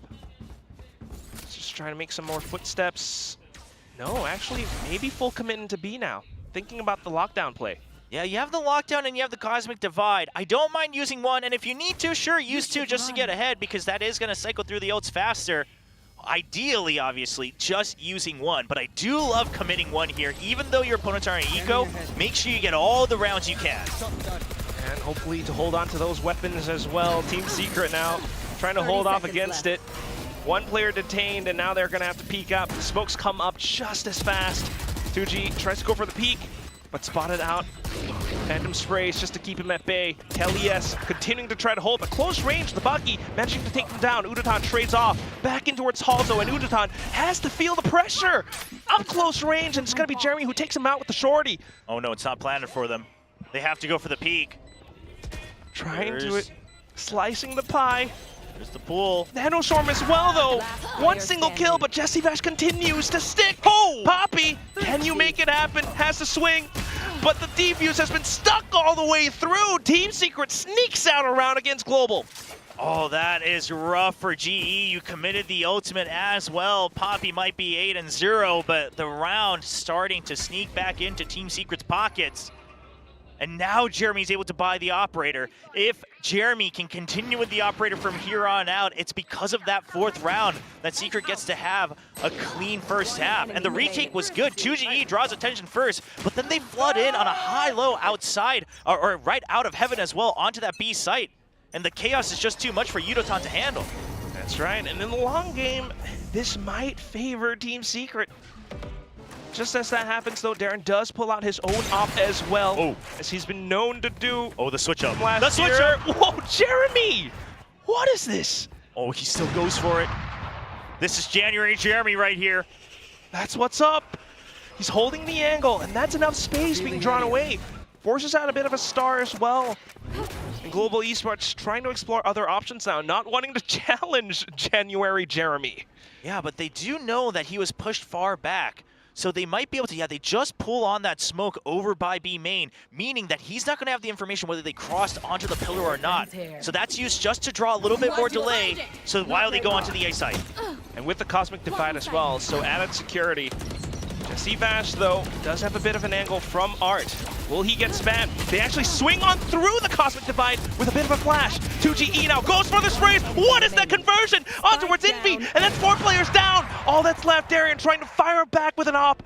He's not quite able to make it happen. Just 1 kill for now. But has to fall back in with the bolt action. Bit of utility in his hands, but 20 seconds left and the spike not in his pockets. What's he gonna do? It's gonna be the save. Yeah, you gotta save. I mean, sure, he had one of the best aces with an operator in 2024, but right now it's not looking likely. 10 seconds You committed to the attack operator. You do not want to let that investment slip away. And that allows Team Secret to start to catch back up. I love the just proactivity from Envy there to go for the pop flash, and the Cosmic Divide not quite being angled perfectly. Not sure if it was originally always meant to leave a gap there on that corner or not, but either way, you looked at the minimap and Yudotan thought he had a chance, but his legs are still showing through. He has no vision, trying to hide away. And full flash, he can't survive. And what a spray transfer from 2GE. Just the domino effect of everything. Tiny details in some of the positions. And thankfully, I've got you to break all of that down. What it all comes down to still is now how Team Secret might kind of claw their way back into the game. Global Esports now starting to run low on economy. We'll see if that op that they saved up does find value. Early shot from Jeremy down B long though. Yeah, they know they pushed him back towards the far corner. He could still be back sight. So they'll still have to do a lot of fishing for the operator, but meanwhile, I love the switch up. Just a standard switch from B to A to B, back and forth with the operator.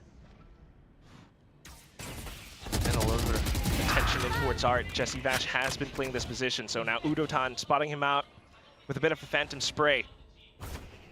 Now, if you want to go through here, surely you just invest a little bit more utility, but otherwise, I don't mind them leaving, because with the Sova being pushed out, that's less info util, and that's Art empty. It's a very fast re-clear, though. Yeah, just trying to think that someone will have to kind of refill that space. So quickly going back in to clear out B, looking for that pinch through. Envy tries to slow them down with that fragment. 0 point just to confirm positioning as well. Maybe trying to spray through the smokes. He's been smoked off. Wild Oreo will be able to provide support from his angle out from Halls. But unfortunately, Envy does go down. So a lot more pressure onto Wild Oreo now. Jeremy has to hold the angle as well. Unfortunately, whipping the shot. So going in, taking down Wild Oreo. That's pretty much the site secured for GE. 2GE, though, trying to play around the Cosmic Divide, looking for some kind of a space, some kind of kill. Save. But yeah, you can't find too much. It's just too much oppressive utility now on the other side. Yeah, the op now really just grabbing Team Secret by the ankles. They can't move forward. 2 of the most costly whiffs Jeremy might have had. Well, that's a whiff too, but that's not too costly. Crystal gonna be just fine with that one, but the 2 whiffs, it causes Wild Oreo to have to just check way too many angles back sight. And that's what, you know, befouls the Killjoy in the back sight, and that's the sight open. And then Jeremy, if he had gotten 1 more kill, maybe you have a shot at going for it. But either way, it's tough with the operator in hand.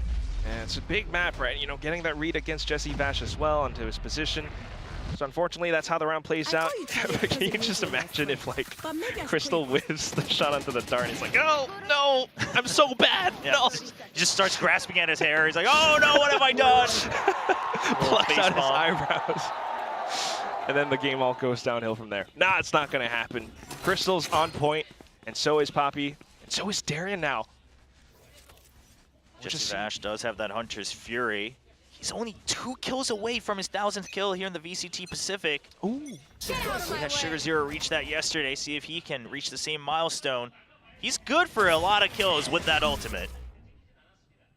You know, I want to say, like, surely he gets 2 kills, but then I remember there was that one game. Oh, yeah, we don't want to talk about that one. Where he gave away the Pulsar mouse, but still, back into it, and it's Jeremy on with the op, looking to land some shots up around the pillars, but 2 whiffs, and Udotan takes him down.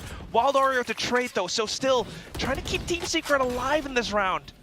Listen, I do think that was a bit too far ahead of your team, but Udotan has no fear. As when he knows he has a kill, his movement, it's good. He's fast. He's just in your face before you know it. You know, Udotan living up to that name. Once again, yeah, goes right for the kill, and that means the op is down. So now you can put a lot more pressure on these long ranges. You still have your own operator for these. Oh my! What an angle. And the rest of the Team Secret players, you know, feeling that much pressure on the B side, thinking about potentially rotating as well, right? Solid Drone just trying to clear out, not spotting too much. Global Esports might have a bit of an opportunity to rotate if they want, but straight into the B side they go. Hunter's Fury sent out by Jesse Vash. Little bit of a connection, not a kill, so the spike does go down. Yeah, 2 tags though, so nice attempt at a spray there from Wild Oreo. See if you could get a sneaky kill through the smoke. It's not going to happen. Now it's a crossfire setup, 2-1-2, 2 in back sight. Their job is going to be to just draw as much aggro. Op missing. Still managing to get a little bit of space off of that. That's the second connection now. Darren managing to collect onto it. Crystal managing to still hold on towards Halls as well. And all that's left is Envy trying to inch forward, trying to at least get onto the spike, but picking up the weapon, calls for the save instead. Crystal spotted him out just at the last second. Yeah, and he has to go away. And Crystal, I love that he just waits, neither of them peeking, knowing that they have the number advantage. We weren't really seeing any of this from GE on that first map. They looked flustered. They looked like they were playing alone, but now they're starting to play as a team, understanding their win conditions of each round. And Team Secret, they're still doing the same, but some of these first shots now not going their way. Yeah, that's ultimately what leaks those sites open, right? You know, even getting the information earlier on, trying to pull those rotations over, you know, they might be able to arrive on site just in time, but that just gives GE that much more space, especially in towards the B side. That's what we've seen so far. So yet another timeout coming out first from the Team Secret side.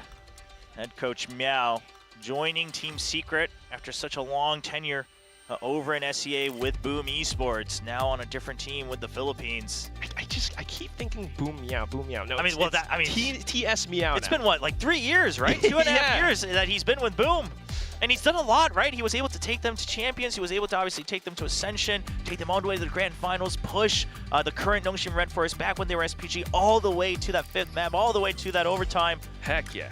Listen, I mean, you can talk all you want about, well, you eventually didn't win, but also he was able to transform and really upgrade that Boom roster over the years. So I think you got to put a little faith in him here now with Team Secret. However, can they get enough time to make that happen here in this first match? That's absolutely true. We shall see if they can find that transformation with just one timeout in this round. It's not going to be easy. I mean, maybe for the next upcoming rounds too, given their economy right now for Team Secret. But definitely needing to change up some of their positions now. Back in towards the B site, you know, 3 stack. But given the fact that it's a bit of an eco, GE just being able to barrel through. Yeah, I'm waiting for that peek out as well. Oh, right there, in between the legs. Okay. Bit of a nothing found moment, but at the very least spotting things out, so that should still be information. Yeah, no, this is really good from Secret, right? Because they already pushed past Club. They didn't get any deaths there, so they imagine GE either has to spend a lot of time re-clearing that, or it's just going to be an A hit. The backup's already arrived. Straight in. Stinger kill out from 2GE, but the rifles spray on through. Popping up for it with the shorty now. Kelly's looking for a kill to dug up, but 2GE swings out. A bit of a double kill. Not too bad. And all that's left is Jesse Vash. Spike still pretty much secured. Jesse Vash, though, with the recon, manages to secure a rifle for himself. Spotted out by the drone, and now tries to play around his cover. But with 2 players on the other side, Crystal so close, he's able to shut him down. Just too rushed and getting spotted by that recon right as you arrive. That's unfortunate, really. Just good awareness, if anything, from GE.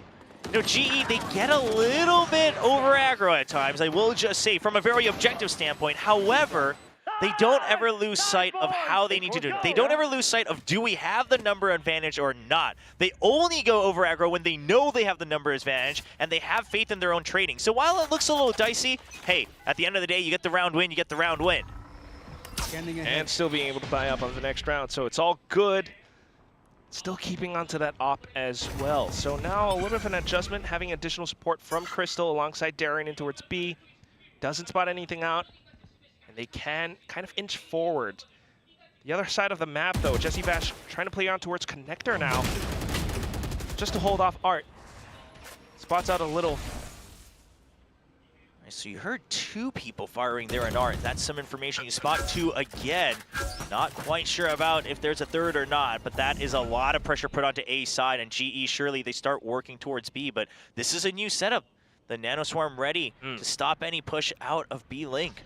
Just trying to control and block off those mid options for GE, or at least force them to spend some utility to clear it. Ooh, a little late on that sinking there with the gravity well, so not able to get any damage done onto the GE members. That's then that should be used to inform some of their decisions, but Team Secret right now still not being able to commit too much. It's all down to the 2 players who are pretty much pinned in behind Hall, so no information for them, and they're feeling the pressure. Udotan will be able to push up forward, and Jesse Vash with the off angle, at least to secure 1, but ultimately space gained by GE, and that's the site. That's the last 2 players from Team Secret now forced to tuck tail and turn away. Yeah, sure, Jesse gets his 1000th kill, but at what cost? Not able to secure the site. A bit unfortunate, and GE, this time, they know that they've got people trapped in backside. That's the only place they don't have information. They know they have a pinch coming in from B Link, so they actually just never push backside. Yes, they left the angle open to Jesse over by Spawn, and I do think that, cost them that death, but at the end of the day, they wait until the peaks come out from B Hall in that back of the site. And that's really, really good restraint from GE on this attack. I mean, Team Secret was so impressive in that first map, but once that 313 was out of the way, GE, they look better and better each round. Without a doubt. You just see it in these moments, right? Getting a read for Jesse Vash's position earlier on. They tried to go for the same play, but then feeling a bit of that resistance and then going back on through. They dealt with the Nanoswarms. They managed to push into the site, but also suffocating the 2 lone players who are stuck inside of halls. That made so much difference into the hit. Oh, 3 theaters rented out there. It might pay dividends today for GE. Right then. Long time coming. A lot of fans just waiting to have this excitement. All fresh players. Of course, Darion coming in at the beginning of the year as a bit of a VCT Pacific veteran himself, but not much time himself, just last year as his debut. Yeah, he should just like pop off and rip off their shirts.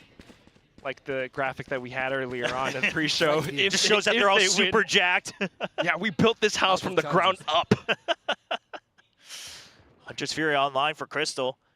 Another bit of a power play. You do have that lockdown, but I wouldn't mind if they use Hunter's Fury to enter and then they have a lurk to make sure that they can get some value against that lockdown. Just get that snowball going as much as you can when you have it. They get their own lockdown first. All right. That makes it even easier. The lockdown instead play a little bit more conventional. Hunter's Fury for a potential post plant. Poppy on for the lurk instead. So Team Secret will respect it all. Maybe using their own lockdown for a bit of a counter play, but they don't quite have the gun. Still able to push up though. Waldorio in with a sheriff shot. Despite not planted either. An earlier kill from the utility because of it, I think. 30 seconds So left. now the lockdown, the defending lockdown comes in, and GE has to respect and play all the way back. You go for the sprint to A. Okay. I don't know if you can make it. It is a long map. Cutting through mid, you should be able to. I love Poppy keeping them at bay so they can't peek out. 13 seconds. And Darren playing safe behind the pillar just to continue to sound out that op shot, keep them at bay as well. So Spike will go down now, and there's a bit of timing with the position from Poppy. She might be able to read it. Surely you suspect this. You saw him. You saw him in B Link. Yeah, Poppy now stepping. He just needs to buy time. Okay. Not enough bot. Just a little more time. Jesse Vash got a read against him. Now all down to Darion. In with the op. Not quite a collat, but still at least 1 kill. Goes for the next. Looking to make it a 3rd, but Jeremy has his own op as well and takes him out just right. 7-3. Team Secret will punch back against GE. Secret trying to keep this competitive, trying to keep that window open for a 5-7 half. Wouldn't be so bad. Out of charges. And that is just really, really solid patience. Being aware that, okay, he was just in B-Link. We don't want to rush through this. Jesse Vash stops right before he's able to turn that corner. Catches sight of him. Great shock dart as well. I mean, this was just a classic Secret round, right? Jesse Vash holding way back. The shock dart comes out, gets the kill onto the plant, and then you're able to hold them off. still a really successful one, given the fact that they didn't have all too much at the beginning of the round. So as we near the end of the first half now, this is a Team Secret that can afford a whole lot more. And now trying to get a little bit proactive with the information. Early dart in towards A main. All right, fast, secure of main eventually, though. Oof. Very aggressive shock dart coming out from way back. Still have that Hunter's Fury, and if Kelly S gets the plan, he'll have the Steel Garden as well. That could really mess up the timing on the retakes, right? You hear the util coming in, you launch it, and suddenly they just don't have the weaponry. He's gonna actually just launch his first, goes for the orb. They like to really save this Hunter's Fury for the post plant, but I'd love to send it no matter what this time just to secure the round win. All this happening though, Jeremy's slowly inching up just to clear a club, and this should also be a lot of information for Team Secret, so they can avoid the Steel Garden entirely. But there's the Hunter's Fury. Yeah, just using double up. You push them back. Now you have better ideas of where they're running away to. I don't mind it, but they're still stopped. Spike eventually gets planted. All right. So a bit of a trade so far, but Wildor will keep things competitive, tries to get away. Poppy stays ahead of it, pushes through his own smoke, and now looking for the kill against 2GE, in with the shorty, but 2G still manages to get away with at least one. 2 players left from Team Secret, and Jesse Vash stuck inside of Art. He was trying to go for that chase just to keep them away from the spike. Jeremy now swapped over onto a rifle, looking to stick, or at least go for the tap. Draws out one player from GE. Now Poppy trying to stay alive. Jesse Vash coming in with the additional reinforcements onto his Crystal. Gets snapped, but Poppy in with the one tap onto Jeremy. Has the advantage of the spike, but a little bit off movement and accuracy. Now comes back for a second one. Gets down Jesse Vash once again. The new face of the Philippines. Ends the first half almost 8-3. I mean, this is almost poetic. Poppy getting those 2 clutches against Jesse Vash. It's almost like he's trying to send a message out here. I got overexcited. Yeah, 12-4 and 7, but I mean, this was, Jesse plays as best as he could once they were down in numbers. And this moment right here, we're seeing this so much from GE. It's just a very Paper Rex thing to do. W Gaming, you just press them with numbers, right? It doesn't matter if it's close quarters, whatever. We will come out on top because we've got so many bodies. They just throw their bodies in the way to get kills, and Unotan gets the pick on Jeremy. If he had clicked, that might have been a collat. But absolutely right. Unotan just a little bit faster now, even with Jeremy's newfound confidence, kind of breaks it all apart. It's a lot more space for it now. So far though, the plan has been for GE to kind of take space around Art and then maybe come back in through the connector for that B split. Hence Team Secret having 3 players to hold off this ground. Ooh, Hunter's Fury being used just for some information. If you can get a tag, maybe, but not finding anything in mid. If you had gotten any tags, maybe you push them away from mid. Maybe you know exactly how many there are, but now it's a bit of a back to square one. So Team Secret, they just have to accept the fact that they have a buffer here. Jesse Vash, though, not in a position to run away. Yeah, you have to recon. Oh, he needs to check and then be ready to run because they've gone for a stack on B, the drone. Okay. That's a lot of footsteps, Jesse. Run. Jesse, he wants 1 kill. He knows he can't just run away. He gets 1. Wow. Goes for the Jesse! A triple, a quad, the ace! He sprays and goats them all down! The old man ain't done yet! Switching sides. The judgment call and the aim to boot. On my intel.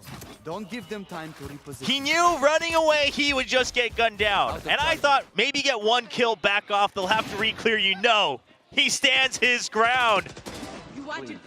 Slices up the, oh, he's ready. That 3rd kill onto Kelly S is ridiculous. Oh my God. Shrugs it off his shoulder. Doesn't even bat an eye. I've done this before. I've done this a million times in my career.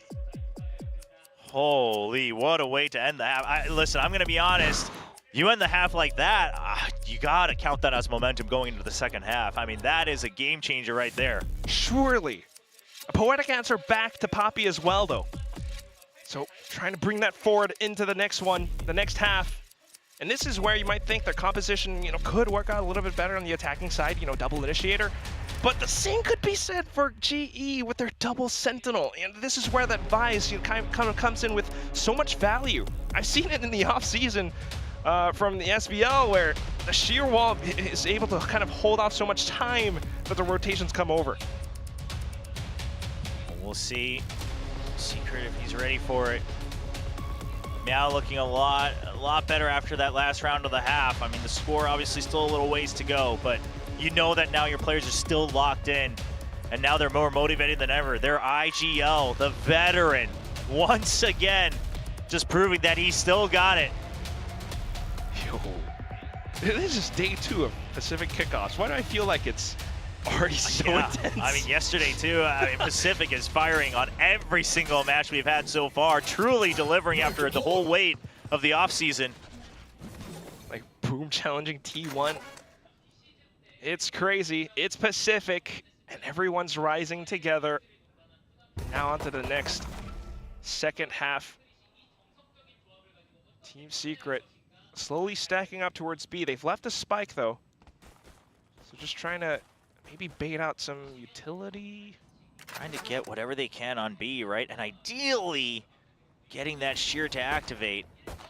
Now with that smoke as well. I think that almost makes it easier. Yeah, for GE to just go for that shear trap. And he gets out. And during that, they're hoping if you push out a mid, we'll get that pick. But right now, no movement from GE. Yeah, B-Link smoked off as well. Here it comes, though. Oh. You know it's smoked off, so they expect something out here mid.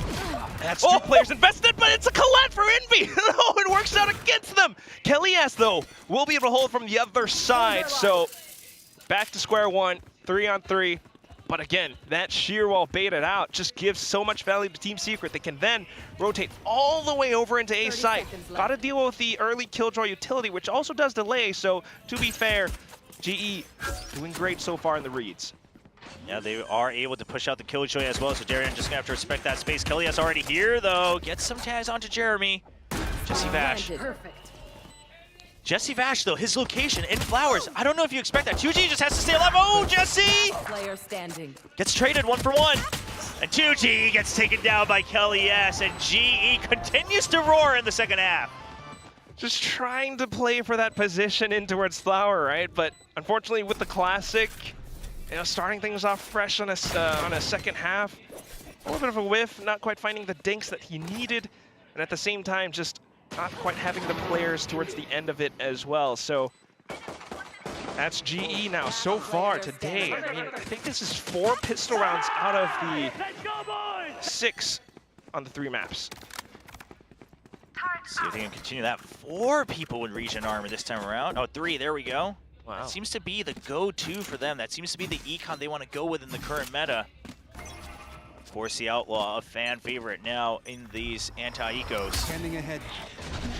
But Jesse Vash trying to fight back with a bit of a Marshall too, though, so see what they can do. Just playing around that B position. Unless Jesse Vash is going to try to peek out and get a 1v1 duel, I'm not buying into this Marshall, though, right? Because at the end of the day, if that shear wall is still set up on B, unless you push up, you're not really getting any value. So just kind of holding in case maybe they push out.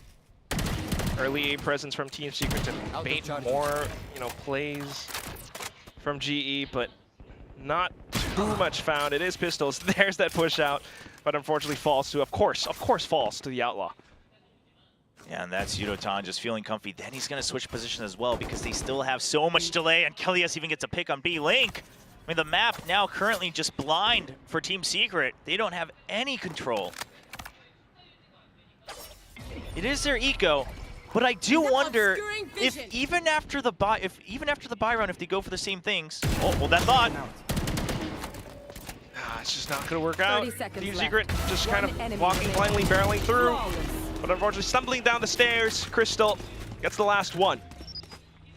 All right, so on this buy round, I don't want to see Secret try to bait out a push out again, because here's the thing, you're playing against a double Sentinel. Unless you cleared out all their util in the first 40 seconds, they have no reason to push out. They have so many ways to delay you. So thinking that you can push B or you can push A and then they'll surely peek out because this map is so big. Yes, the map is big, but again, they're playing double Sentinel. You have to be cognizant of that fact. And it's a Vice and then a Killjoy. I mean, they can just sit on their butts the whole entire round if you don't show yourselves. Max delay. Set up a couch, get some snacks, just wait for opponents to push through. You already have those traps, but now a little bit of a swing out from Art. Poppy will be able to walk away with a kill. And the regen once again getting some value. This time, obviously, on that bonus, they're trying to get ahead of things, but they're not trying to take that space. They just want to do some damage, which they would have done. Oh, but now walking through, Jeremy. Sheer wall. Jeremy all alone. They know he stepped on it. Cloud first, but there it is. They managed to hop onto the sheer wall to try to provide him with support, though, but now full commitment into the site. Oh, Kelly, yes. GE, yeah, just still holding out from dugout. They have the angles, everything all locked down in key, and it's just Envy. Picks up the spike, maybe trying to go back through Art, but back in towards Flowers and spots out Udotan, not quite able to go in for the kill. Down to the Outlaw, and that's GE. Onto this last map, they start things off in the second half 11-4. I mean, you're in danger of giving up match point to Global Esports right now. Team Secret, you gotta pull out all the stops. I mean, this time they were pretty committed after they take that first fall, but they lost their controller, which meant, yeah, they had to commit. And Kelly, yes, yeah, you roar like that when you have such a good setup. He had the sheer wall, and then you had an angle where you could spam through. If you hear them go onto the Razor Vine, you know exactly where they're going to be. A great setup on that A site. And pulling out all the stops means that you're gonna have to somewhat force buy or half buy for this round, where you're staring at potential match and series point for GE. Okay, so they recognize the setups have always been on main, so you're gonna try to go through Art. But it's a double setup across her. GE is so ahead of things. Oh, okay. January Jeremy, he's got the triple! Off to the Sheriff, how does he do it? Love the confidence coming out from the entire team. I mean, Jeremy goes out. I mean, he doesn't even have the backup trades coming out yet, but he's just good for those headshots. Now position well held. GE, they have nothing to lose. They'll go for whatever damage they can. I'd almost actually be impressed if they just don't do anything and wait for exits, because quite frankly, that would be a lot of good restraint here. Oh, okay. You take that win. Udotan, yeah, get one more. Uh-oh. I mean, here's the thing. Team Secret, they've got a long way to go. Yeah, they didn't all buy, but you gotta watch out when you're giving these ult points, because yes, you're getting closer to your ults, but G really just needs that one round to get to match point. That's all it is. Needing to stretch and extend whatever they've got to ration all of it out, because these rounds are far and few between, but when it does happen, oh my god. Just anticipating the potential setups, the potential holds. Jeremy able to secure and collect onto those kills just means so much for the experienced team. Revealing area. Off to the next rounds now, trying to build up on towards those ultimates too. So look at this reset up from GE. Now stars across all lanes just for some extra delay. You scouted for that recon early on. It's not a rush through mid, so you feel a bit safer. Both sides on the map, both mains, A main and B main, you've got that sheer wall, you've got the alarm bot. So you have a lot of ways to delay the main force, and then it's a bit of a chaotic fight in Art, in B-Link. B-Link being watched by the turret as well. So again, the only thing you're concerned about is going to be a push through Art, once again cleared with the drone. So still at a minute mark. That space not taken by Secret. Being able to read all of it too. GE are very prepared, and if it is a chaotic fight, Steelguard and at the ready to bring some order to that chaos. TS. Oh, I like, oh, that's even better for Team Secret. Yeah, that's a good pick from Jeremy. He's coming back online once again. 12 kills on this map. But what they just did was they drew attention on B-Link by taking out the turret. Then they were ready to go for a pinch onto A. So even if the sheer wall comes out, you're able to provide support. But now that you have a kill, you might as well wait and all go through. That's what it is. I mean, the Vise is down too, more critically, and that should give them the sight. But Udotan trying to play in for a potential push out with the shorty. GE though. Oh, looking for the stick, just gets it. Down to half HP, and he has to back off. Now Udotan back into the op, and he's looking to deny them from peeking out. Jesse Vash can pin down around the site while the rest of his team holds out from Art. All right, Jesse just gonna try to, oh, a nice crack position from Jeremy. Up top. Pop flashed by Envy too. Yeah, and that's gotta be the save coming in. Udotan, he's been spotted as well. Poppy, he'll get one to his name, but that does put Jesse Vash 1 point away from the Huntress Fury, I believe. So Team Secret, they're getting closer to really trying to tie things up. Oh, Okay. Oh, wow. Oh, whoa, whoa. Everybody thought the same thing. Even the Korean casters says, whoa. Everybody was saying it. We're getting glimpses of everything. That's just how close and tight this entire match feels. Despite the score difference, Team Secret still able to fight back. Just some movements across the map, like you mentioned, right? Baiting out the turret, but also the minute and precise movements from Jeremy right now. I need a weapon. And that's the big one, right? Getting those one taps, getting those first kills. It's starting to mean a lot for Team Secret. And he does not look faltered just yet, leading the scoreboard for his team. Looks like it's going to be once again some fish for info over by the A side. A good tag on the 0 point. Okay, denying the orb away from Jesse. Or even 2GE. And then backing off. Job's done, and already getting a little bit of information off of that as well. They knew that that was Team Secret's intention. So forcing them to re-clear with some mags. While the rest of the map stays pretty much dark and quiet.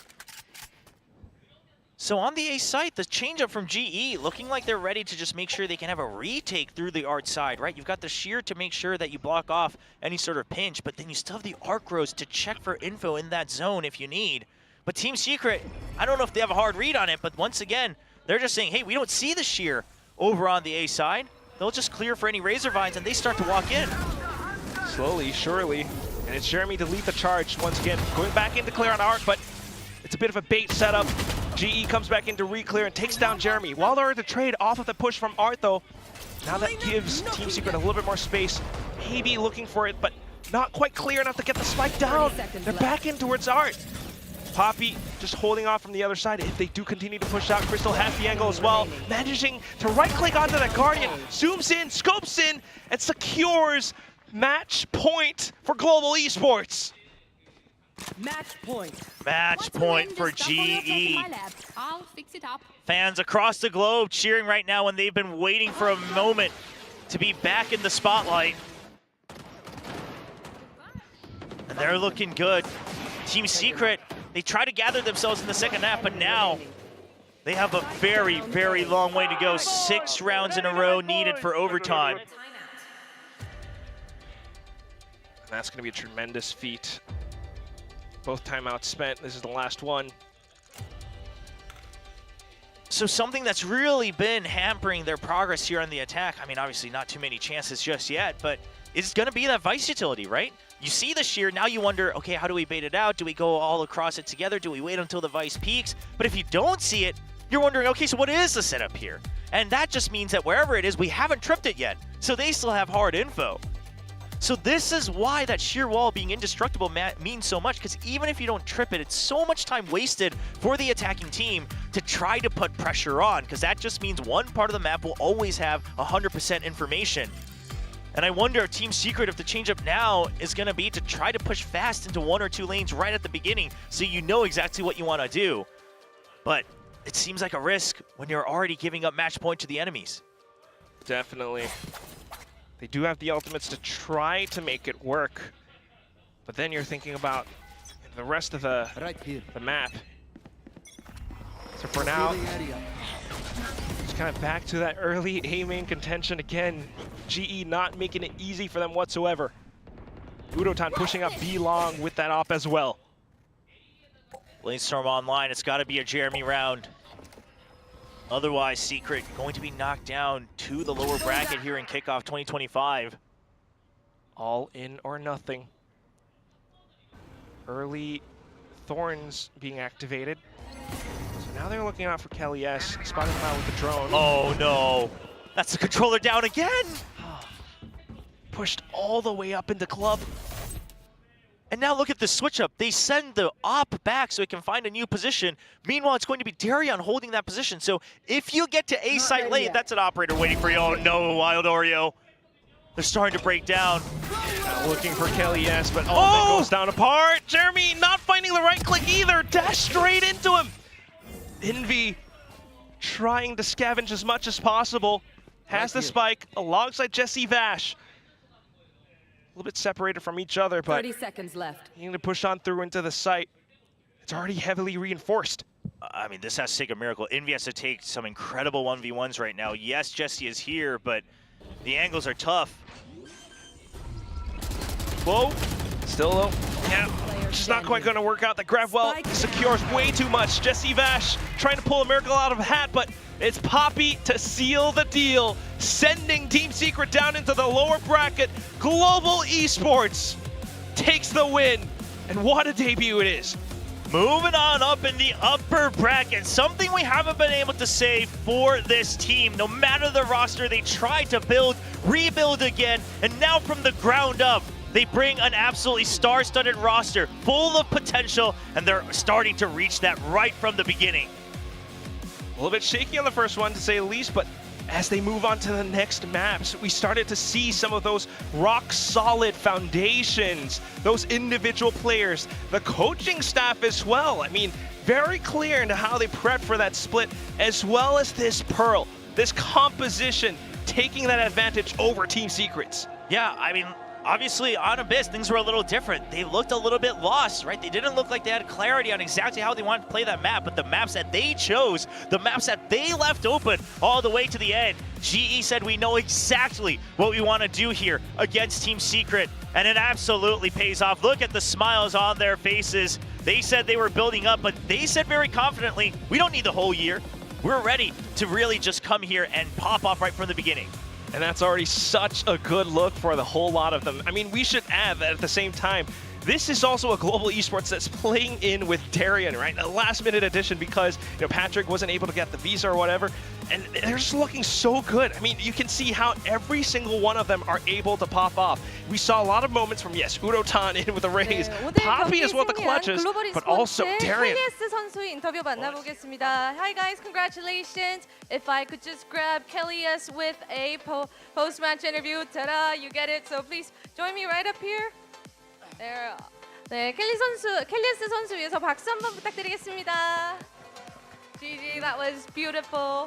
Okay, 이제 오늘 도착해서 했던 딱지 게임은 졌지만 경기는 이겼습니다.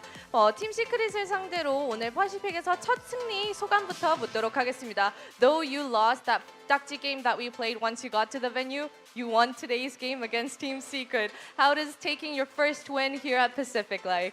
It feels good honestly because it's my first VCT game and it feels nice to win it right away. VCT를 합류하고 첫 번째 승리를 했기 때문에 조금 더 값진 승리라고 이야기를 했습니다. 그리고 좀 대리온 선수를 막바지 이렇게 합류시키면서 촉박하게 시즌 준비를 들어갔었습니다. 그 과정들과 얼마나 열심히 했었을지에 대해서 직접 한번 물어보고 싶은데요. Darian joined at the last minute. It must have taken a lot of grinding to get all of your ducks in order. So can you talk to me about how that process was like? I think Derek joining us to the team, it changes a lot our play style because when Patrick, who is with us, we're a very aggressive team, but with Derek now we can mix it up now, passive, aggressive. So yeah. Oh, you can mix it up, play different styles. 아무래도 대리온 선수 합류하고 나서 운영 스타일에 대한 이런 폭이 되게 넓어진다고 이야기를 하네요. 패트리크 선수가 있었을 땐 되게 공격적인 플레이 위주로 이렇게 경기를 풀어 나갔다면 대리온 선수과는 이제 경기 상황에 맞게 운영 스타일을 다양하게 바꿔갈 수 있다는 게 큰 장점이라고 이야기를 했습니다. 그리고 켈리에스 선수가 팀의 IGL을 맡고 있는데 또 같이 크리스탈 선수도 IGL로 되게 유명한 선수거든요. 이 역할 오더를 누가 결정하게 됐는지 그리고 소통은 얼마나 다양하게 하는지에 대해서도 한번 물어보고 싶습니다. You are the IGL of Global Esports, but there's also Crystal, who's famous as his IGL role. So how did you guys finalize that role, like decision, and does he also chime in when you make the orders as well? At first, it's very hard because two of us have a very big voice to the team, so we just find a balance to make it work, So I call and he can call at the mid round. So yeah, that's how it works. So you guys go back and forth sometimes. 자, 아무래도 크리스탈 선수도 그렇고 켈리에스 선수도 그렇고 경험도 IGL적으로 있기 때문에 최대한 존중을 하면서 그 중간 지점을 이렇게 맞추려고 한다고 합니다. 켈리에스 선수가 이렇게 오더를 내렸을 때 크리스탈 선수도 다른 식으로 이렇게 도움이 될 만한 그런 합의점을 같이 이렇게 모색한다고 합니다. 다음 상대는 탈론을 만나게 되는데 그 경기는 좀 어떻게 예상하고 있는지 물어보고 싶습니다. Next up, you're facing Talon. So how do you expect that to go? I scream a lot against Talons when I'm at Oasis Gaming, so I think I'm confident we can beat them. 오, okay. You heard that, Talon. 탈론 선수들과 스크림을 워낙 많이 하기 때문에 이길 거라고 자신이 있다고 합니다. 네, 글로벌 e스포츠의 켈리에스 선수 인터뷰 만나봤습니다. 다시 한번 축하드립니다. That was GE's Kelly's. Congratulations once again. That is all from us on the stage. So we'll see you. Bye bye.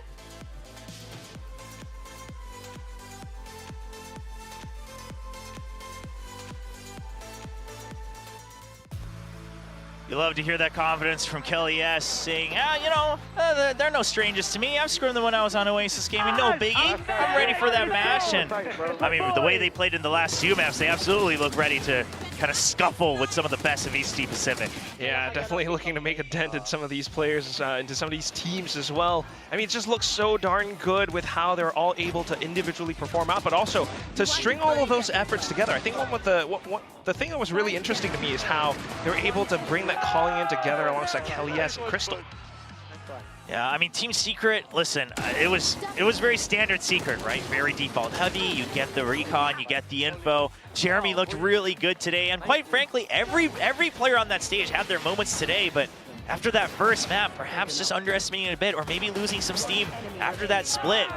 But especially more than anything, I think it's the Vice. They weren't just ready for it, and you gotta wonder, Vice was the hot topic throughout the offseason. If you're not ready for Vice, are you even ready for Tejo if you're Team Secret? Yeah, it looked good when they had those performances, but still, you need to think about so much for the rest of it. We'll go back to our analyst desk to break all of this down.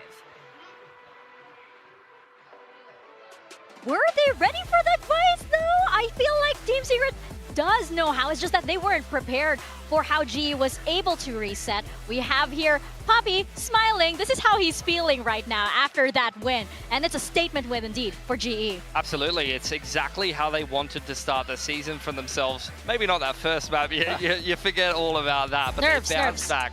They bounced back so well. I mean, you said it, Big Time. It was kind of nervy from them in the first game, but they recovered super well. Yeah, they settled after that first map. We saw how they came into split, and then obviously winning that map 2 after losing the map 1, they carried all that momentum. I think they started these halves so brilliantly. They won both pistols and both bonuses in this last map, and both pistols on split. Yep. It's really hard to understate how effective that is for building your momentum. And I just want to point out as well, just the difference that GE had starting this series all the way up until the end. The difference in energy was just, a total 180. And I do have to commend Kelly S. We saw him really carrying the energy for the team, right? He was the one shouting. He was the one saying, let's go, boys, we can do it. Yeah, and Darion, I said he had to show up huge in this game. You need your Killjoy to be able to have some impact on the lurk. He was pretty quiet. Honestly, the first 2 maps didn't really see too much from him, but he showed up exactly when he was needed for Global, and it was a really well-rounded performance for them. I really got to say, though, that the one who saved the day the most here for Global has to be Poppy, time and time again, with the clutches that gave them so much momentum. And you said it as well, Morgan, like the clutches on top of the pistols, on top of the bonus round wins on the last 2 maps after how Abyss went were so huge for GE to keep this team momentum rolling.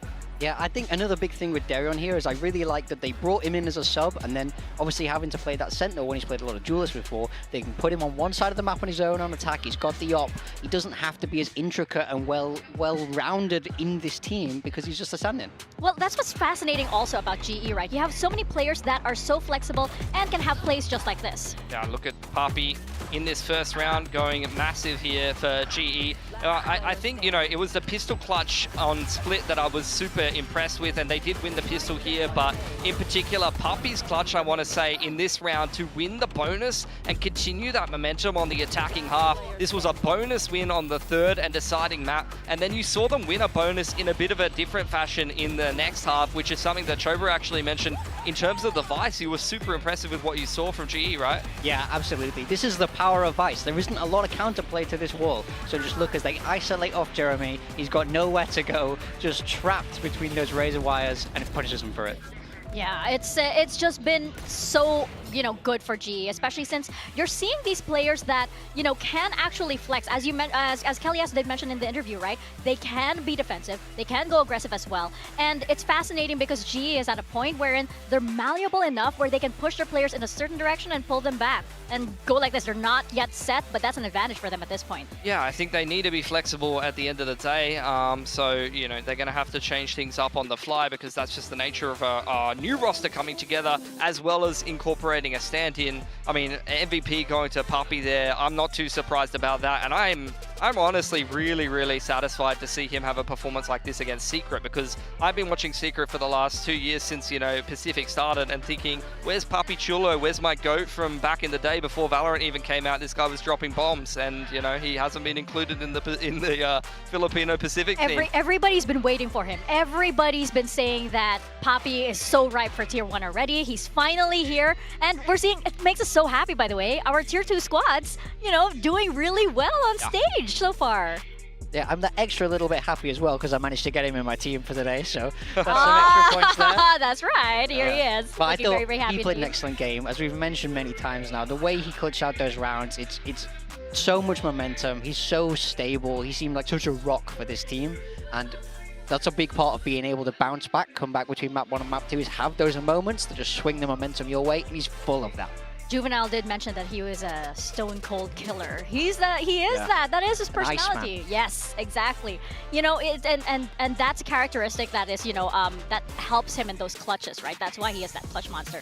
But you know what? I feel very, very positive for this roster, for GE. For Team Secret, though, what is it looking like? What do they have to redo?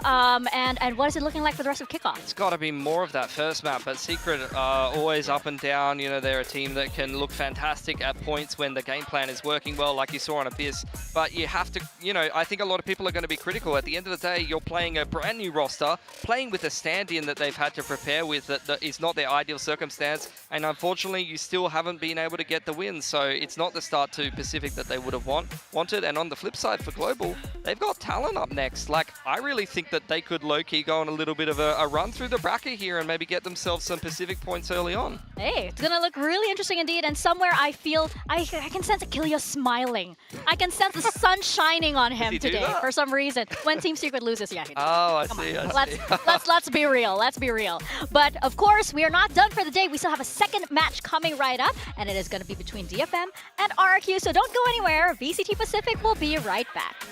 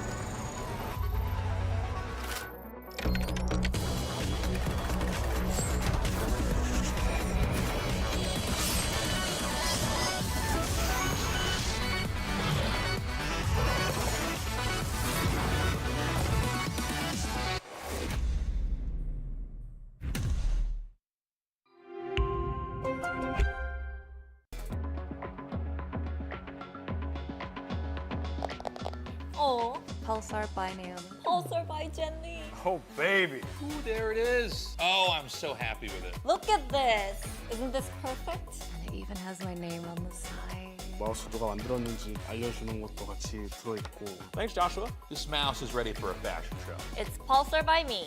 It's by me. It's by me. It's by me. It's Pulsar by you.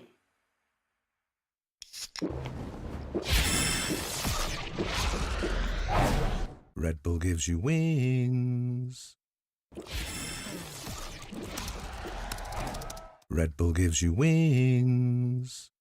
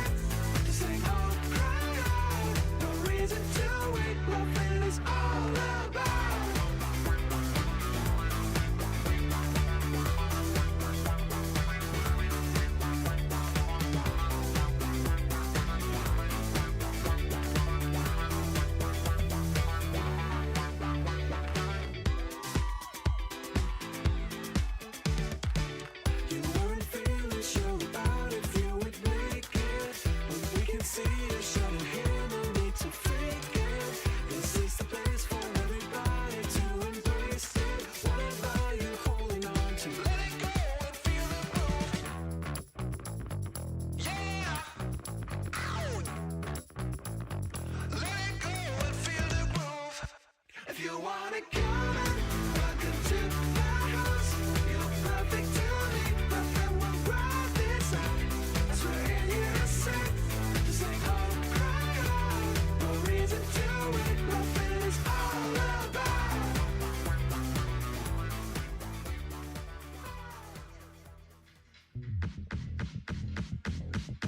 Welcome back to VCT Pacific. We're now about to kick off a match that we have actually seen not too long ago. It's DFM versus RRQ. Now, RRQ, they're a team that's always been in the middle of the pack. They've always been good, but we have yet to see that breakthrough for them. So the big question is this that year that they get to do it? Yeah, I mean, they haven't changed too much since last year, but they were still a very good team last year. They got Gen G'd a lot, and we saw how good Gen G were last year. So they're hoping that they've got that extra 5 to 10% that they need to be able to actually make some better placings. And they've reached back down into that Tier 2 talent pool and pulled up Kushi, who's been playing pretty well in the off-season and is going to fill that info initiator role for them. Yeah, I've spoken about this time and time again, but I'll keep going on about it. I love the slow iteration because you keep that core, you keep that experience and that structure together, and you just keep making minor tweaks, minor improvements, swapping people where it makes sense to swap them.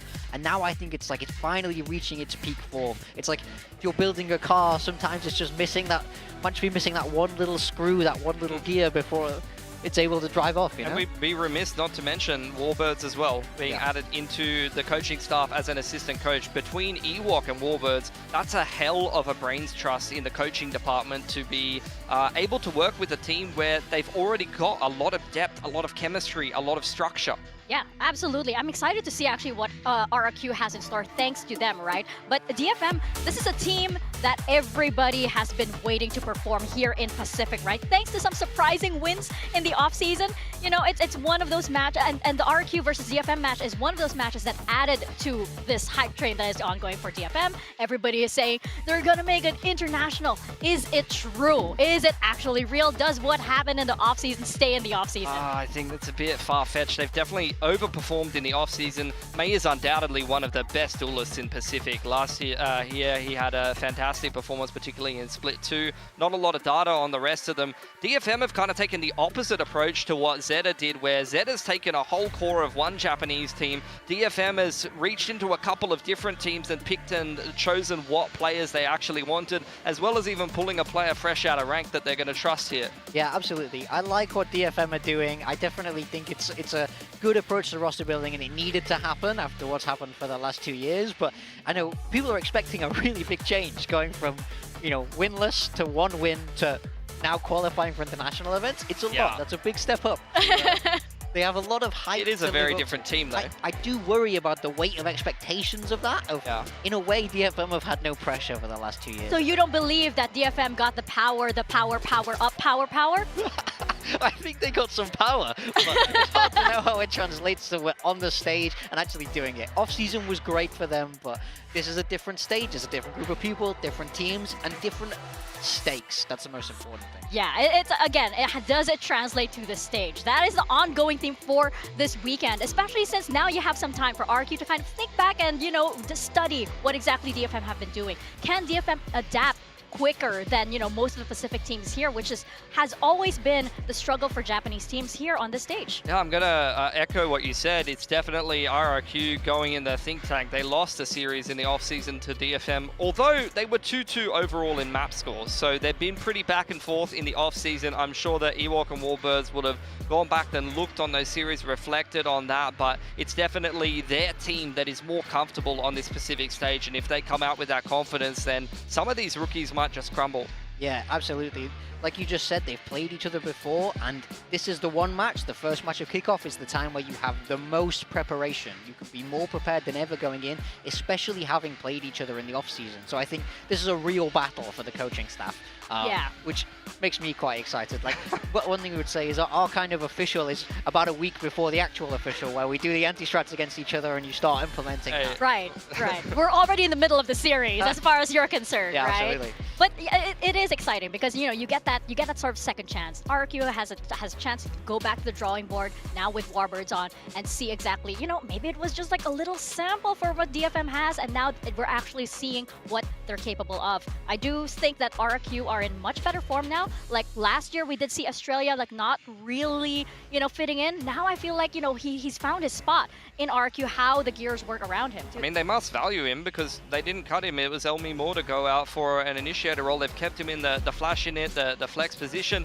You go Monya as your flex. I'm really gambling on Gian, and a lot of people are saying that this guy is cracked from the ranked servers, but this is a huge stage to kind of be. I mean, I know we've had a couple of off-season games, but jumping straight into Pacific after, compared to the rest of the rookies that are playing in Pacific on his team and on a lot of other teams, at least have, at a minimum, Challengers experience, if not, like we saw on Global, Ascension experience, right? This guy is even fresher than that. Yeah, I mean, but it's one of those things, experience isn't everything. Look at Caron from last year. He didn't have that experience and he came out and played amazing. Primi? Yeah, exactly. I was about to say, same with Primi. Primi can slot into these teams and make it work. Sometimes you're just kind of not taught those bad habits. You're able to build it up on your own, and some players are able to slot in. Some aren't, but today is the real test of Gian. I just remember going over to Karen and Primi's like VLR page, and you know how you scroll down and you couldn't scroll? Yeah. Because that was There's it. Not enough games. But right now, looking at our map veto for this match, we are not seeing Bind over here, and neither are we seeing Fracture. I'm not surprised. I don't think that DFM would want to play Fracture. They're not playing that, but we are seeing Abyss here for RRQ. Yeah, Abyss going to be the pick for them. They did scrape a win over PRX in the off-season, so we'll see how they go on that. But it isn't a map that DFM is too unfamiliar with. They played it a couple of times as well. DFM is going to be the one to go towards Pearl, despite being the newer roster coming together. They're going to be adopting one of those new maps and taking it against an established core that, in theory, should have a better map pool, being together for longer, although DFM has had a fair bit of time with this roster still. Yeah, I think sometimes it depends. Sometimes when you get a roster, you play a map and it just naturally clicks. Like the group of people, like the Sentinel might be feeling really comfortable there, or your Duelist is very good on the op on that.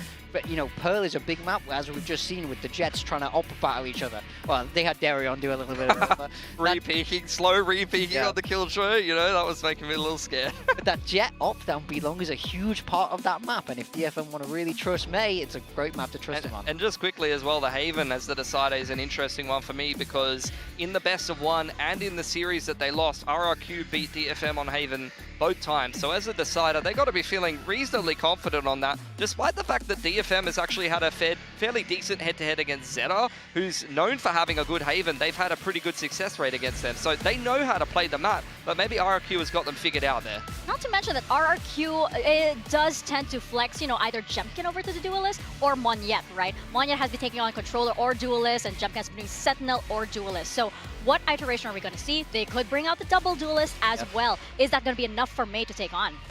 Yeah, I think for RRQ, the reason why that's such an important point is if we see these SAIC comps come out, this is going to be a rematch of what we saw between Global and Secret earlier, where DFM is playing that Secret comp that's execute heavy, very flexible with the double initiators, versus the double controllers. Now, it's going to be a little different when you've got Monyet playing the secondary controller, and he's hiding inside of the smokes and anchoring down a site, and you're trying to come in. The man is going to multi-frag you for sure. Yeah, Monyet's not going to give you space. No. Like Global will give him space. No. I know that from experience. He loves to fight more than anyone, so I think if they take on that double controller comp again, I think it could be very well suited to them. I also, at some point, I'd love to see some Yoru coming in on this map. I think Yoru fits this map perfectly, and both these teams kind of have some Yoru players, I think, in the back pocket. Yeah, who knows? They might be taking requests today. We'll let them know. I asked for the Vice last time, and we got it. Hey, you got it. Hey, Okay. that's right, that's right. No, the background, okay. Because they're taking requests from you as a former coach here on T1. They're like, yeah. That guy's pretty smart, I think. I like him. He must know what I he's like talking him. about. But you know what? You're right. Because Monyet, I kind of see shades of Nongshim style a bit in RRQ and what they're playing right now. And, we are seeing our predictions over here. I mean... We're split for once. Yeah, Okay. a bit. I think this is the first time that we're seeing a definable split in our predictions. so far, right? I can't believe again that I'm going against the established team, because historically I almost never do that. I always predict the established team to win, but I don't know, DFM has already won a head-to-head series in the off-season. They've done very well in the off-season. They even tested Paper X quite heavily in the off-season, if I remember correctly, whereas RRQ, they've stayed the same. They've done very well. They're never a bad team. They're always very close to winning these series, and they're still very good. So I wouldn't be surprised if they win. For me, this one's a coin flip and is really going to come down, especially for DFM, to how Gen plays and how these rookies turn up. Because before they had Cess playing, and he was being very serviceable as a controller player. We've got a rookie that needs to make a big debut, because if Gen goes missing this series, RRQ is more than good enough to win off the back of that. By the way, that Chober prediction, I feel like they just have that image there saved on, and they're not going to change it at all. I don't think they asked even for other games. Like, they're not even playing. He's just going like RRQ. RRQ. And speaking of which, we take a look at the teams that you have picked for today. How are you feeling so far now that we've finished one series? I feel pretty good. I know Papi did well. What am I on here? 33.7, if I'm reading that right? Hmm? Yeah, I'll take that. I'm more than happy with that. Okay. We actually have the stats, the points. We do have. So we have Big Time at 33.7 and Pilsky so far with 24.3. Yeah. You aren't that far away though. You can't catch up. Yeah, that's true. That's true. And I think I have some RRQ players. I think it's really going to come down to Gen. Even me winning is going to come down to Gen, because I think May's definitely going to perform. Jinbong should be at least decent. I don't think he's going to bomb or anything like that. Monyet will always be good. Whereas I think Jemkin X Pharaoh, they'll do well. I assume they'll be at least decent. I really think that my risky pick is going to be make or break. If he goes Super Saiyan today, then I'll win. And I need to make up the points as well, to be honest. But if he's even just average, I'll probably lose to Morgan, which I wouldn't be too surprised about. Yeah, well, you know what? Who knows? Because like we do have a nice split here with your teams, right? You have 2 on RRQ here, and then you have 2 for DFM. Ironically, though, you did vote RRQ and you voted DFM. Yeah. I think it goes to show you that one good player and a good pop-off performance doesn't necessarily mean the series, doesn't mean the game. I think I've seen many times where players play well but their team loses the series, and I think DFM have great individuals, but in my mind I just think RRQ are that slightly more cohesive team for today, that little bit more experience, and I think that's going to win up and take the edge. I mean, May was one of the best duelists in Pacific last season. They didn't get many wins on the board. Yeah, but you think RRQ is going to make an international? You mentioned that on Tom Biz's, I do. video. Pretty close. The way I see it is this roster has been so close for so long, and I feel like they kept getting unlucky. Last year they kept having to play Gen-G. Bro. Yeah, that's...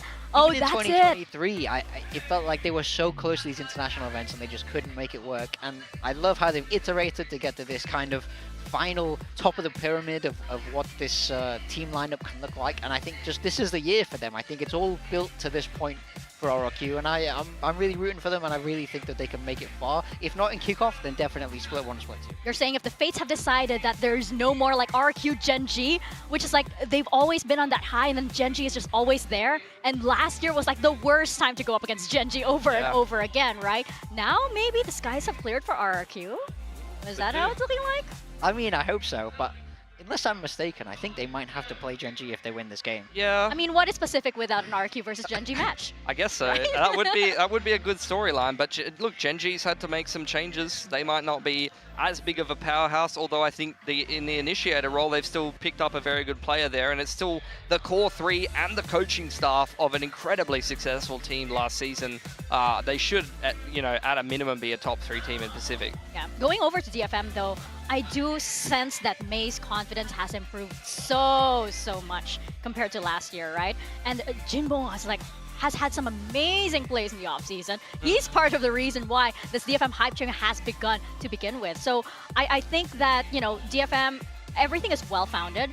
It's just a matter of whether, up against, this stage and this kind of setting, and for the long term, can they sustain it? I wouldn't be surprised if they take off one win of RRQ, but it's the sustain that I'm wondering about. Yeah, I think a big thing is for DFM, they really want to try and block out the noise. I think that's really big. Obviously, there's a lot of noise in the 2 years before that's mostly negative, and now they're getting a lot of noise that's very, very positive. I think it's a very easy trap to fall into, to just go, oh yeah, of course we're going to be better this year, before you've even played. before you've even won anything. So I think it's something coaches will tell players all the time, and very experienced players will try and pass down, is try and block out as much outside noise as you possibly can, because it doesn't matter if that kind of outside feedback is positive or negative. It's not really good for you to hear, because only you and your team can assess your own performance properly. So I hope they don't ride their own hype train too far, essentially. Right, and I feel like, there is so much tape now on DFM. Yeah. And as I mentioned earlier, like, Japanese teams, they don't have a tendency to, like, switch things up a lot. So I almost wonder if there are too many cards that are exposed for DFM at this point, at the start of Kickoff. I'm sure they've had a lot to work on, and they're going to continue to work on a lot more. And even with some newer maps coming into the pool, they've definitely got to have some more cards, in their hand, so to speak. I think Gian as well coming in. I've mentioned it a bunch of times, but that's someone that hasn't even really played that many games. They had Cess in a handful of the games as well. Look, I can see why they picked up the players that they picked up, like Akame and Jinbung and, Onsen Goku and Reject and J-Dai. All of these teams that these guys come from did very well in various splits in JP. Even Kushi as well. Split 1, Indonesia was very, very good. Split 2 wasn't as good, but still very good on Alter Egos. So you can see why these players, these teams have made these decisions, picking up these challengers players for their squads, and that's the whole point, challengers being a talent farm. At the same time, for DFM in particular, and even Zeta, I would say, picking up the Fennel players, if these players don't perform in the roles, the players that they've gone from, I'm really questioning, why haven't we picked up some Riddle players that did so well in Ascension? I know that the timing made it difficult, but, I was impressed with Ace and Yatsuka and Katie or Kaide. I can't remember how you say it exactly. Those guys were all fantastic at Ascension, and none of them have gotten a shot on a top Japanese team. Yeah, I think it's very interesting when we compare them to Zeta and how they've kind of undertaken this roster. Yeah. Because it seems like to me, DFM has taken like Mei and gone, okay, we're going to build around Mei. Mei is going to be our star, and they've selected the right players who are going to be able to support him as best as they can.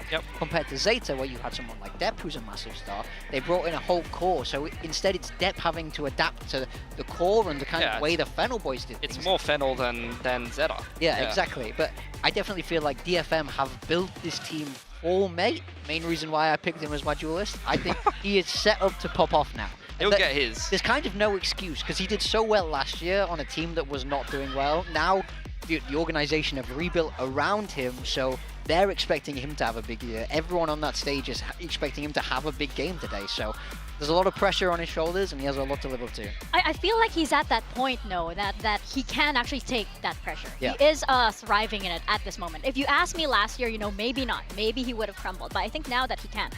Going up against the duelists on the side of RRQ, though, it could be Jemkin, it could be Monyet. From what we saw in the offseason, I do think Monyet is he's a bit more chaotic than Mei, and Mei is a little bit more, calculated, I guess.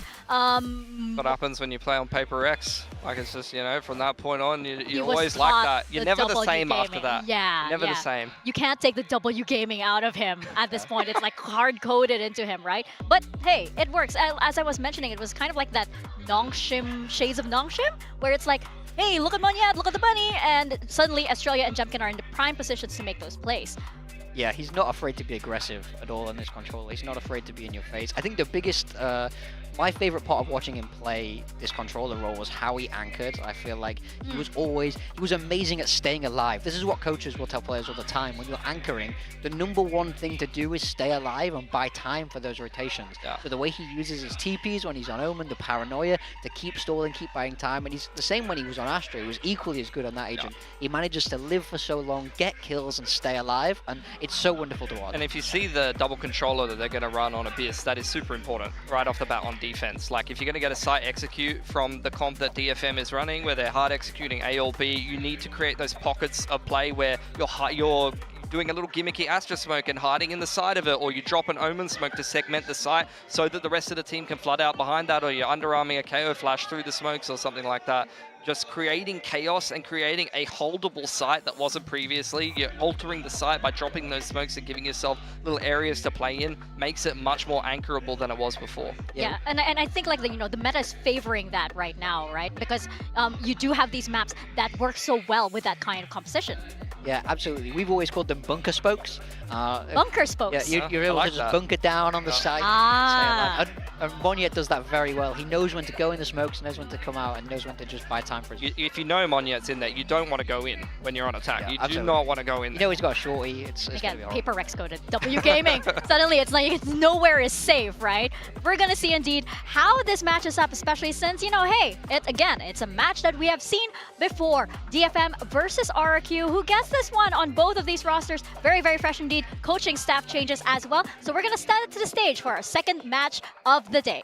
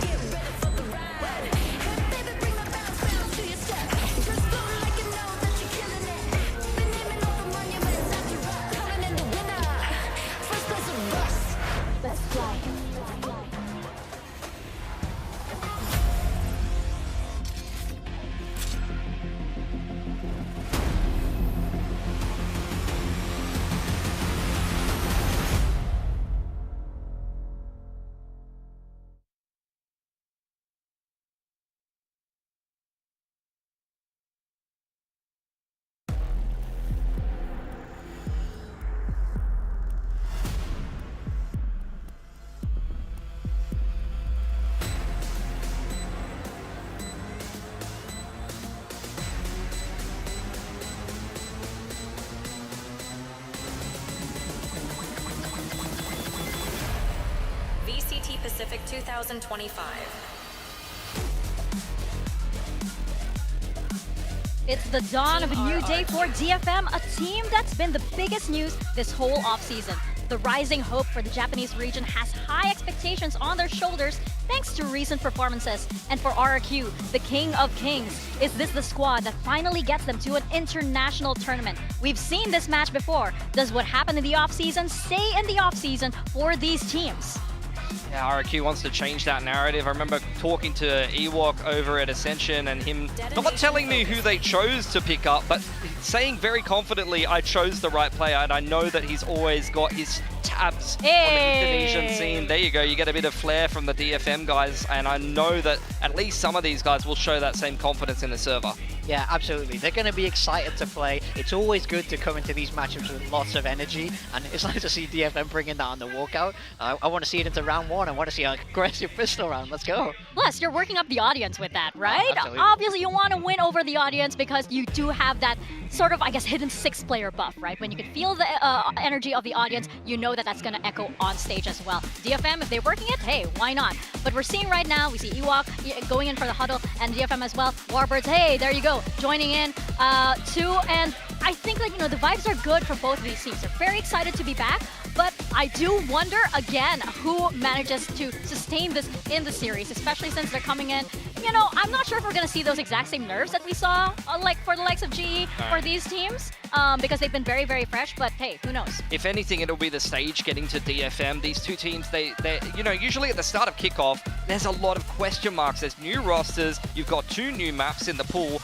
Pearl is being played, so that is the question mark here a little bit. But at the end of the day, you know, these two teams have already played each other in the off-season, so they've already answered a lot of the questions. They've already got a little bit familiar with each other, and that's going to help them, you know, steady the ship and get themselves on the right track here.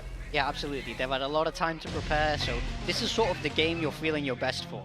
I heard that that shout, by the way, from all the way over here. Kind of felt it on the side of RRQ, bringing the energy up. What are you feeling for these Agents comps? Yeah, so you're actually going to have Jinbong. I would assume he would be on something like a Cypher, but you're going to get a mirror matchup. So Jinbong playing the Astra, which you see a lot of people, you get the Astra lurk on the wing. You saw it earlier with Darion, and a lot of teams like to do this where the Astra has that global presence, but can also be like a pseudo Sentinel on defense. Yeah, I'm definitely curious to see how different this map is to the Abyss that we saw earlier. earlier. I want to see much more mid control from the double smokes. I think that was something that was really missing from GE. Yep, get active on defense as well. Go and find that information because you don't have the secondary initiator to find it for you. Yeah, you have to control that space and force your opponents to use that util to force you back. If you're too far away, then the initiators are getting all this space for free and their execution very heavy and the post-plants become very strong. Well, I think it's going to be very, very different indeed from that first of this map. So we are going to toss it on over back to your casters as we step into Abyss once again for today. We're going to toss it to Quack and to Chobra. Thank you very much. One more best of 3 for the night. And this one, I think everyone around the world very excited for because, and I don't mean this in a biased way, it's kind of hard to call. Yeah, well, actually, that's very true. That's very true. Isn't that like the most non-biased thing I've ever said about RRQ? That's the most non-biased thing that you can say about RRQ. I'm just a professional, that's all, you know? Sure. But like deep inside, you're like RRQ. I mean, listen. DFM, I think everyone can agree, they've proven themselves in the offseason. There's a lot of hype behind them. However, I agree with Big Time. Regardless of who the opponent is, you have to wonder, is everybody getting ahead of themselves just a bit, right? Do we have to maybe temper some expectations and take things one step at a time? I mean, you can say that at the same time, some of those expectations are founded because of those off-season performances. But I mean, that's what this entire matchup is about. That's the question that we're trying to answer with this one, because it's been a bit of time. Has DFM kind of fixed what went wrong in the off-season? At the same time, have they kind of kept themselves up ahead? Because RRQ definitely are switching things up as well. I mean, I'm also predicting for them, jokes aside, thinking about what Coach Ewok has cooked up for the squad. And we'll see how they're able to start off here for RRQ. Starting on a map that they've seemingly seemed to grow to enjoy during the offseason here on Abyss with that double controller, but DFM is matching it this time. So there's a lot more to consider. There's going to be a lot of smokes. So RRQ looks to push out for some information. I love the spam just to try to get Jemkin in. He is tagged, but do they know that he's crossed? I maybe or may not have heard him, but I don't see think how they're aware. Deal with it. At the very least, respecting a lot of that space. Yeah, I mean, just because of all the util that's been thrown out, and Jemkin, he goes out, he wants to chase, but do you go all the way? This is iffy. I don't think you do. They do draw out the paranoia. That's a big piece of util gone for the execute. Just to kind of reclaim it. Kami's still down low. Not sure what the call was there, but some pings across midsection of the map now. And Art just going to try to pressure them on A with the drone while they take mid control. If they can win in mid, it doesn't matter if they get spotted. They will be able to barrel through. But now spotted without a kill, so it's back to square one for DFM. So already starting things off with some disadvantages, but maybe trying to get some of that space in as well. Look at RQ, already quick to respond.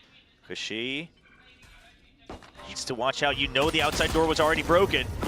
Right around the corner. So he kind of lets them through, but the rest of DFM just continue to try to waterfall off of Heaven. Cushy will be able to collapse onto them. 2 kills into his pocket right now, continuing to push out of the smoke, but then gunned down by Jinbung.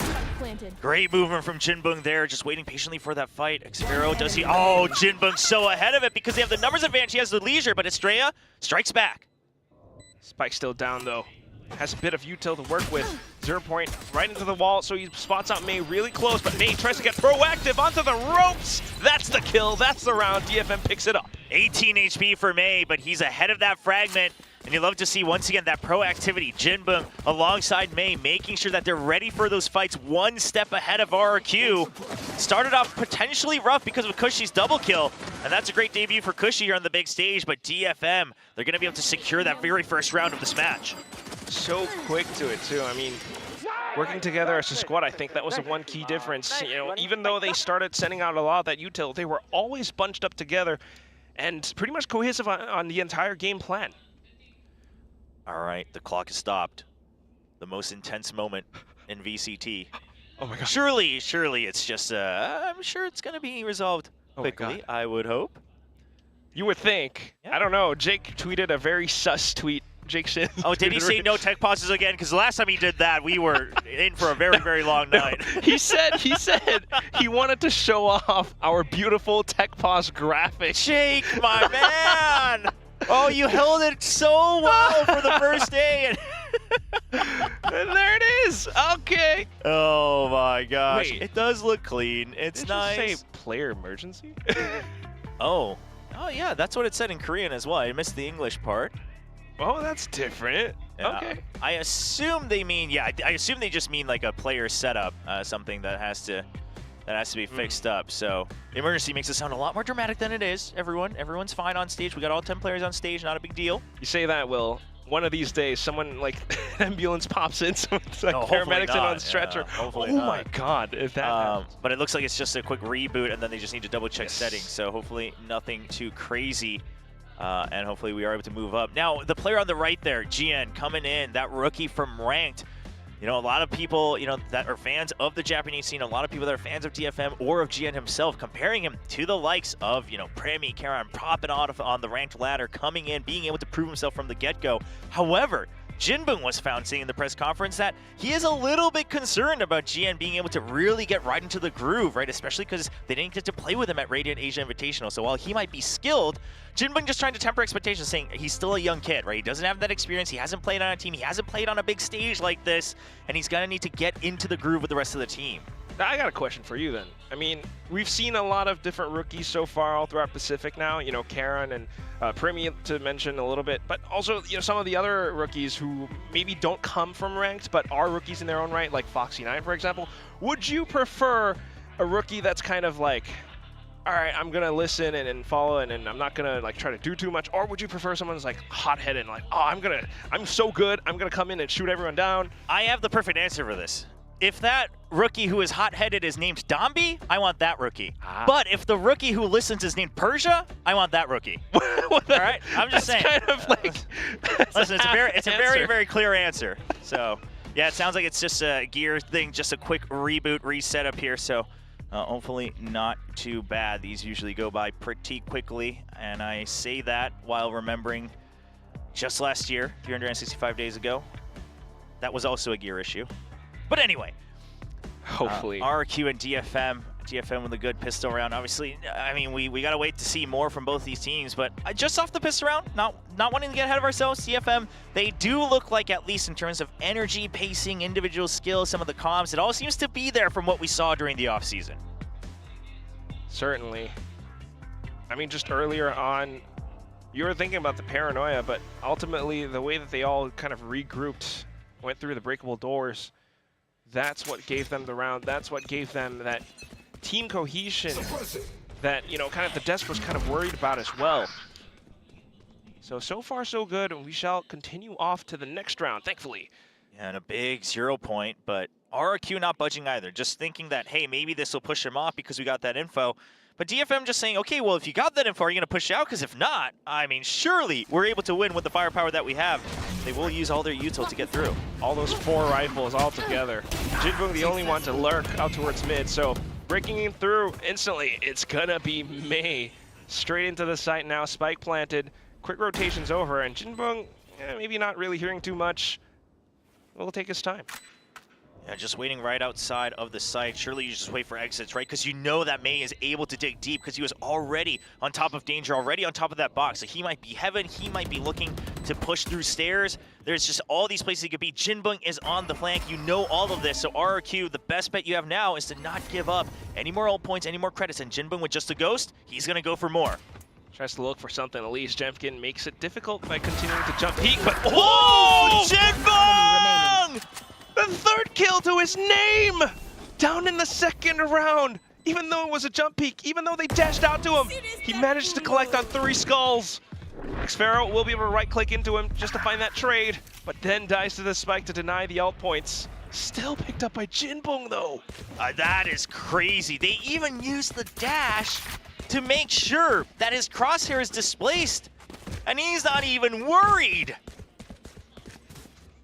A lot of people rated him high in the offseason. I mean, that round alone should tell you why. I mean, the fact that he gets that. The thing is Jinbung, when he debuted back in Challengers Korea, before we have VCT Pacific, I mean, the debut was not star-studded like this. But now, after all his time in Challengers Japan, he is absolutely upgraded. So much so, with his teammates right next to him. Just as good as a full gun round now. Maybe 3 Bulldogs, but they might just be able to convert this bonus off of that. DFM looking to carry this win forward. A bit of an early exchange outside of A main. Not too much found, and this means RRQ needs to keep players invested. All right, so RRQ, you've already chosen to leave B side empty. That means you're ready for a retake. However, with the post-plant setups, you have to be ready for a flank as well. Mid already being pressured too. Estrella's not in a good spot. He gets one. Traded right away. Trying to look for the Knicks, but Sphero comes right back in. Akame, though, looking to continue to hold his ground. Spike needing to be defended, while the rest of the team is just on the B side, looking for it. Unfortunately, Akame will fall. Jemkin managing to hold it down. And this gives RRQ a huge boon. Jinbung alongside Mei. How do they break through the smoke? The big problem here for RRQ is they cannot take any more damage, right? Another rifle dropped. That would be absolutely troublesome, given that they've already given up the pistol. Oh, no way. You use the ult here? Okay, and a star trying to break through the smoke. Cloudburst back in. They got Mei dashes away. They got the spike, though. 15 seconds, but Mei just feeling the pressure. Trying to think about backing into the fight, but Monyet, alongside his teammate, will spam down through the crate to pick up the round for RRQ. Listen, I would never ever make that call. However, I give mad respect because this is what I talked about in the first match. If you get your ult this early, going for some crazy Hail Mary plays, right? Doing some extra damage, snowballing a bit more early on. I'm okay with that confidence. Obviously, this one, just given the time left on the round and things like that, it looked a little dicey. But DFM looks like they're very confident in the fact that, hey, if we can stay ahead, we are going to steamroll through this map. Could have worked out. Oh, hey, well, the art of the Odin is out, so doesn't matter which map. And it carries forward now. Playing around the stars on towards the A site. He's also an absolute skin aficionado, as we can all tell. Love to see it. But so far, RRQ reading the situation, trying to slow them down. And with that frag grenade. But dashing straight through, and there's that Odin. There it is, the cover fire, the suppression. You can't peek out against this Odin. Pelted by foam darts. Yeah, and then on top of that, you've got Jinbung still waiting all the way back in spawn. You're not breaking this post plant anytime soon. Crazy position to play, but at the same time, yep, RRQ still trying to break through.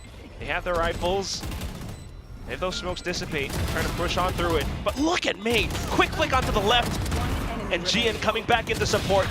A double trade, Art back in towards heaven, and DFM not slowing down anytime soon. Okay, so what is your answer to this Odin? I mean, you look at the composition, then you see the Odin as well.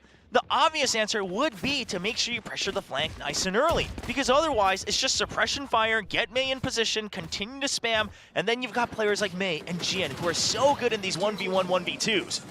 But Jinbung's already ready for it, and they haven't even spotted him yet. Jian looking nice and calm as well in this double. He was ready for that second, immediately resets onto Monyet. Standing ahead. That's just so quick to it. I have the spike. I mean, you're thinking about it, but now Jinbung still playing his role. Okay, so Cushy trying to get ahead of things alongside Jemkin as well, pushing far out in B main. 3 rifles to their name on the side of RRQ. So they have a better idea about trying to tighten up the map. But can they actually push through? Jinbung's gonna get so much value up here. Slowly, patiently. Jemkin, though, might be able to spot him. Jinbung managing to try to stay alive. Meanwhile, the rest of the squad pushes forward. Jinbung collecting on towards Jemkin. Now RRQ trying to create the pressure onto him, but he still gets onto another trade. Oh no, oh no. And now Cushy spotted out. Mid-drone, Mei continuing to double back in towards heaven. That's Estrella down. All that's left is Monyet, and he's thinking about Mei on the other side. Strats aside, you gotta imagine that RRQ has to be considering a momentum timeout as Monyet's not even able to get the free kill onto Art. Because right now, okay, yeah, we're just gonna float down. All right, that's cool. Yeah, you gave me a heart attack. But right now, RRQ, they're starting to play 1-by-1 again. This is where RRQ is weakest. They start to break down, and then they go for these plays 1-by-1. And the thing is quite frankly, I mean, Jemkin's first one, I can't really blame him. And then it was a double, and Jinbung still got one of the kills onto Xfero. So even when you are doubling up, it starts to break down. Then you chase over. You still get taken out by Mei. You miss the timing on the drone. You don't realize how far DFM has pushed up. But for now, it's going to be Ewok and Warbird's putting faith in their players. You do have that off on Jemkin. Maybe that's the one last draw. hoping that it is at the very least, otherwise needing to splash some cold water. But for now, DFM feeling the heat, they are able to come in aggressively. May dashes in and right-clicks into Xpharaoh. Jemkin now onto the shorty, trying to collect onto something, at least managing to take down Art. Akami makes it a trade, but the site has already been captured. Cushy, though, trying to fight back for a bit more space. Now May looking to contest. You have to go for this. Everybody's weak. He gets one kill, trying to fish for another. May jumps right over it. Stride around the smokes, but still looking a little bit better for RRQ now. They have the utility to try to re-aggress into the site. Jinbung holding really close for the off angle. Paranoia comes in. They have 2 flash drives as well. They're going to go all together. Triple man just looking for the trades. Oh, May isolates that fight. Frostbite tailwind. Now Jinbung with the off angle provides cover, and May just buys a bit more time with another peek out. Jinbung still right around the corner, and Estrella has to consider it. May rings around the Rosie, but almost not quite connecting onto it. Estrella will be able to fight back. That just buys up so much time though, and Jinbung peeks out again! That's a rough one. I mean, you saw May, and I think RRQ just assumed that they would be playing either both behind danger or outside of the jump on the ledge. They were not expecting the crossfire from Main. DFM's just taking, they're like, not even just one, they're 2 steps ahead in terms of position. RRQ's just constantly getting blindsided. Completely different from RRQ's off-season performances on this map. Signaling that DFM has really worked and retooled everything. So timeout now desperately called. Yeah, the fact that you don't have a Sentinel, neither team has a Sentinel, but that means that the site execute onto the site. Sure, there's some delay in the form of things like fragments, paranoias, you know, gravity wells, things like that, but you start to push that away with your own util and then the Odin, so they can't actually peek back in even if they use util. So that's space lost anyway from the defense, and that allows CFM to get way ahead in terms of tempo. So RRQ needs to figure out what the answer is. If it's going to be retakes, you have to be much better about waiting for all of that to get spent and then just keeping that backside, keeping that line of scrimmage, and then giving time for the flank. Obviously, we've noticed Jinbung still holding that very well. He's been very successful, but RQ at least is aware that Jinbung will always wait for the flank. So we'll see if there is an adjustment to deal with either the Odin or the timing, or perhaps even Jinbung as well. But in some of these previous rounds, it hasn't worked out too well, so coming back in with fresh mindset, RRQ working on just the pistols now, trying to hold their positions. Yeah, just Sheriffs. If they get, 2 kills, maybe Bladestorm comes out, maybe some... Oh, he's just going to use it right ahead. Okay. I don't mind it, because you're so far behind in rounds. Use whatever you can to try to get an advantage. May gets caught. Now you just have to hide out. Jemkin doesn't have an option. You just have to wait for the entire round, and even then, DFM may suspect it. He's definitely thinking about it. But, ooh, just jumping upwards, managing to throw all those knives in towards May. We'll be able to walk away with a kill at the very least. Not trying to take the game into his hands, but already a couple extra knives used. Odin! So tough to peek out against that, and Gian getting another kill to his name as well. Just shreds away. I mean, even with the crosshair placement, he crouches down. Now Gian cleans things up, and DFM onto the 6th. RRQ's pick of Abyss, and it's not looking like it. May 10-4, but everyone else holding their own as well. But part of the reason May can do this is he's set up for it by his team. I mean, this Odin, it is a menace. I mean, if people think Domby got the Neon nerfed, I mean, Art might be onto his own with the Odin right now because he is making it look broken, as he did during the offseason. Still is a really big problem for RRQ to deal with. So maybe trying to triple stack against them now, trying to push out to contest for that ace space, but instantly dealt with by the sprays of all things. And that's not even with the Odin. They're just blind spamming it because DFM understands you're either pushing out or you're pulling back way far. So if you want to push out, you got to deal with our spam. And then there's the threat of the Odin as well, so you can't win that one. And then if you pull back, well, we're going to take further space and continue to spam with the Odin. So pretty much literally, as long as Jinbung doesn't fall on the flank, DFM has no reason to really change their strats for this entire first half. That's what they're always trying to do. Jemkin was maybe thinking about pushing out B, but that op's too valuable. So now DFM just kind of doubles back into A. I mean, why not? Site's weak. I mean, Cushy's just hoping and praying that they delay enough that it's a panic push and that he can get 2 or more. Because if he can't get 2, it's not going to be enough to slow it down. Yeah, that's the call. Estrella also trying to add to that with a bit of a fragment, but now Hunter's Fury comes out, and that should be the push. DFM 30 seconds left. slowly looking to start things off. Estrella, a blind shot, will be to collapse onto May. And here comes Cushy in with that off angle. Hard with the sprays though. Desperately trying to look for him, but not quite able to do that. Pushes out of the smoke and finally spots him out. Takes down Estrella as well, the straight bullet. Yeah, he got Estrella in that spam first, and then he turns for Cushy. If only one of them would live. xFaroe still forces the spike to be dropped. And that's the cleanup from xFaroe. I mean, barely saved, but they'll take whatever rounds they can get if you're their RRQ. So just trying to put up a huge roadblock upside of A, and in all that time, allowing for some of the RRQ members to sneak up from the back, dealing with what could have been Jinbung's lurk or flank watch, but it all kind of works out for RRQ. Like I said, Cushy just hoping that he can get 2 or more, and he gets exactly that, just exactly 2, and that proved to be just enough. But that's the thing, positions like that, it doesn't work every time. You don't have many rounds left in the first half anyway. That's a one-off. You got to be able to get ahead of DFM in the remaining rounds. Can't play that angle any further. RRQ now trying to stay ahead of them. Quick dash up on the top mid, and Jemkin will be able to delete Art. Yeah, they heard the drop as well, but the Cloud Burst just going to keep them at bay. Estrella, a whiff on that first shot. Just to push them off of mid at least, to make them know that I've got an op in my hands and I'm not afraid to use it. But May, though, will be able to quickly transition over into little breakable doors. Oh, I love this from Jinbung as well. As soon as there's that scuffle in mid, you take a bit of a hit, but you've actually forced them off from mid. So now, even if they back off, they have to watch mid. Gives them an opening to start to make a move towards B. If they push out, they're dead, but if not, you can go for a 2-pronged attack instantly onto that B side. RRQ's ready, though, thanks to that drone over by A main. So reading those positions now.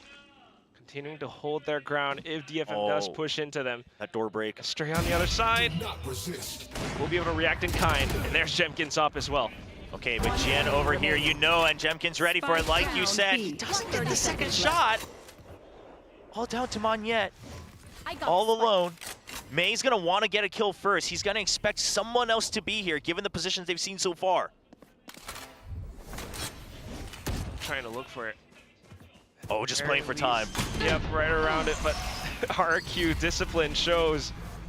And it's Monyet in with the paranoia to kind of provide that additional security as well.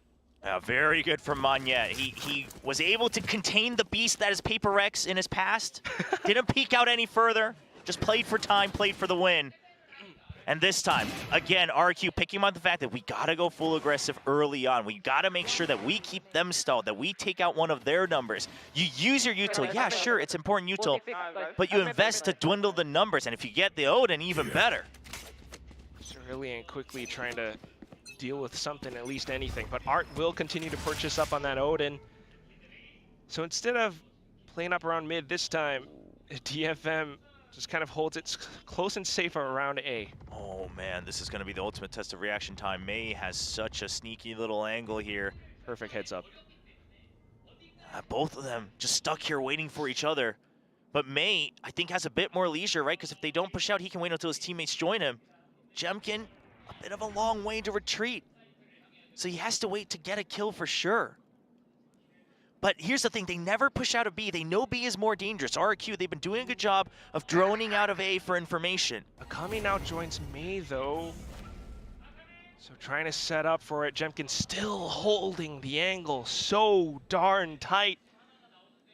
Yeah, because you didn't get that much information on A. So you expect eventually people are going to come back. But can he get out? He might get a kill, but can he get out? At the very least, maybe a tailwind alongside the Cloud Burst. Oh no, the window. You hear the recon. Sure, you're ready for this. To take him down. Hurts that recon, and there's the shot. Instantly updrafts on along with the dash as well. And May cannot chase him down. Instantly walks into his crosshair too. Jemkin quick on the shot. Jinbung will be able to find a bit of a trade in towards the back, but still, the rest of the site needing to be dealt with. And Monyet, here comes that anchor potential. Cosmic Divide up, and Monyet just swings around the corners, kill after kill. Estrella there to pick another one up for RRQ. So much faith in himself. That's Jemkin for you, holding that corner. Something that I've repeated time and time again is that I feel that Jemkin needs to be that player that makes the call, that he goes for some of these high-risk, high-reward plays every now and then because he's skilled enough to do so. He needs to break out of that shell, and this time he does it. Holds that aggressive angle on his own, but then immediately, Monyet now with the support, with the from the shadows, creates that cross angle, gets that paranoia, delays that push in, and that immediately forces a timeout. Starting to get a bit of a close map now. Yeah, quickly stifles out DFM's game plan, and now they need to adjust around it. So far, the early presence, and now trying to make those transitions over across the map. You know, you might be thinking that they might be able to find that trade, but still, it's not meant to be, especially when Jemkin is able to pull off those plays. DFM, curious to see what their adjustments are going to be. Wouldn't be surprised, given that they already have 6 here on the half. They try to go for a fast sight hit. Hold on those post plants. Jinbung, he's been holding some of those very, very far back positions very well. He's been hidden, sometimes going all the way back beyond the spawn. And then push out further with the Odin. Could go for a bit of a repeat. Curious, I got to remind myself what the ult situation is. Not much to work with, just the Blade Storm. So you're not going to have a wombo combo, but he could still go for speed. Possibly. Stacked up towards mid at the very least right now. Scanning ahead. Xfero's the one with the op this time, positioned towards B. Jemkin hidden in the smoke. Okay. Yeah, using that smoke to try to hide himself from the recon, so he continues to dig deeper. Another high-risk, high-reward play. Wow, he's still able to land a shot straight up to Jinbung as he tries to hop onto the boxes, despite hearing the tailwind kind of expiring away. So backing away from him now, not wanting to contest too much in towards mid. DFM tries to explore back in towards A, but look at how many players from RRQ are here, and they are so ready to receive. And it should be noted that that fragment was purposely thrown right up against the box to stop the drone, because Silva had to pull off of it. So Art not getting as much information as he wanted, but the real kicker is going to be May. He's still digging deep. You still have 50 seconds. DFM does not need to force themselves onto that A site just yet. Still continuing to let themselves get spotted by the 0 point at least, though. I cannot use that. Oh, they want to wait to try to get the spike planted. I don't know if you're going to feel comfortable doing this without May here. Well, straight in with the Odin. A bit of a spam, not quite found. It's going to be Cushy who gets the kill instead. So even with that, it's all down to May, trying to set up that flank. What a flick! Still able to turn 180. Oh, and he goes on the ledge. They still need to hunt for him. Still though, Spike not yet down, and there's 15 seconds left, Jobra. I don't know if this is possible. DFM desperately trying to make it work. Spike planted. Into the site, Spike planted. Now needing to hold off against Spawn. This is all for Xfero. They want to buy time. They're going to not rush it. Xfero gets sight of one, but he gets spotted. He gets taken down. Oh, smokes at the right time, but Jemkin still lands a kill too, and then Cushy pushes up. So quick to respond, and RRQ steals yet another round away from DFM. Honestly, I was a bit of a doubter on trying to get onto the site without the jet, but they somehow made it work. In fact, RRQ almost shut them down, and DFM still gets the spike planted. May getting some important kills at 180, getting onto the ledge to try to buy more time. But eventually, Jemkin keeps it a note and challenges him back. The two-star duelist, both being born from Challengers Japan, coming up onto VCT Pacific. They're not looking to stop that duel anytime just yet. Not one bit. Just a quick fisticuffs back against each other. Equally tied in terms of kills as well. But thanks to that spike plant, DFM will be able to buy back up again alongside the utility. Much needed utility as well. Early recon now deep in towards mid. DFM just kind of avoids it. This is going to be a jump around the ledge eventually. Trying to hold that crossfire for now. You got that Blade Storm on May. Okay. Yeah, not used once yet. Sure, it's a set play we're all used to, but man, in the last round of the half when you haven't maybe really thought about it. Oh. Okay, but look at Xfero's positioning. Just trying to work around that, so possibly avoiding potential sight lines as well if that set play is used.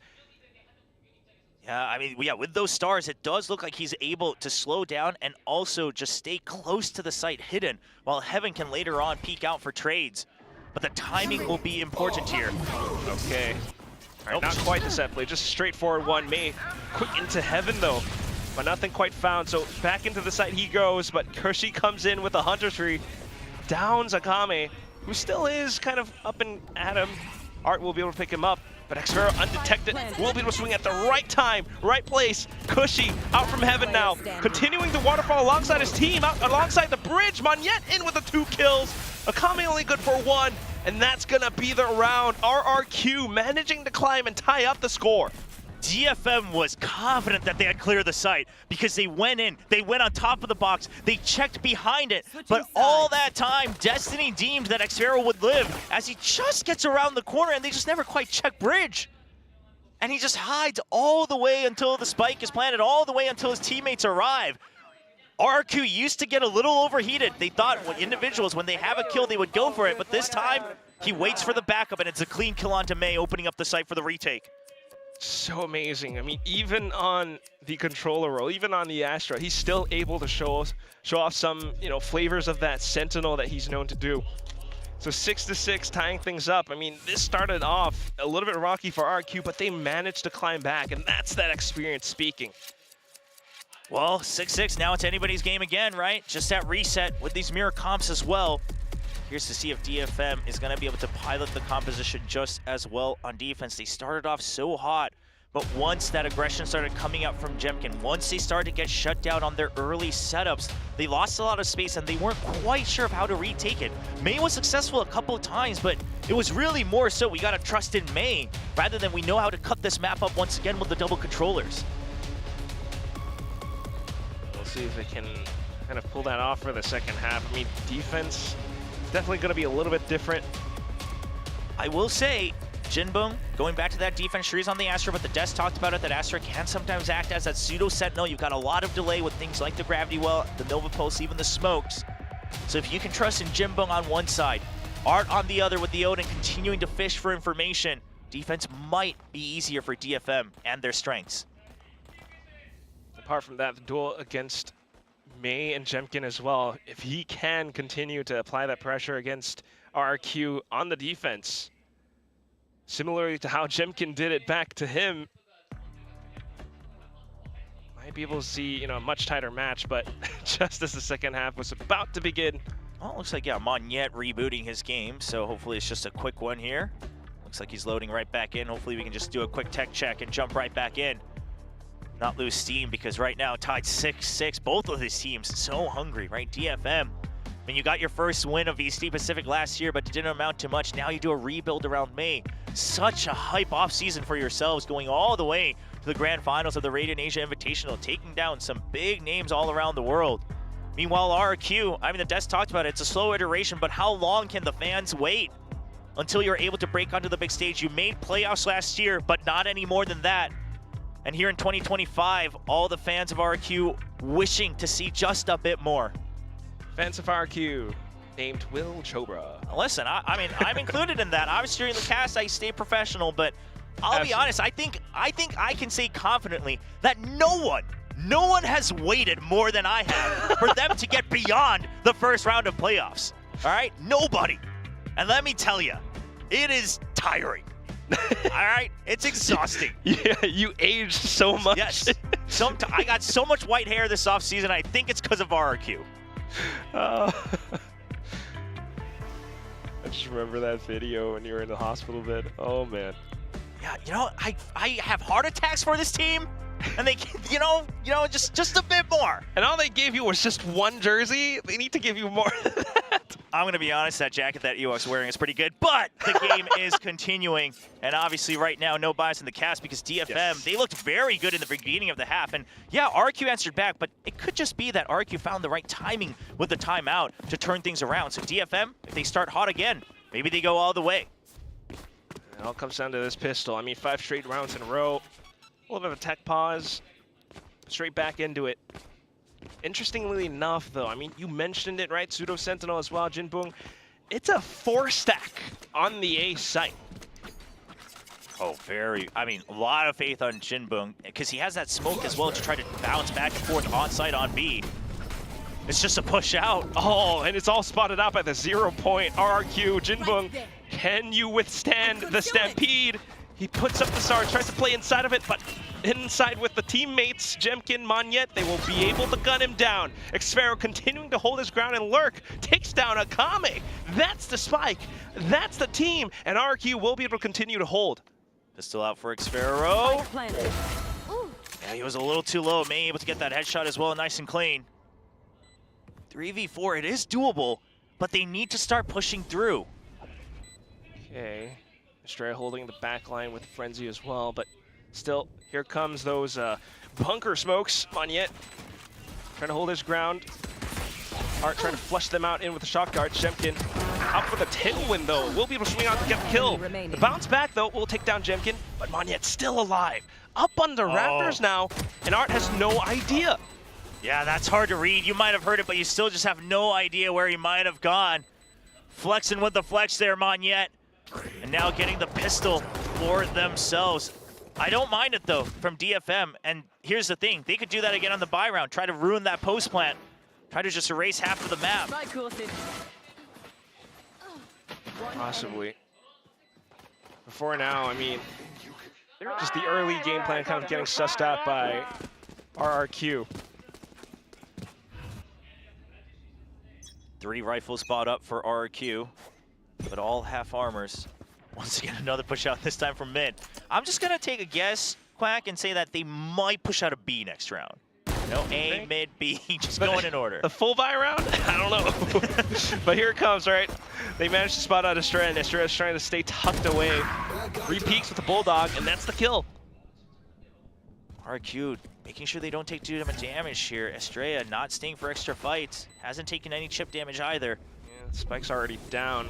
Look at Xfero. He's the one with the ghost, so he's gonna go hunting. Oh, we're seeing more teams get very smart about this all across the world, and you love to see it, right? Send the players who have pistols nice and early to try to just get extra damage done. Nothing to his name, though. Yeah, he does spot out so many players, so maybe RRQ, able to play alongside the spams, and there it is, Jemkin taking down Art. In with the stars, though. Just trying to create an opportunity for themselves. DFM, not quite. Tries to swing alongside the other side of the pillar, but just too many guns, and they are still all firing off. Whoa, whoa, whoa. Okay, a little bit low. Swaps over the classic, and that's Estrella down. Jinbong still able to at least get one to his name. Cushy trades right back.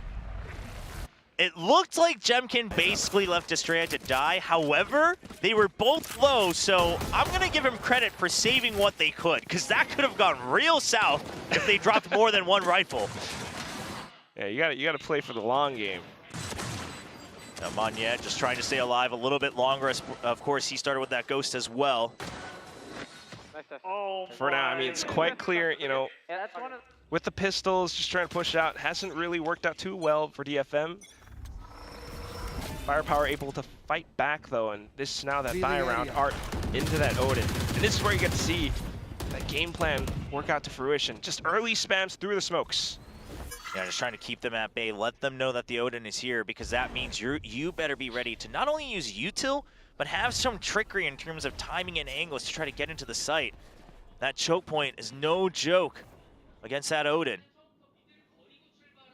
It's definitely backing away from it. One thing to note, though, is it's not just Jinbong holding down the other portion of the map now. It's May working alongside those stars.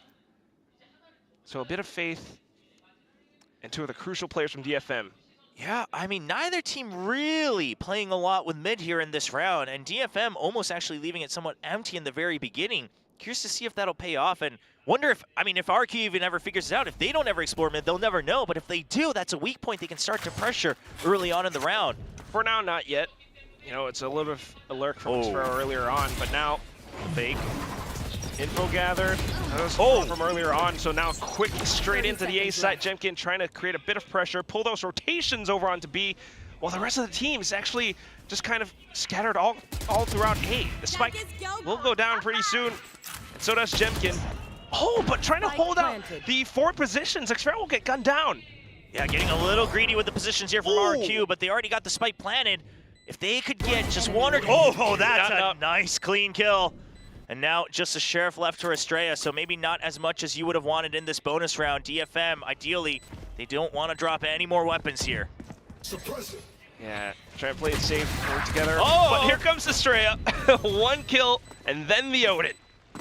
All right, so not the worst for DFM. You keep 3 weapons, sure, but RRQ also, you take down 2, you get the spike plant. So call it even, so to speak, on both sides, being able to move on into round 16. But that was a very hard sell. Jemkin taking Mei down. That already spent so much time before the rotation comes through. It guarantees the spike plant. Now, I think RRQ thought they had a bit more time, right? Trying to get ahead, trying to get picks as everyone's running through. And DFM, it was very fast. As soon as they spot that it's only Jemkin, the rest of the team starts to rotate. So I like that call from DFM as well. Yeah. Just being able to stay aware of everything that's unfolding. But here it comes. You talked about mid from before. The adjustment comes through, and DFM are now trying to push up. Recon spotted. A bit of a flash from both sides. Mei has to try to stay alive, but gunned down by Monyet. Cushy, though, quick on the flicks. Takes down both Art and Akame after a bit of a trade. Oh, the aggressive flash from Estrella just a second earlier than DFM's eventually leads to their victory. Both teams had the same idea, but now DFM, Jian and Jinbong, I mean, what more can you do? You got to group up first and foremost, but after that, a 2v4 retake seems a little tough. Yeah, reeling from those losses. Not sure to reinforce either site. Trying to stay tucked into certain positions for now, while RRQ, with those numbers, will be able to capture onto B. Spike goes down. Once again, right onto that ledge. Great for that post plant. Just trying for the flank. If Jinbong can get a kill, it's an option.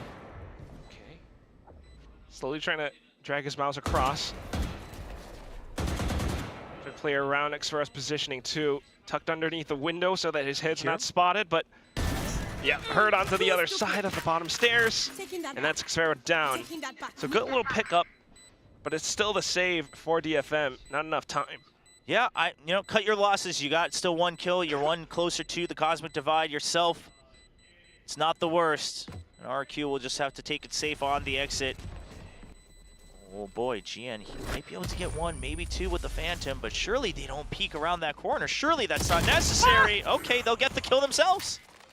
I think he heard them, but still, yeah, double peeking together that way. So it is still an RRQ round nonetheless. 9-7. I mean, right now, you kind of got a feel for DFM because RRQ is basically matching their call every time after the pistol, right? On the pistol, they spot it with the 0 point, but then they're just ready for those pushes. They meet up in mid as well. The 4th round of the half, and now it's just a Sheriff for Art, but he does have that Hunter's Fury if they want to go for a retake. Playing to the position. Back to a bit of a 2-1-2 hold for DFM. Slightly safer, but just a high-low here. They want to try to stop it. Need to back off from it now. Art playing further back to maybe make use of the Hunter's Fury, while RRQ gets to push all the way through deep into the A site. Smoke's all set up. I don't know if this retake's gonna work out. Meanwhile, Xfero doing the same thing that Jinbong did earlier on. Full-on lurk all the way towards the back of spawn. Oh, here comes the Hunter's Fury first from Art. They want to try to get a fast flood, and he gets 1 kill onto Estrella. I got the Secondary beam, and that's now Spike kind of retrieved, but definitely heard by DFM. And with their current positioning, still looking for some spams. Well, Cushy tries to push them off. The drone, though, through the back smokes. And it's Monyet trying to play a bit of anti-flash. Jemkin tries to set up for that crossfire on the other side. Meanwhile, Cushy still able to hold it down. Jemkin good for at least 1, but Jinbong pushing forward, not slowing down. Swings wide on the left, but gunned down by Xfero. Cushy able to hold down from the bridge side as well, and RRQ manages to stay on top. Oh, that was looking a little rough, though. Honestly, if Cushy's not able to slow things down there, I think it might have been a very successful retake. Being able to clear out Monyet. Monyet gets spotted by that recon right near the end as well. Oh, he got it through the spam against Jian. That's unfortunate for DFM. But still, they made it very close. And that should tell RRQ that you just cannot let go of the pedal anytime soon. Just needing to keep all of this up. I mean, they have the firepower. They have those ultimates. DFM still holding tight onto theirs. May letting those blades go. So Jemkin's been spotted. That lets May know that he's safe to try to push up, relatively speaking. And now they have full control of A main. RRQ hearing those blades. They kind of hold it back safe as well. Just watching for potential pushes out. 0 point to clear out mid. So far, so good on the info gathering on the side of RRQ. DFM steps away from A main instead of choosing to keep that control, but they will still go for a fast rotate. This is a very big gamble, but Xfero kind of shuts things down. Now, no matter where you go, not only do you have the numbers advantage, but you know that you still have the tempo in terms of lurks. Ping shot across mid. DFM needing to reinvest resources. Oh, DFM, you gotta group up. It's just being robbed away. Now all grouped up in towards B. It's a clear A side for RRQ. Yeah, it's rough. I get it. It's rough because you're on an eco. You want to try to get those picks, but you already took one loss. You got to fight with numbers at that point with those pistols. Main with the Blade Storm as well, so just trying to go for it at the very least, I think. Slowly clearing out mid once again. Not feeling too good for the side of DFM. Yeah, but it's May with Blade Storm, like you said, so I think you gotta trust. You gotta try, you gotta trust, because otherwise they're only 1 point away from map point. It's everything smoked off though, too. RRQ Paranoia continuing to hold, and look at their setups all stacked up onto each other. May trying to go in for it, but Monyet guns it down. And all that's left, Jian alongside Jinboom, slowly but surely down to the ground. Jemkin and Estrella collecting on the final kills, and it's RRQ up to 11. Oh, May got completely shut down on that retake by the gravity well. The Paranoia goes through. I mean, Jemkin wasn't hit either, but he's not actually able to take position, so by the time the Paranoia clears, Monyet already has his sight, so he doesn't even need Jemkin for the crossfire. Now you see that, he's stunned up, he's locked up in his own Cloudburst, can't get the first pick, and that just shuts down the retake. Yeah, just trying to hop around it. Nonetheless, as we move forward into the next round, it is RRQ with full util, full ults. Feeling very comfortable and confident. They continue to hold, and DFM trying desperately to push out, but gunned down by Jemkin. Again, philosophy-wise, pushing out sounds good, right? Neither team has a sentinel. You push out, you get that map control. You force them to get pressured on the post plant. It all makes sense. But right now, every time they've pushed out DFM, it's just been right from the rip. It's just been a full send. And RRQ just has to wait the first 10 seconds. They're doing such a good job at reacting to all of it. Getting those calls, getting those reads, or even just holding their ground. And with that, with the numbers now full sending in towards the A site. Good flash though, but here comes Art with the Odin, lets it rip, 2 kills down, Jian with the support. I mean, slowly flanking from the back as well. Not the right call? Yeah? No, I mean, what do you say to that? I mean, he's got an angle where he can spray down everyone coming in from both sides of the wall, both sides of the choke point. Jemkin got through, but he's got teammates watching the other side. He doesn't have to worry. 30 seconds left. Oh, you gotta be able to find the location of Art if you want to go in. And they've been doing a good job of spreading, DFM thin on the other side. I think they just assumed that it was going to be a much heavier stack on the B side with that push out, and they thought they had an earlier time, but the rotation was already there. DFM very quick on the call, and Art just holds his ground. 10 Kind of feeling a little bit eager to that map point as well, but, well, okay, Art. Continuing to swing out. Teammates good to trade, so Jian picked that Odin back up.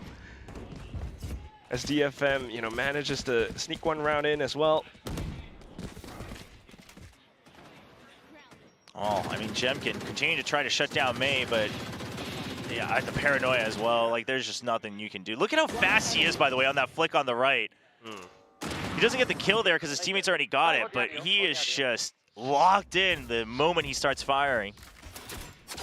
That said, now, I mean, it's been so many rounds where DFM pushes out. RRQ might just start things off a little bit slow.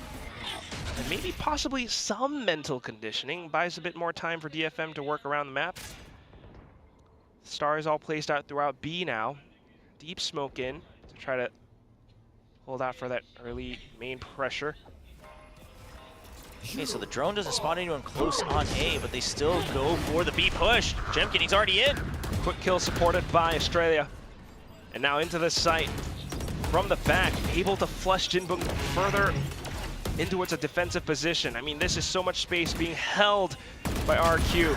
Oh! What is that? Such a precise flick. May, though, will be able to fight back now and trying to take more of that space. Hops on towards the boxes. That's a second. A third kill! Jemkin's downed! And Xfero trying to fight back from Nest with the spike down, but can he do it? Feeling that pressure. Cushy. They have no idea. Hot time all the way up from behind. And Gia's just gonna stick it right around the edge of the smoke. Hops down into him. Cuts the flick. But May online for the ace now. Spike's been halved. He's so low. Xfero can just spam away. He's looking for it. They don't Can't know. find it. Spike's been stuck.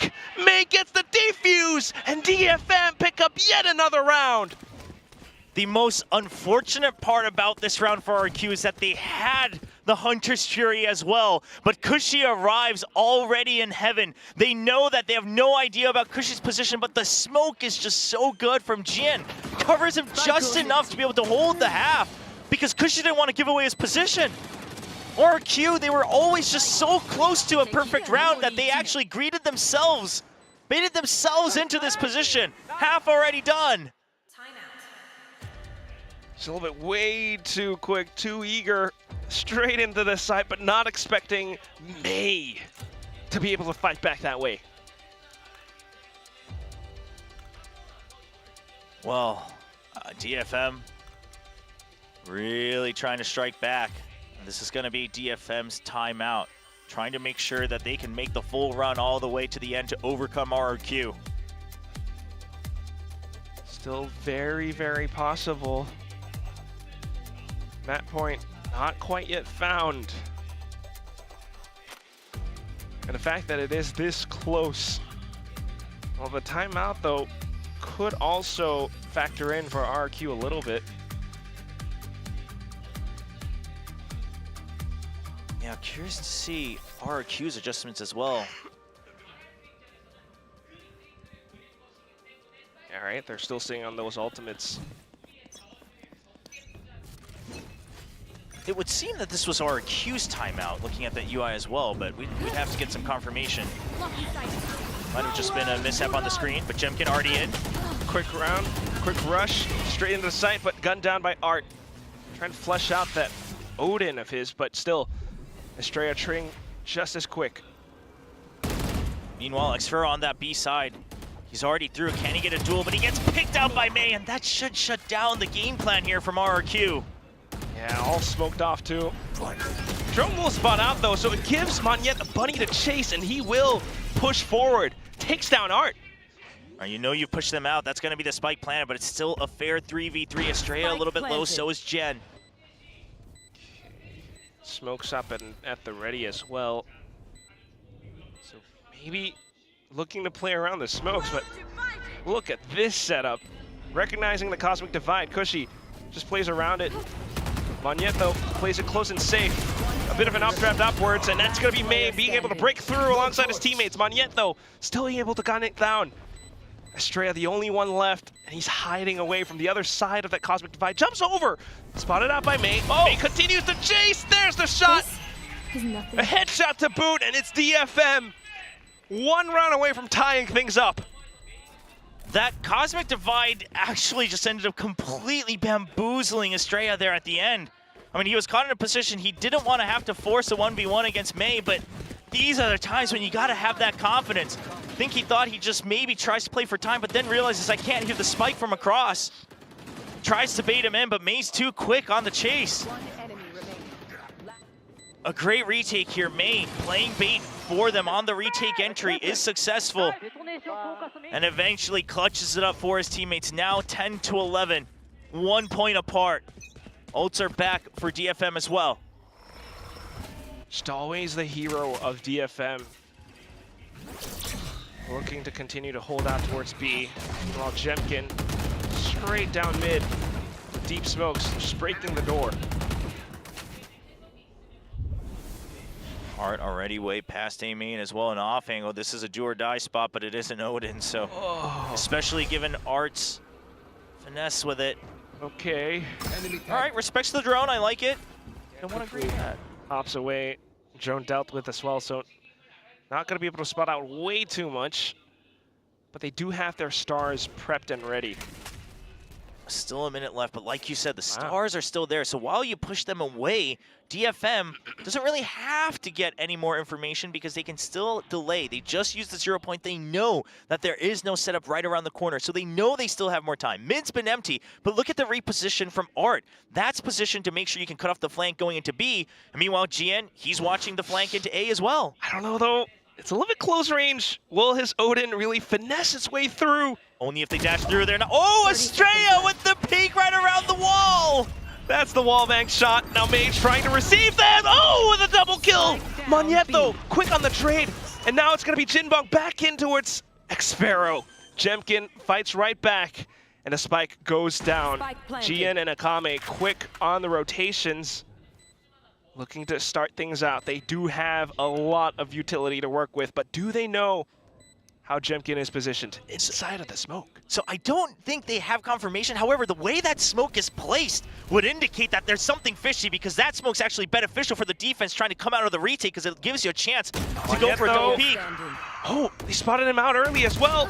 And then comes Jemkin, and just as you called it, definitely sussing things out, DFM will be able to tie up the score, 11-11. An excellent read by DFM on the situation. Maybe they had the call that Jemkin could be heaven, but then especially if you had that call, you see that smoke, well, that would give us a way to double drop on both sides of the smoke. That would make things a little bit iffier to see if we're even heaven. Suddenly you have question marks all over, and they wait. They choose to go for these 1v1s, but they are successful. And Akame waiting, gets the headshot onto Jemkin. Two rookies coming up, proving themselves here on the big stage. Okay, so earlier it must have been a DFM one. This time RRQ. Looks like that was correct. So DFM used their timeout successfully to try to catch up. But now RRQ. You gotta stop the bleeding. You've already been caught up, but can you reclaim the lead? It's been tricky thus far. Maybe some quick and early pushes or just trying to deal with the early utility. You know, even working their way around Art as well.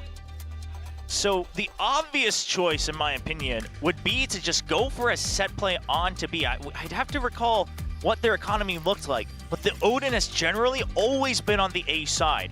So go for a fast hit, eliminate Mei, disposition him, and then go for a late lurk in mid. However, now you have the mind games of, is that too obvious? We just called this timeout. How well aware is DFM going to be of what choices we have? There's the potential for DFM to push out again as well, as they've done so far. Oh, it's a push out from A from DFM. Okay, quick stars on towards the other side of main as well, but Mei quickly updrafting backwards just to plant GN deep in, but Monyet spots him out! That was supposed to be all for GN. Okay, Art with a nice fish here with the Hunter's Fury. Trades it off, no jet. Does make it very difficult. Taking that back. Well, one controller down, maybe not too bad, but it is a bit of a duel between Jinbong and Xpharaoh on the other part of the map. Monyet trying to keep some pressure onto the A site. Okay, at best you can try to maybe even the numbers over by the B side, like you said. Okay, Jinbong. Now, worst case, you do have From the Shadows on Monyet as well. That's got to be in consideration. Estrella. Oh, Estrella's been very good with these. Just one peek, one shot. Jinbong's gone. Cosmic Divide instantly upped.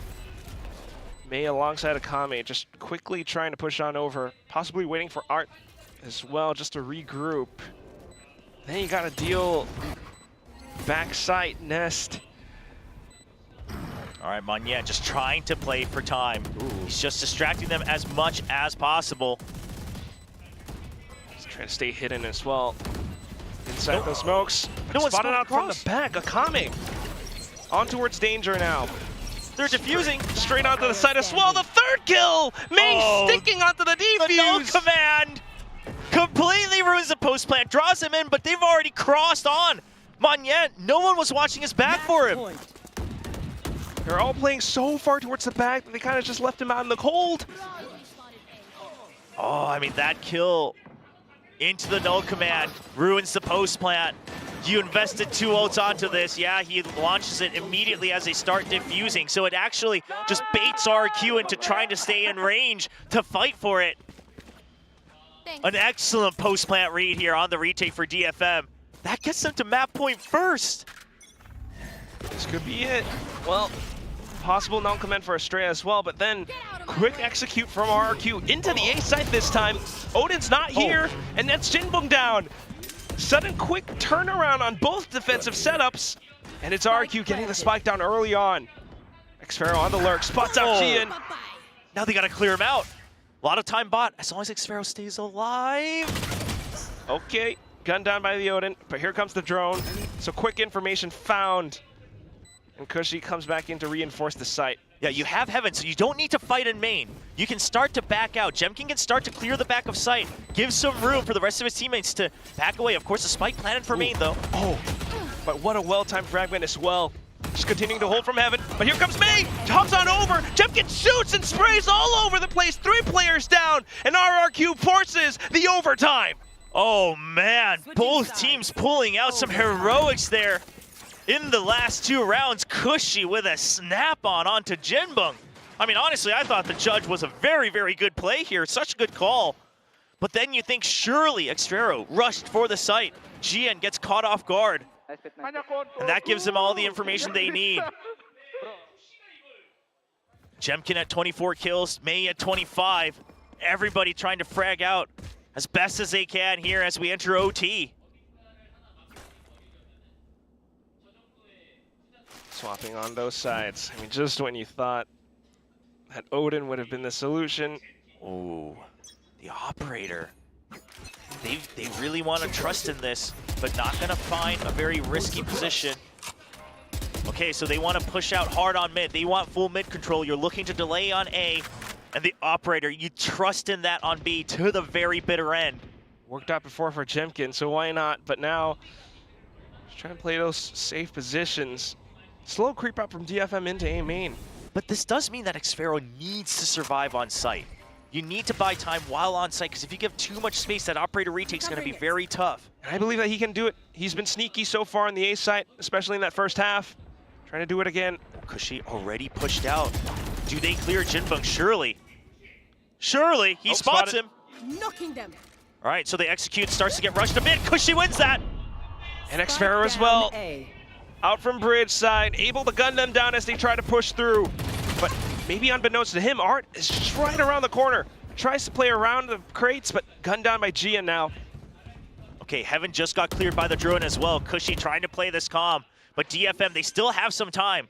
Not gonna push out though. They realize it's been too much time. They don't have the numbers advantage. So they have to play all the way from the back of the site. Nope, 0 point coming out. Oh! Quick peeks out, but May instantly deals with Jemkin right back. Estrella out from it, and it's Cushy down from Heaven too. 1-10, May in with a quad! He hopped upwards, but May just tracked it perfectly! What is this? Switching sides. The read from RRQ that May might just try to swing on him, and Estrella chooses for the shorty, but it's absolutely a misplay. And I don't know if a call was made. Monyet too far ahead. This is just a classic May round. Okay, Monyet not that far ahead, but May's just ready for it. They're expecting that they can do enough damage, and oh my. Perhaps he was out of ammo. I'm not quite sure, but either way, an absolute blunder against one of the best duelists here in Pacific. He's just so good to be able to hold it down as well.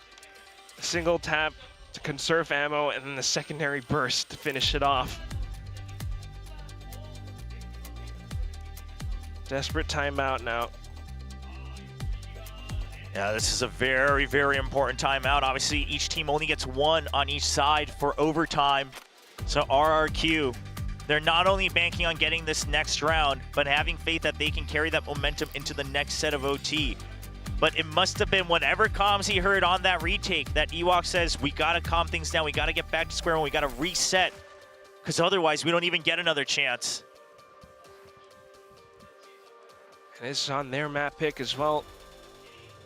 Wanting to defend kind of everything on their home turf. But as we swap sides now, it's Made in with the operator. Okay, we haven't seen it too much on their defensive half as they were getting very aggro. He's hopping over. Oh, because they've never done it. They haven't done it yet. Uh-oh. Oh no, has no idea, and he gets out.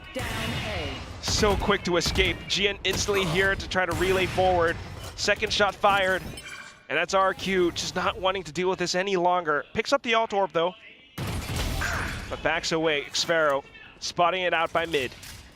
All right, so you even up. Neither side has flashes, but there's still that operator, so the no flash really hurting the attacking side right now. You're gonna rotate, but DFM has a relative read on this. They're gonna start to push out. To push Art and Jinbung. He's got the Odin, so why not as well? Jinbung with a wider angle will be able to gun down Jemkin. Unaware completely. Magnet has to turn back just to rendezvous with the rest of the team, but at this point, then you're thinking about walking back into this op. Kushi tries his darndest to clear it out with the drone, but May is just completely undetected. Now comes back out to hold the angle, and that's the shot! Punches right through! Looks for the other one. Tailwinds away, Cloudburst just to stay alive. Xfero in for a bit of a hunt. He has May's scent, but he also has to watch for his back. Yeah, you have no map control right now. You might have a paranoia, but it's just not much to work with. So the plan is Xfero just hangs out on site. Magnet has to get at least 2 kills. He has to draw out enough time. Just needing to hold. Counter paranoia, but they don't know. They don't know at all. They don't suspect it at all. Oh, Magnet in the last minute! What a quick turn! Spots out that Shrouded Step as well, but here comes May. Jump peeks into him! And that's the call for Gian to kind of swing out. DFM close us out in an intense fight against RRQ. It's 14-12. What an opening map between the two teams. You can just see how happy DFM is. Again, you have to remember, May, he was playing on the stage last year. He was putting up heroics, but all the rookies coming up from Challengers Japan and even ranked coming in to play their first official in VCT Pacific. They get a map win in overtime. Did May have heroics? Sure, absolutely. But did he have help? He did this time. So much so. I mean, to be completely fair, some of the early rounds of the second half where they tried to push out didn't quite work too well. And RRQ were able to read a lot of these plays pound for pound. You know, they started out the second half 6-6. But nearing the end of it all, that's when DFM really ramped things up. Really locked in there, taking those risky glass cannon operators as well in that overtime.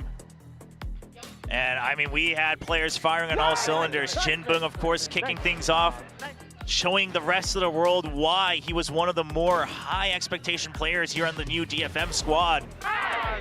And I don't think anyone's not heard of Art's Odin just yet. So once again, it rings true throughout Abyss.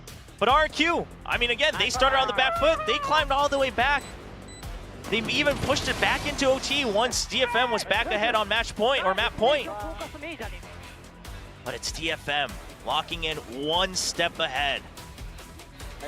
So many of these moments, you just see it, all of it happening all throughout. Slight blunders here and there as well, but towards the end of it all, it's just DFM managing to stay on top. Just an impressive showing from May once again. But I gotta say, there were some rounds where his teammates showed up. They were able to support him. It was a rough map. You can see Art, his head hurts from all of that calling, but we'll toss it to the analyst desk to break down everything that happened on that map of Abyss. Well, I hope the casters' heads aren't hurting after that map because it was just so back and forth. There was, there are so many moments where you did not know how the round was going to go. Yeah. And, this is the closest map that we've had so far in Pacific. I know it's a bit early to call that, but we have our first overtime here. You wanted an overtime so bad here, big time. You got it. What an exciting map that was. Honestly, it was so back and forth. It looked like DFM were going to start running away with it. Ewok caused that timeout in the first half, and they managed to recover. Yeah. Then it goes the other way. DFM managed to bring it back, and then, of course, May's massive plays in overtime. It's hard not to get excited about that. May was fantastic, but I want one number to settle in here on this graphic. 6 out of 12 post plants. How many rounds did DFM just complete a successful retake?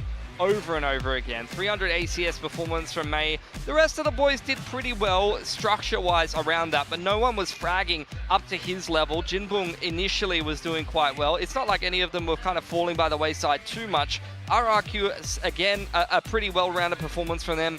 As expected, no one fragging really stand out except for maybe Jemkin on those entries, but it would be a really frustrating game as a coach of RRQ to watch unfold. You get the sight every time on attack, but Mei clutches every time, and every time DFM comes in for those retakes and steals a round away from you, you'd be kicking yourself. You just saw how many rounds they were able to just ride on that Mei hype, right? The DFM hype train that everybody is on. Yeah. They felt it too. The players were on it as well. And, you know, you saw how much they were willing to fight, even though they knew that maybe RRQ had the numbers advantage. You know, maybe it wasn't exactly going their way, but they still took a chance. And this is a very different DFM. And of course, you know, they're building around Mei. We saw that come into full fruition here in this map. Yeah, his multi-fragging potential is phenomenal, but what impresses me as well, and especially when we talk about how many successful retakes that you did see, I mean, those sprays are fantastic, but the successful retakes that you see time and time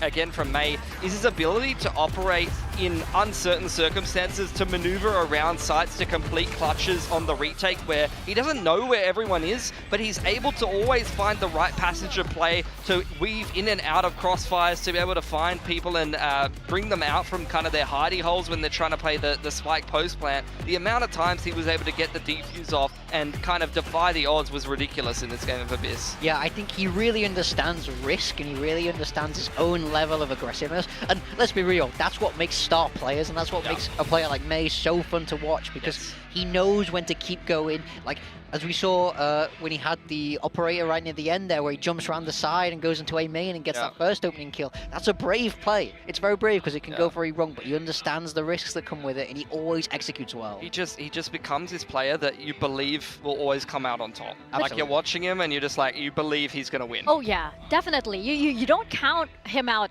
ever. He's just one of those players. But you know, there are so many good plays on both sides, right? They're like, as you were talking about, there's so many good set plays, there's so many good ideas here. I love this one. I mean, this is just utilizing Mei. Blade Storm's pulled, and you go for a quick mid to B here. You can even pull the null command on some of those faster plays. I love Blade Storm, null command, just quick set plays like this, especially when Mei is the tip of your spear. And then on the other side, I mean, RRQ, we know the depth and the chemistry that they have built up over time, and these kind of set plays to get an opening pick on defense are perfect examples of that. Yeah, these kind of set plays are what we call it dry running, where you're just in a server on your own, there's no enemy team there, and you just do it again, and you do it again, and you do it again until you can't get it wrong. And then in an official, it pays off. Yeah. You know, sometimes you just get that opening kill, and that's a really good feel-good moment. You get yourself a 5-on-4, and all of that extra prac is worth it, right? Yeah, that's why we practice. That's why the coaches put in all that hard work, and that's why sometimes you got to do the boring stuff of being a server with no one else and just practice hitting the dash. Dart, you know the pathing, everything. So teams are always happy, coaches are always happy when you see these set pieces that you've designed pay off like they did. Yeah. And then it cuts to the player cams and the coach cams, and you're like, oh my gosh, it actually worked. That's what that reaction is, you know? But you can definitely see all of the hard work that is coming in here for both of these teams, right? This was, as we mentioned, incredibly close, but I'm curious here, what did Mei have that Jemkin did not on that map? I would say just the ability to defy odds and retake. Jemkin was incredibly consistent for me. The thing is, he was able to get into the sites and find those entries, and he played his role. He just didn't do the extra 20% that Mei did, but, you know, there's nothing wrong with that. He played his role. They just needed to close out the post-plants. Really, for me, for RRQ, it was a chemistry problem and a post-plant issue where they weren't able to deal with the impending retake of DFM, and also maybe they gave Mei a little bit too much respect. Maybe there was that fear factor.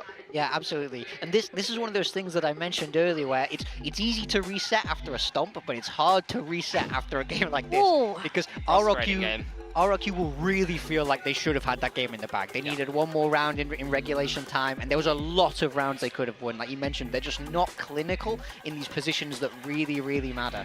Did you find that there were maybe some, you know, really crucial small mistakes more so on the side of RRQ than on DFM? Yeah, I mean, you drill and you practice your fundamentals all the time. We look at things like spacing, trading. They're massively important for how a team plays. But it doesn't matter how well you know those. If in the moment, like look at the 1v4 make-up at the end. It's very much one person from window, one person jumps, one person jumps. If they all come at the same time, you're dead. But it's rushing, it's nervousness, and it's just wanting to end the round instead of taking a second and breathing. I think to add on to that as well, it's one of the issues that you see time and time again in Pacific and even in EMEA for mixed nationality rosters, where the communication breaks down in those mid to late round situations. If everyone's speaking the same language or everyone's speaking Korean, it can be a little bit easier to make those micro comms in the mid to late round, but especially mixed nationality rosters like RRQ, despite how long they played together, if you have some quieter people or you have some people that, when they're really focused, it's hard to translate into English and then, go ahead and, make sure that you're saying the right things in the right time and playing off of each other, then things can fall apart a bit. Yeah, absolutely. And it's why, a topic like that keeps coming up, because when you're emotional and in the heat of the moment, what language do you default to, right? What is your default comm? And that is a real barrier for, a team like RRQ or for GE, for example, right? So going into our next map, which will be Pearl, I wonder, because DFM did take this map from RRQ. Are we seeing a 2-0 here from DFM? Could be. I think they're going to be feeling confident, especially after taking Abyss and then going on to this map. They were the one to change their comp, if I remember correctly. I think Jinwoo was playing Cypher last time on Abyss. They've tweaked it. They've actually adopted the same comp that RRQ went for and beat them with it, even though it's only a very, very small change. So Pearl will be a little bit of a different one, and I think that you would imagine they'll have to play defense first, and they'll have to retake a lot on Pearl because RRQ, it's not the map that they pick. They'll probably pick the favored side of attack. That we know they're going to come in with a game plan for sure, but man, DFM looks so good on those retakes. That's an amazing skill set to have for Pearl, as well as, if May's going to go aggressive across the map and pick something like Jet or go on an aggressive duelist, slowing down that slow attacking side default, finding those opening picks, like you said, getting on the op, be long.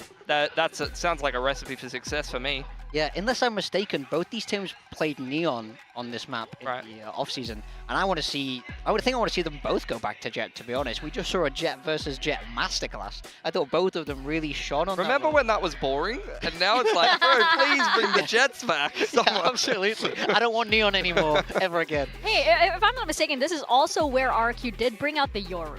So we could potentially be seeing double duelist, perhaps? We could be seeing the Yoru in the Neon. Something I like about the RRQ team is that, Monyet can flex into controller, but you can easily just jam Jemkin and Monyet on double duelist and, send it home.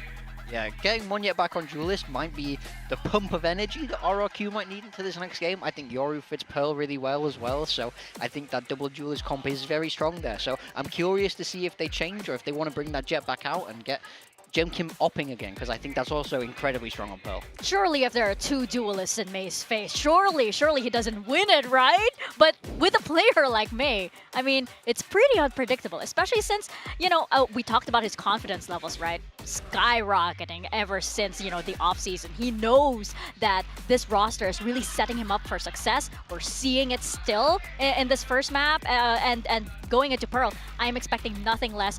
I love that we put the both of them on here, by the way. We have Jemkin and May right there on the duelist. How are you feeling about your team so far? They both played very well, but I think Big Time's going to be happy with picking May. I would have picked him, but I was being very nice to Big Time. I said, I'll let him have May. That's okay. I want to win too much to be nice in this kind of situation. I gotta come out on That's top. why you're coaching a better team. But yeah, I mean, this is the kind of game that I want to go all the way. I mean, even as much as I'd like to win, but I want to see this go back and forth. I want to see another time. I want to see map 3 here, because this is really like that. Map 1 was incredibly interesting from a strategic standpoint, from a highlight standpoint. It was visually pleasing. Why we love Valorant, man. Like, it's got that strategic depth, but you also have enough room for amazing individual plays. It just makes such a great sport. Yeah, because you can have all the set plays that you want, but then when you have something completely unpredictable, right? When you have a player who's just feeling it, those are the moments where, you as you mentioned, you create superstars. Yeah. And this is a match that could definitely set that up. As we're opening our, as we're opening Kickoff, these are the matches that set the tone for these teams throughout the year. This is their foundation. So far for DFM, it's looking incredibly impressive. Not that it isn't impressive for RRQ, but we're seeing that there is still some adjustment, and unfortunately that's a running team for them. So you're wondering when does it pick up? Yeah, I think emotion is the biggest part of this. Of playing in an off-season event is not the same as I mean, there's a whole hierarchy to it where people can kind of look at these pro players and be like, oh, I would never make that spacing mistake. You know, we would just swing together in my ranked 5 stack. Hey, pro players, that's like all the people in Platinum. On chat right now. I've seen people get nervous and fumble their gold rank up game. So then you level that up to scrims, it's a whole different level of stress. You level up to off-season, it's even more different. And then you take it onto the very top level of play. On this stage right here, the emotions are at an all-time high, especially in their own opening match.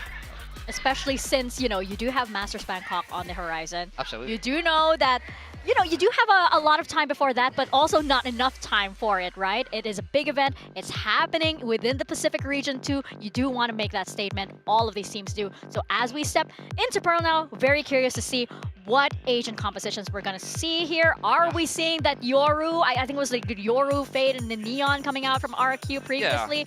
Do we see Mei on the Neon as well? Okay, so there you go. RRQ have changed it up. It is going to be back on the Jet. Monyet's going to be on Phoenix instead. So a little bit of a throwback. Not the Yoru and Neon that we were talking about before, similar to what T1 ran, but instead a different flavor of double duelists. And they're going to be running Device. So very interesting. Over on the side of DFM, ISO Yoru. Dude. They're running double duelists as well. They've changed their comp as well. These two teams, as we've mentioned, have already played each other in the off-season, and they're pulling out a couple of tricks. Yeah, they're all trying to get around the anti-strat. I mean, this is going to be a fun and fast game. I really like the Phoenix on this map. I think the way you can control the orbs, you really start to snowball with your ult. So I want to see that from RRQ. Yeah, this is going to be so exciting. Oh my gosh, Chobra, I hope you have your meds in there. RRQ might send you to the hospital once again. We're going to send it back to your casters. You don't need your meds if you just lower your expectations. You know? Just take it one round at a time. It's not a big deal. What's your blood pressure right now, Trevor? I don't want to know, but guess what? We'll see if RRQ can maybe course correct a little bit, because as the Jess talked about it, I mean, sure, Mei was an absolute superstar, but also some crucial mistakes there on things like the retake, getting a bit rushed. Monyet now with the curveball at the ready. That Phoenix, we'll see. Did he pick up some tips during his time on Paper X? Trying to send it, but Art quick to read. Shock darts through just to try to keep them at bay as well, or chip damage. Will be able to come back in to re-clear. Doesn't know that Xfero's behind him though, so will bite a bullet. Meanwhile, the front side of things, it's also a kill down onto Jinbung. So the two duelists from the back lines, not quite sure how they're able to push forward. GN now spotted out, clearing out the utility. Estrella fighting back. Yeah, it's just a good sight there from Estrella to check once again if there's a lurk coming in once more from mid, and they're able to get that clear. So now just the two duelists, not much you can do. I mean, look at that postman. There's so many mollies to deal with, but the shield resets. You know that there's at least one here. Find one, but an immediate trade from Estrella. That's a fast one. Xfero able to clean things up. The trading looking a bit cleaner here on the pistol round, this time for RRQ. Yeah, just so many players all together. But at the same time, I mean, DFM running out of time a little bit towards the end of it all. Just RRQ being able to bunch up together and kind of work off of each other, getting those spams into the common spots like Flower works out so well in their favor. And especially, you know, talking about those trades, working alongside each other inside of Heart. All right, it's going to be 4 rifles spot up, 3. They're considering back and forth, but it looks like they're going to go for the safe 3 rifles. It's going to be a Bulldog, Vandal, Guardian, Variety Pack coming out for RRQ. Just another fast hit onto A main, trying to dominate at least that orb. Surely they feed it onto the Phoenix once it's clear. Hold on to those stars for that early A main pressure. DFM respecting a lot of it. It's just Akame in with a Sheriff. Slow pushes out again, though. I mean, they're continuing to push out on their pistol rounds, this time through Art. Yeah, so generally with the ISO Euro on any map, that is the plan, right? You push out, you plant, you know, the ISO there so that they can go for those 1v1s, 1v2s, and then the Euro is able to TP back out. Obviously, right now, it is the Eco, so it's a bit of a different scenario. But the idea seemed to be that you're going to hold them off on A main by showing presence, and you push out in mid, see if it's a pinch. If it's not, now they just go for the 50-50. They choose that it's going to be a B-side hit. They've gone for the stack. You do have the gate crash just in case, but RRQ, they say, okay, if you don't push out eventually, we're just gonna go A. No information, but you do have the firepower. Yeah, no information on both sides, but that's why, you know, that firepower is kind of the sole denominator right now. Into the site. And pretty soon, you know, everything's clear, spike down. That's a question for how DFM's going to be able to fight back. You know, Akami still has his shield. Maybe at least looking for a pick or two. Oh, I like the weapon trade there to allow Monyet to just buy time on site, but also fight to get more ult points towards that run it back. 2 on the board right now for Monyet. Just continuing to try to play around it. Curveball at the ready now, set through. Jemkin collects on those kills. That's 3 to his name. Meanwhile, the final 2 from DFM. Yeah, Monyet realizing that if he just stays there with the rest of the team, Jemkin's going to clean up. So trying to fish for some extra kills himself, but won't find it. They did drop one of the rifles, so he picks it back up. 3 rifles kept, only a pistol dropped. And that's going to be the spike taking out DFM. So not too bad for RRQ once again. Just playing it close, a little bit more discipline as well. Not revealing all that information. But down to whatever happens on the site, you know, playing it close and safe that way. Even with Jemkin blinded by Monyet's flash. yeah, that you laugh about it now, but sometimes that can get real frustrating. That's true. Yeah, obviously Monyet is the one who was looking to get the kills there, but something that we'll have to watch an eye out for, because if it happens at the wrong time, it really bite them back. Now, when Outlaw comes out for Estrella to try to match the firepower, and you recognize that there's going to be some half armor on the other side. In fact, 4 of them ready to get one shot by this sniper rifle. Of course, sniper goes down to B-Long as well. Not really spotting out too much for the time being, though. Hops upwards. It's going to be Jemkin with the flicks instead. Ooh, not quite getting the burst on towards May, who will get crashed back into the A site. Art, though, pushed up in towards main, will be able to find Xfero. Yeah, he fakes out that he's left. Monyet not ready for it. It's a good fake out by Art. Crept right back forward with a very forward angle. And that's numbers found for DFM. Desperately RQ trying to regroup to push up. Just to try to hit a site. I mean, they know that Art is pretty much here alone, so why not go for the pinch, but it's definitely going to be tricky. At least evading the recon for now, but footsteps now spotted and heard. Kushi just going to try to get a scout onto bunker. They know that one's in there. Presumably Art, but they have 0 information about everybody else's position. All right, this is going to take a little bit of time to clear. Oh, the distraction for Kushi. Oh, man, Art's ready for it. The 4K to his name, holds down A side entirely on his own. It's quick for the swing as soon as his teammates appear. Staying alive long enough for it all to happen as well. That was a nice try from Estrella, trying to go for that one extra wall bang just to distract him. And then Kushi for the peek out, but he's unfazed. Look at that. He doesn't care as long as he doesn't get hit. Looks a little bit more content. He looks so stressed at the end of that previous map. But now, trying to catch back up. Standing ahead. Yeah, so even with the light shields now, they are able to buy back up. Regen shields somewhere. And for DFM, you know, continuing to try to hold. This time the Stars back in towards A main, so they're going to have to respect for now, but that's why Jinbung has all of his utility placed around the A site. They've been trying to stack the ult doors onto Monyet, but he's still got 2 more points to go. A little bit slower than they'd like. Jinbung, he's already out of the smoke. They have no idea. Nobody there. Check for Jemkin. The delay is way too good from DFM. So much of it all, but here comes RRQ continuing to push down in, sprays down in towards Art, and that's Xfero getting yet another kill as well alongside Estrella. Another Razorvine down on the ground, and it's up to Gian to try to clutch it out. Stars slowly getting refreshed, but definitely aware that someone might be around the site as well. Tries to creep around. Estrella jump peeking, but not spotting out too much. They don't know that he's already on the site. He's thinking that maybe someone might be inside the smoke still, though, so not quite eager to push out just yet, but now hopping down into it, Xfero is ready to track and trace. RRQ onto 3 wins now. If Xfero didn't get that snap onto him on the drop, things could have gotten dicey, considering Estrella's very, very low health. But this is some good delay coming out from Jinbung. The nanoswarm's getting popped, just keeping Jemkin distracted. He's already out of the smoke right by the Razorvine. So that little gap, that's something that RRQ will have to keep note of as well on their attack.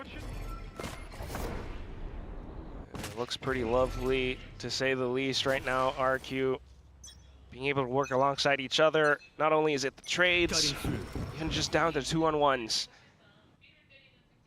He's able to play close. I like this setup with Mei and Akame. Akame's just gonna hang out. He does have the ISO ultimate as well. But this is a good fake because Mei, he can TP out, and now they're not gonna suspect it. They'll have to be very, very meticulous. Akame just waiting for a good chance. Surely they still check and clear it, and there it is, Jemkin. Spots out Akame. It's down to Gian alongside Mei. The stars instantly placed up. In with the hot hands too! Quick into the site they go, and Jemkin will be able to gun things down. That's Mei gone. Hunter's Fury fight back though, and that's Jemkin traded. Straight into the site, and then now it's completely cleared. Art alongside Jinbong trying to retake, but blocked off by the Cosmic Divide, as well as the Phoenix Wall. So the call to save has been made. Yeah, 2v4, you've already got that Cosmic Divide. Things are looking a little dicey. So it's just going to be an early save here from Art and Jinbong. I don't mind it, still early on in the map. Just wanted to make sure that you can still match some firepower going into that next round. Something that's been a continuing theme in this match for RRQ is that when it comes to just like a 5-on-5, 4v4 on these executes, on these retakes, that's when they do shine. When they are able to take the initiative, they start the fight, even if it gets chaotic, they thrive in that chaos. And that's always been true with this roster even last year. But if DFM takes their time to set up for these retakes, if they start to play a little bit slower, get one pick back out, that's when RRQ starts to panic just a bit. They don't get the fights they want, and they start to go for these heroic plays one by one. The timing gets a little off, and DFM, they made it happen last time. They've still got plenty of rounds to force that upon RRQ once again. That's what DFM is looking for with some of these early setups as well, right? Trying to rob one of those players away from them. But this time, it's just that gate crash quickly being sussed out. And it's RRQ showing that, you know, like you mentioned, meticulousness to really check and clear out every single corner, you know, twice even. Akame still got that ISO ult if he wants a 1v1, but right now just 3 rifles for DFM. So firepower not quite there. Still. Hey, oh, that's way too many people! Right clicks for Art, at least able to get away with one, but not before Jemkin guns and shuts everything down. Now into the site, Gian alongside Jinbong. It's just, I don't see this as a possible round for DFM, unless Jinbong can start things off. Jemkin was low, he still got the headshot, but at the end of the day, just a sacrificial lamb here. Oh, didn't quite catch him, it looks like. Okay. Okay, but that sheer wall is going to be tripped, so now you know there's someone behind, so they start to push back in, but is this the right play? It's Jinbong, you gotta respect the man! You gotta respect the man! He manages to spray all of them down. It's down to the one-on-one. Gian still too far away from a weapon though, and he's trying to use his stars to caterpillar his way through, hops on over, but all too simple for Estrella to deal with. RRQ picks up yet another round. I am gonna go ahead and say though, that was a moment, that 1v1, was where you could tell that Gian is truly a ranked monster. Because that type of play, you have the shorty, you put up double smokes, but one of them is a fake, trying to draw him into the smoke, but then leaves him exposed at close range. That's some classic ranked mind games right there. So you love to see the attempt, but Estrella just wary enough. Yeah, not here, kid. But still, I mean, it's definitely lovely stuff to see, to say the least. Next round, however, and it's RRQ back in towards the A site. We had enough of the earlier ones now. This time it's Jinbong in with the off angle, despite the Hunter's Fury, quickly dealing with them. ISO ult being spent as well, and now Kami will be able to deal with this Xpharaoh. 2v3, Mei does have the dimensional drift if they are ever stopped. For more information, barely clips his shoelaces, and Cushy's just gonna back out. Quick rotation from Mei all the way over onto the other side though, just looking to receive them, thinking about the rotations. Estrella might not expect this so quick. He's not sure if anybody's here, but surely you don't expect the ops already back. Get spotted. It is the Yoru after all, but Mei also smartly has another gate crash placed safe away. Quick shot in, now looks for the next one. Oh, but Cushy! He moved a little bit more, too much. Oh, that is just some calm and collected resets there. We gotta get his POV on the replay. How does he get all 3? The timing of the kills made it seem like it was pretty good flood in from all 3 members. It looked like it was Mei's. These kills are great, but we gotta see the last 3. Please don't tell me you skip it because of time. Here it is. Oh, no. He moved in the last second. May moved in the last second. It goes completely off target. Oh, just detrimental, devastating. We don't see that every day from May. It's credit to Cushy as well for being able to flake back and forth so quick. This is a little bit of deja vu. 6-1. DFM was up 6-1 on that first map. We just flipped sides, and it's DFM trying to crack a solution. I mean, the op has been in play so far, but not really finding too much value. Maybe a single kill or there, here or there. See exactly what DFM's adjustments are going to be, because quite frankly, it does seem like there was a lot of repeated rounds in terms of the setup, in terms of the early calls. And Jemkin right now just on fire right in the first half, taking those first duels, winning a lot of these first kills, and that just shuts them down. RRQ picks up the pace as soon as they get first contact. So now the plan from DFM is going to be, okay, they've been focusing on A with those chaotic fights with the Phoenix. Let's just have B as delay with the Killjoy, and let's make sure we can meet them, match them with firepower. Yeah, 4-stack pushes out from DFM as well. Quick sprays, and it's going to be that wall-hang shot against Pharaoh. But the pinch. All towards Art, and Smonyet alongside Jemkin up in the air. He slices and dices them down. Art, unfortunately, only able to find at least one. It's down left with Jinbong, 1-on-3. Probably the save. Yeah, he just goes for the save right away. And this is already the second round where he had to go for a very early save. I get it. You look at the numbers, this doesn't seem like a round you can win, but how many more of these rounds can you afford if you're DFM? And RRQ, this time, they have the read, they go for the pinch, and they say, okay, it's a fight, we just go fast, and they are not letting their gas off the pedal. Even kind of exploring the map a little bit, if Jinbong might be nearby. Not really, it's just RRQ. Seeing what they can get for their ult points as well, because look at the creds, most of them quite wealthy right now on the side of RRQ. Yeah. Just decisive and quick enough to be able to react in kind to DFM, even on the post-timeout calls, trying to pull off an unsuspecting push in towards A main. RRQ. I mean, it was a good push out. It was a good recon as well. Make sure it covers both behind the box and deeper into A main, but you did not expect this fast push, and then the high-low with the blades as well. DFM right now, they're getting caught up in the sauce, playing RRQ's game. This is where they shined on Abyss, really being able to reset it into their advantages. So far, not yet finding it on Pearl. RRQ playing that double duelist now straight into it. Even with May on that dimensional drift, he might have spotted them, but RRQ managing to shoot down Jinbong just as quick. May gets away with his Phantom. But the site is just so hot. Coming right around the corner. Maybe blinded? Can sneak through! Gets at least one shot on towards Xfero, but Jemkin and Monyet are just too quick. Oh, Monyet, he's learned so much from Jing. Just runs all the way through, ult online, no fear. Gets 2 kills again to his name. He was a little quiet at the start, but he's picking things back up. 8-1. Oh yes, flexing his ID card. You know, I'm actually kind of impressed with how many pro players are actually flexing the flex. That's too many flexes in one sentence. I ain't the one who named it. I ain't the one who named it. I'm just gonna say. You were the one on your watch party asking what it means. Well, I was. Is it because you're flexing it, or is it because it's flexible? Why in the? Because now we have to say you're flexing the flex, and that's too many flexes. Oh man, it is what it is. But still, that is that confidence from Monyet.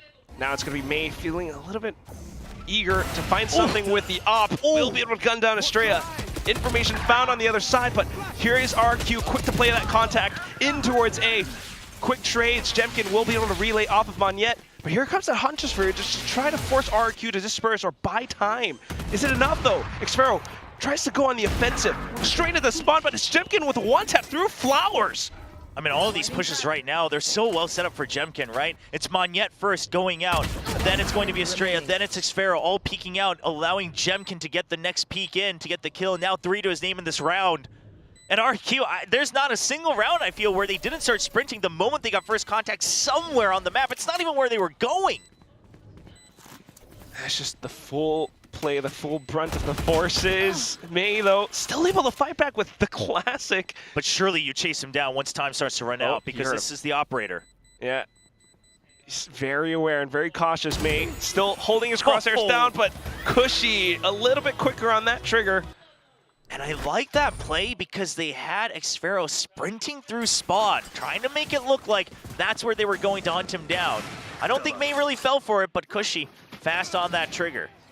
I mean, look at Monyet. Just no fear. If I die, it's still going to be a trade for Jemkin. Full faith. And this is what you want to see from a team like RRQ that does have the firepower to play chaotic like this. Yeah, full, quick, and smooth. Just setting everything up. Jemkin is there to be the playmaker if needed. Okay, the Odin's out. All right, we're back to normal. Okay. DFM's going to start to catch back up. That's what we were missing. Here in round 11. The secret ingredient? Well, they start things off with the Odin spam just to allow May to kind of push up. And again, getting that information, but this is when RRQ floods the A site. Gian has to hold, spots him out, and then with the Phantom Sprays gets at least one. But Monyet will be able to continue pressing W to push forward. Ooh. Cushy on the other side too. They're just too fast. I mean, DFM, they even had the gate crash this time. It doesn't quite work out. There's the Steel Garden. That defies some of the timing. They want to try to push against this lockdown. One enemy remaining. Oh, but here's Cushy alongside Monyet. Really good counter ult there from the Steel Garden. Allows you to have an advantageous fight. And now you got to save again. Just another save where Cushy is now reading everything in full. Spots him out. Simple flick. Just as Art tries to steady his Odin. And unfortunately, it's not quite working out for DFM. One round only under their belt. I really think that DFM they just haven't been able to reset, right? The chaos started early on in this half. Sure, they had a timeout, but then RRQ immediately counters that timeout. They get the pinch from Art. And DFM, they're just lost right now. The tempo's too fast. Because, I mean, sure, yeah, they had May's heroics and everything, but right now, they're not even really able to set May up for heroics. Not quite. You know, they were trying to go for it, at least up to gather information outside of B, but this time, once again, it's been working out so far for RRQ. Straight into the A side again. Hunter's free alongside them this time, but Akame tries to delete one player away from the equation. One-on-one, quick tap onto Xfero, and that's him gone. Art will be able to fight back in from, well, Art takes down Jemkin. Now, things are turning back into where they made. They did hear him in Art. The pinch coming through. Monyet takes it out, but that's so much distraction. Estrella should get the skill. Yeah, there it is. Spike down as well. What is that? Cushy so quick to relay off of Monyet. And now on to the next one as well. Monyet fires back in towards May as soon as Cushy falls. The Cosmic Divide is up for the last round of the first half. Is it possible? Gian desperately trying to swing off of this. Goes for the peek out, but there's Estrella onto the other side. The headshot to seal the deal. It's 11-1 in favor of RRQ. Oh, after that first map, I don't think anyone expected this. DFM, I mean, yes, you had May to buy you some extra rounds. You had a couple rounds for, I mean, everyone had a couple moments. Jinbung, a great start on that map, but at the end of the day, enough rounds to reset, to make sure that they were able to force RRQ to make mistakes, to force them into panic mode. But RRQ says, okay, well, the answer is to turn it up to 11. That way we're always ahead. Yeah, you think you can make RRQ panic, but they're just panicking all the time. Yeah, if the alarm's just ringing non-stop, you just don't panic anymore. That's just normal for you now. I'm always panicked. And it really looks so lovely, though. I mean, just as quick, you know, maybe losing a player somewhere else on the map, but they just press that go button straight into the A site again and again. Working off of Monyet, you know, he's the Phoenix. If he dies, sometimes it's okay. Or you know, even if he sustains a bit of damage, he's able to heal himself up so quick. And he's continuing to apply that pressure. Just touches the Blaze Wall a little bit and then continues to push into, you know, areas like A-Link at times. And meanwhile, you know, players like Cushy, Estrella are so quick to relay off of him as well. I mean, they talked about it on the desk, but this might be one of those maps where, you know, you just do whatever you can, forget and move on. Because at this rate, 11-1, those comebacks, they do not happen every week.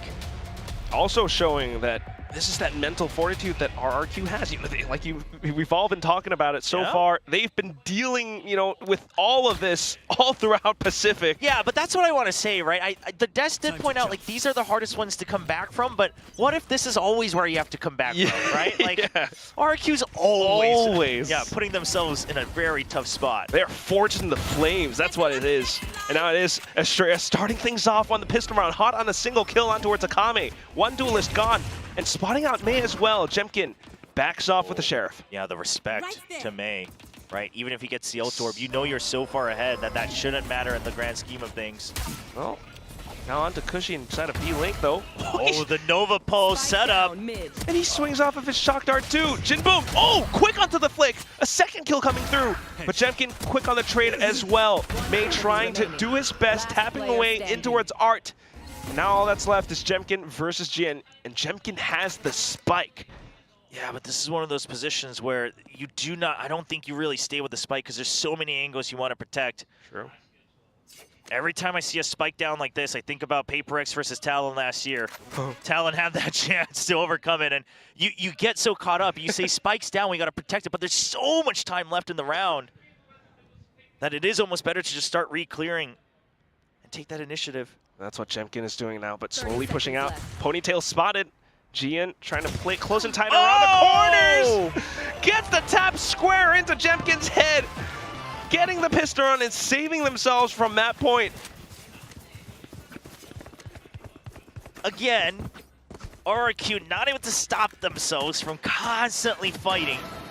And DFM, they're able to just bunker down to get just enough kills because on defense, RRQ is not going to be all grouped up. On attack, especially with the Phoenix, you're going in as 4, you're going in as 5. But that's not the case here on defense. Well, then unfortunate for Jemkin to be in that one-on-one. Just not quite sure where Jin could be. There's that little bit of confidence for DFM. Can they carry it forward? Now in with the rifles. May quick onto it to the left flick, but Cushy for the right click to take him down. Now the trade's continuing to round out as DFM fight through with their firepower on towards the back of B-Long. Site is completely open and clear, and all that's left is Estrella.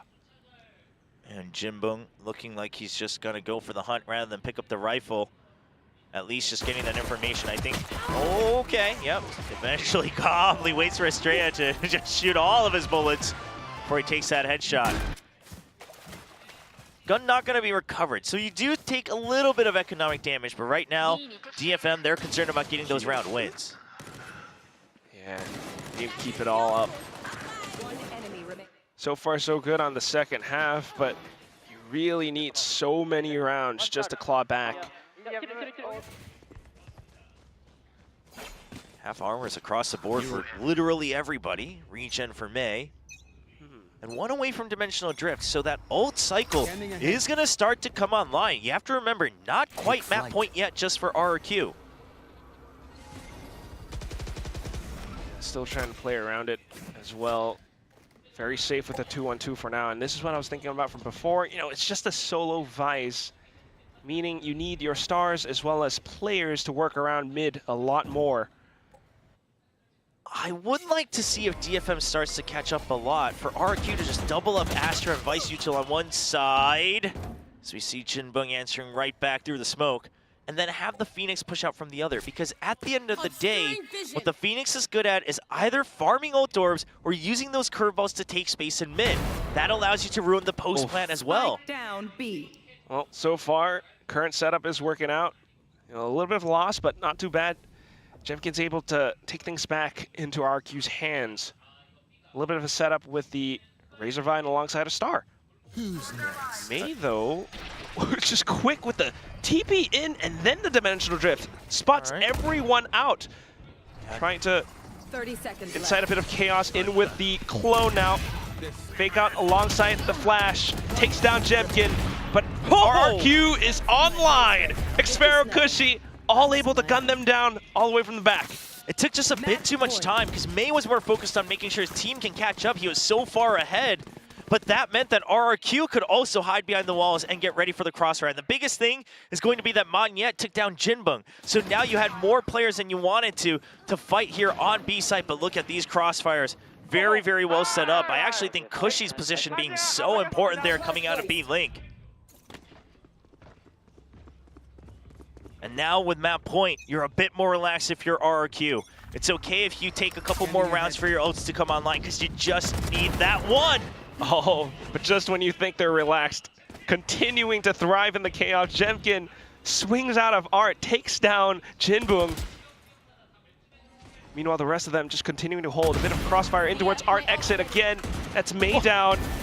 Oh, and through the star, the smoke as well. Estrella finds a Kame. All that's left are 2 players from DFM inside of A main. This looks like it might be over, Quack. I don't know what you do here. You got a Sheriff and a Vandal. No flashes, no duelists, no dive duelists to try to displace their crosshairs. Well, as soon as they get information, that's a curveball out, but they're still creeping in. You got 1 minute to work with, but look at this smoke, allowing for Jemkin to swing, and there's the kill. Estrella for the next as well. A flawless round to finish it, and it's 13-3 in favor of RRQ. RRQ, when they're able to play to their pace, they can really punch up and punch out. It's when they are forced to get lost in their own chaos that they start to falter, and DFM did a great job of that on Abyss, but this time it was DFM just not able to find a single round of footing here. On Pearl, only 3 rounds to their name. Yeah, a little bit unfortunate for DFM after that tremendous first map. You know, feeling the weight of all of these efforts, but at the same time, you know, they definitely tried so many different solutions, right? May in with the op, trying to push up from B long. Art back in with the Odin as well at some point, but to no avail. RRQ were just that quick to respond, and I think I just caught a glimpse of it in the stats as well. Monyet had 0 first kills. Meanwhile, it was Jemkin with 5 of them all. And it just shows like how they were all able to fly through everywhere on the map. Yeah, Jemkin was really firing on all cylinders, and a lot of those early rounds, it was off of his first kills for sure. The first contact just going your way, then you have a comp that's meant to bulldoze through sights. It works out perfectly. Then you have clutches like that from Cushy. I mean, that maybe was the nail in the coffin, quite frankly, because that's a momentum switcher as well on top of everything. Now, this one was a really nice shot, just seeing the edge of the gun barrel and his hand right there. So May, obviously still focused, but with that Euro, not able to have as much unless the team is set up with him. Yeah, thinking about that gate crash into dimensional drift combo again. Just a little bit too far ahead of his team. And that's a nice clean finish here from RRQ, tying things up 1-1, trying to carry the momentum to map 3. We'll send it over to the analyst to break down, you know, the short action that we had here on Pearl. A relatively quick map, but hey, big time. We're getting your checklist done quite quickly today because, you know, we had, for example, you know, the overtime that you wanted, and we're going into all 3 maps for this series as well as the previous one. Wow, you're lucky. Hey, how can you not love it? If you love Valorant, you love map 3. That's what I've always thought. But this was clinical from RRQ. This is much better from map 1, where map 1 you saw them making those easy mistakes. This was practically flawless. Yeah, I mean, one thing that Ewok touched on, I remember when he explained why he picked Jemkin for the team, was the map in Ascension, where he got 0 kills and then bounced back and dominated on the next map. You saw a similar bounce back from all of RRQ there. That resilience, very important to RRQ, missing out on a close map victory on their own pick, and then bouncing back and winning a Pearl that they dropped to DFM last time. Albeit though, with comp switches from both teams and DFM playing with Jien instead of Cess, and Jien had a really rough game, whereas Cess was actually pretty good for DFM the last time they played Pearl. It was a 13-6 victory for them, so I don't like the comp change, and the change of controller in this case and playing with the rookie has really done them no favors, and Jemkin was absolutely dominating them. Yeah, absolutely. A well-deserved MVP going 21-12. He just looked so fluid throughout that game. It like nothing could stop him the whole time. He could just walk around doing whatever he wants. And it's a joy to watch when Jenkins doing stuff like this. But I have to agree with you, I much preferred the RRQ comp. I think that Phoenix as a secondary duelist can bring a lot more than the ISO can. And yeah, I mean, I just didn't feel the ISO that game, did you? No, I think like looking at this replay as well, you just have to criticize DFM a little bit on this map. This is their pick. This is their response to the A main conditioning you see from RRQ every time. It's what you expect for the duelist to take control. Their response after attack timeout to that is this: 4-stack A main, leave the Killjoy on the other side of the map and hope that it works out. And RRQ is one step ahead with that conditioning. They turn it into an A split through art and completely catch DFM off. And I feel like, I agree with you, the ISO, I feel like there's 4 or 5 duelists that are better than ISO on Pearl as far as I'm concerned, and you see a lot of them played. It just didn't really have any impact, and I don't think the Yoru was that impactful either. So after you've already had a winning formula, you've already won against this team on this map in the off-season, why change so much and end up with a completely different result? And why look like on your map pick that even after attack timeout, you can't find a good answer other than trying to 4-stack one part of the map? Yeah, it definitely looks to me like they've not played a lot against this Phoenix in practice, because they were not winning that A main fight, which is massively important. If you have that Phoenix, they're going to try and take it every time. So the coaches call a timeout and they say, win in A main, please do not let them have the A main orb. So that's their response to Spring 4.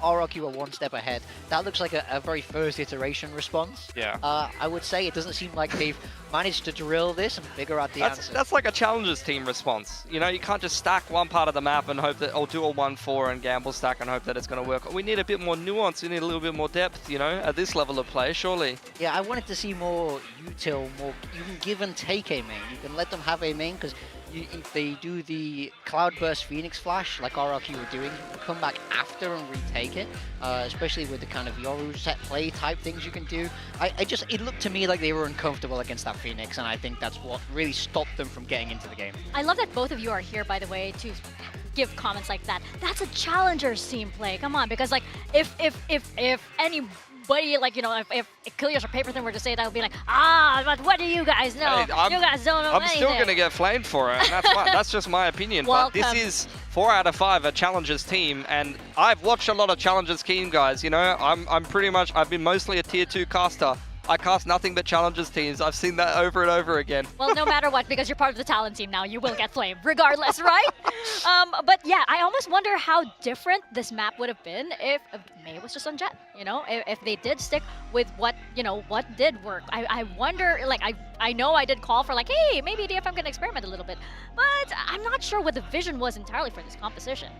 Here's what's worrying here, going into map 3 on Haven here. RRQ have won it 2 times in a row in a best of 1, as well as a series that they lost against DFM, so that's not a good head-to-head record.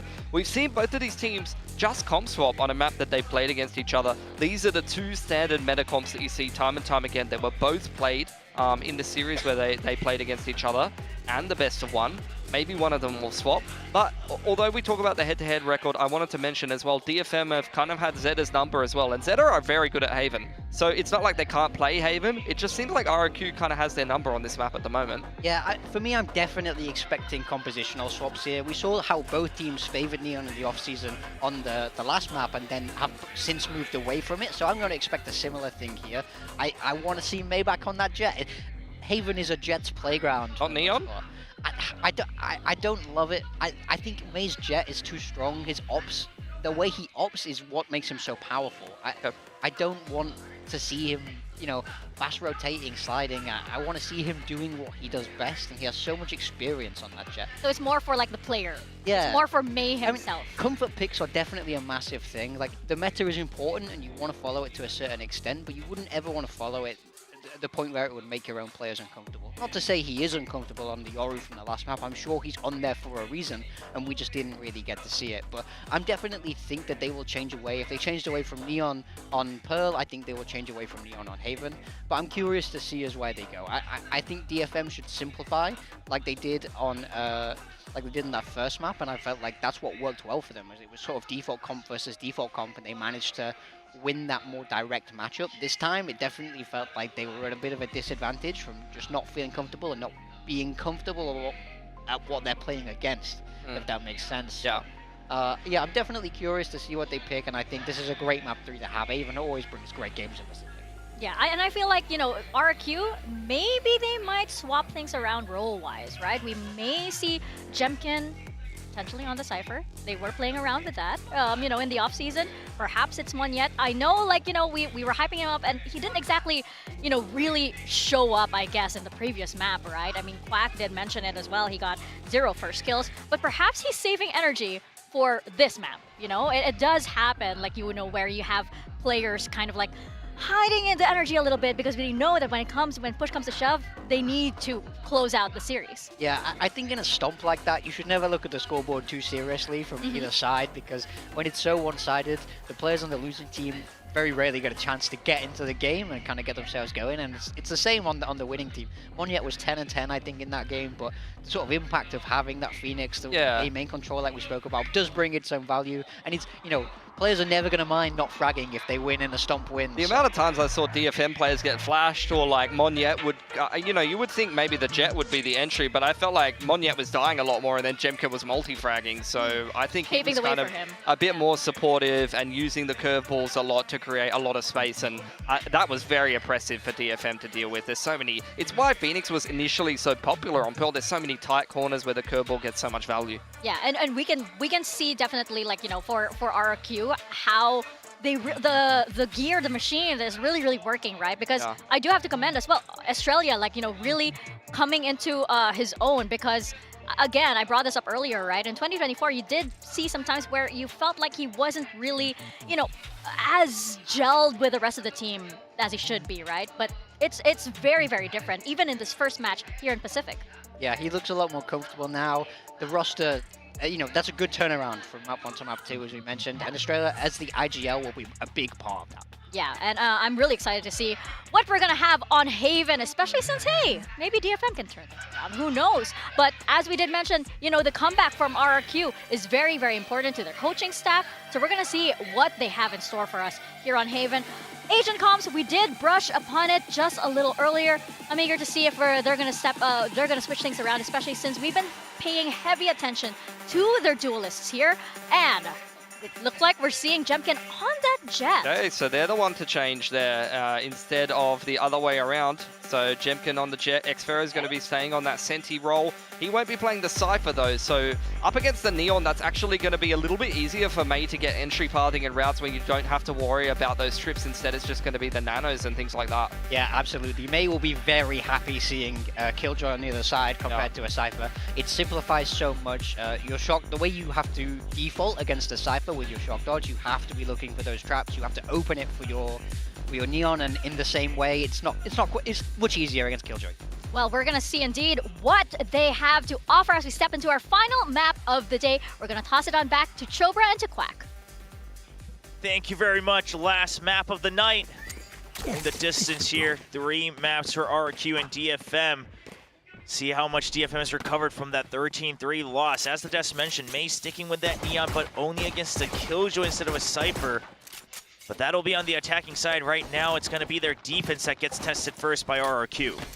And RRQ, I mean, you got to imagine the Killjoy potential lockdown plays or even just a delay with the Nanostorm, still finding a little bit of value, but for now, breaking early traps. They've managed to deal with a bit of that utility from Jinbong around B. And lots of pressure onto B already, draws out so much attention. Ooh. Then a fast re-clear into A. Jinbong not quite spotted just yet, though. Neither was Jemkin. He's still looking for a head, continuing to jiggle. There it is, spotted out by Cushy. But this is advantageous for RRQ because they already have Jemkin far forward. They actually just keep him trapped in short. Yeah, he's going to try to work around with the camera as well, maybe with a bit of support from Estrella. But then here comes that hit from RRQ. They had players planted deep inside of B, and that's when Monyet then strikes. Estrella in towards the side as well, deals alongside Jinbong. Yeah, this was a hard read from RRQ, seeing that Cypher, recognizing that that has to be just the Cypher solo setup because we've already put so much pressure on mid, and then they basically trap him in, go for the launch on the pinch in mid. Now they do lose that position. They also have... Surely you expect... Surely! The smoke up. Slightly expected, but Jemkin a little bit quicker to fire back. And continuing to spam on with the Ghost, he haunts them down and picks up the pistol for RRQ. Well, one of the teams heard about the comfort base because Jemkin's right back in form as the Jet continuing on from the previous maps. Monyet on that Omen as well. Everybody playing kind of tried and true agents, a tried and true composition here on Haven. Perhaps just having faith that their basics, their fundamentals, their experience is going to carry through. Yeah, having a good time at the very least, but also wanting to keep as many rounds as possible on this attacking side. So quickly buying up. It's just Xfero in on the Sheriff. His lurk was unfortunately dealt with in that previous round. But this time, slow back into grass. Meanwhile, the rest of the team creeps up into A. Nothing spotted. And there's also just DFM with an early smoke. Yeah, just trying to delay the opponents from coming into C site, but RRQ already checking all the close corners. Meanwhile, turret gets spotted, so you know that there's presence in garage. That space not going to be worth going in and taking. Now, if you are going to go for the postman all the way in C main, you got to have the one-ways ready, because you can't just spam through the smoke anymore. But Monyet looks like they want to just stay on site. They still have Xfero watching the flank, so they won't take that risk. Yeah, try to keep themselves planted, covering those exits. Akame, though, trying to line things up with that fault line, but Jemkin sprays through the smoke at the last second, finds 2 players down. And that's the counter paranoia coming out just to keep them at bay. Xfero dealing with the back as well. That's Jinbung gone. Mei and Akame slow creep up on the other side, but there's that one-way smoke. Yeah, there's the Nanoswarm. I mean, this is really good timing, too. This is some good discipline. You get the early kills, and then you say, we're not going to greet it. They can go down to the spike. I mean, this is a little awkward because I don't see this very often from RRQ because they're usually just hunting for kills, and that's how some of the accidents happen. Yeah, it's been, at least so far on this map, 0 rounds since the accidents have been found. So far, so good. Don't steal my fun, bro. Being able to keep things up and ready as well. Oh, the Outlaw. Okay. The upgrade coming out for Estrella. Odin bought up by Art as well, though. Yeah, we'll see what that Odin can do. It can do a lot of damage on Haven, but that's a 4-man half armor, and they're still focused on A. And RQ just says, once more, we go C. Yeah, a little bit of an early smoke trade up around A. The Odin spams, but RQ's happy to kind of play around the C site. There are some trips now this time, though. And Jemkin is trying to play up around the cubby, looking for some kind of an angle. Then comes the execute, so flashes through, Jemkin up onto the boxes. Nothing spotted. Garage has been smoked off. DFM forced to retake on 5. Planted. Should be them planting their feet on the site once again, and when they start to get pushed out, that's when Xfero is going to want to make a move. So Jinbung, he has to try to hold on as long as possible. He's actually reset the tripwire. Xfero has the read on it. Yeah, slowly trying to inch forward, and that alerts Jinbung as well. He's still trying to keep that pressure on there at the very least, though, but Jemkin up on top, not quite spotted out. Art and Akame will be sprayed down, but here comes Xfero now in towards Garage, and that is crucial positioning. Estrella with a quick swing on the Outlaw as well. That's one more shot. Now reloads. Akame in for the spike stick. But Estrella just keeps things interesting. In with the Ghost, keeps him away and off of the spike, secures the round for RRQ to convert the bonus. I love what Estrella did right there. He didn't wait for the full reload because he was afraid of the half happening. So instead, he just goes for the jiggle, taps him once, and knows that he would have gotten off the spike as soon as he sees him aiming down sights for him. So that's the bonus on the side of RRQ. Xfero does keep calm until he hears those footsteps in Garage. He's able to peek out, nullifying that tripwire, and that alone buys a lot of time too. Sure, Akame gets the kill, but it's a little too late. And Xfero just, again, being so pesky outside of Garage as well. Next round now, and all of a sudden RQ is deciding to head on over to the A site. First time in 3 rounds, and Art is unaware. This is a good tempo switch up. However, DFM, they just ditched C site, they put the trip, and then they're just starting to peek out of Garage. So it does allow for this 3-man stack onto A. Deploying drone. That fault line does draw out the drone, but I would say almost to the benefit of RRQ because now they're going a lot more cautiously into the site. Yeah, they do get that information, and Jemkin should be prepared. He does eat a shock dart though, so not too bad. Gian straight in towards him with a shotty as well. But here comes the rest of the team. RRQ Estrella onto the Ghost again, and he's able to fight back. A headshot through. Spike down as well for RRQ now. All right, you do know that it was a weak buy on the side of DFM. I don't know if you know about the Phantom. Gonna be a little hard to tell. Ooh, but here comes the call's too late! Up from the top, but slides in towards Estrella, who is still ready. Jinbung goes for the swing, tags Estrella down to 16 HP, but once again in a scenario where he has to stick the spike. Estrella comes back in with the fault line, perfectly stunned up, and that should be the kill, but Jinbung is so quick and ready to fight back. Picks up the round for DFM. The idea was to stop the half defuse, expecting that with the fault line and the jump peak that Jinbung would get spooked, but Jinbung actually stuck the half, which means he has the time to line up his crosshairs. That's really good from Jinbung to understand, but that's really the only win condition he has once he's already stunned up. He can't let go of it at that point because you don't know if he's going to peek back in. But this is RRQ just not keeping tabs. Very well played. But they don't keep tabs of Heaven. They just assume that they don't have any weapons, that it's going to be tough for them to even attempt a retake. So we'll keep tabs on that because, once again, opportunities for May to slip through the cracks. But for right now, at least, Nerves of Steel, DFM, still keeping themselves in the game. 2 ops in this round, though. May versus Jemkin. RRQ's been leaning heavy into these attack ops. They did so on Abyss as well. And now trying to combat op for op. Both of these duelists so good with the operator. Jemkin just waiting for May to get curious. Thankfully this time, though, DFM not really pushing out too much from the defensive side. Earlier on, just some taps, I think from RRQ side, down mid. Nothing found, so after a bit of time elapsed, it's going to be the drone to re-clear, to get information around space. Both Sova's trading utility. Yeah, but that's 2 members already noted on the A side, so that's the cue to go fast into B. Jemkin has the blades, back into sight. Nothing found so far. Everything's effectively smoked off, but here comes the Hunter's Fury from Art to try to delay that spike plant. Xferro still marking the outside of Garage. And they traded the spike as well, so it will still get planted on B. You see him. That's the barrel. Cushy towards the back of spawn for security measure as well, but here comes Jenkin.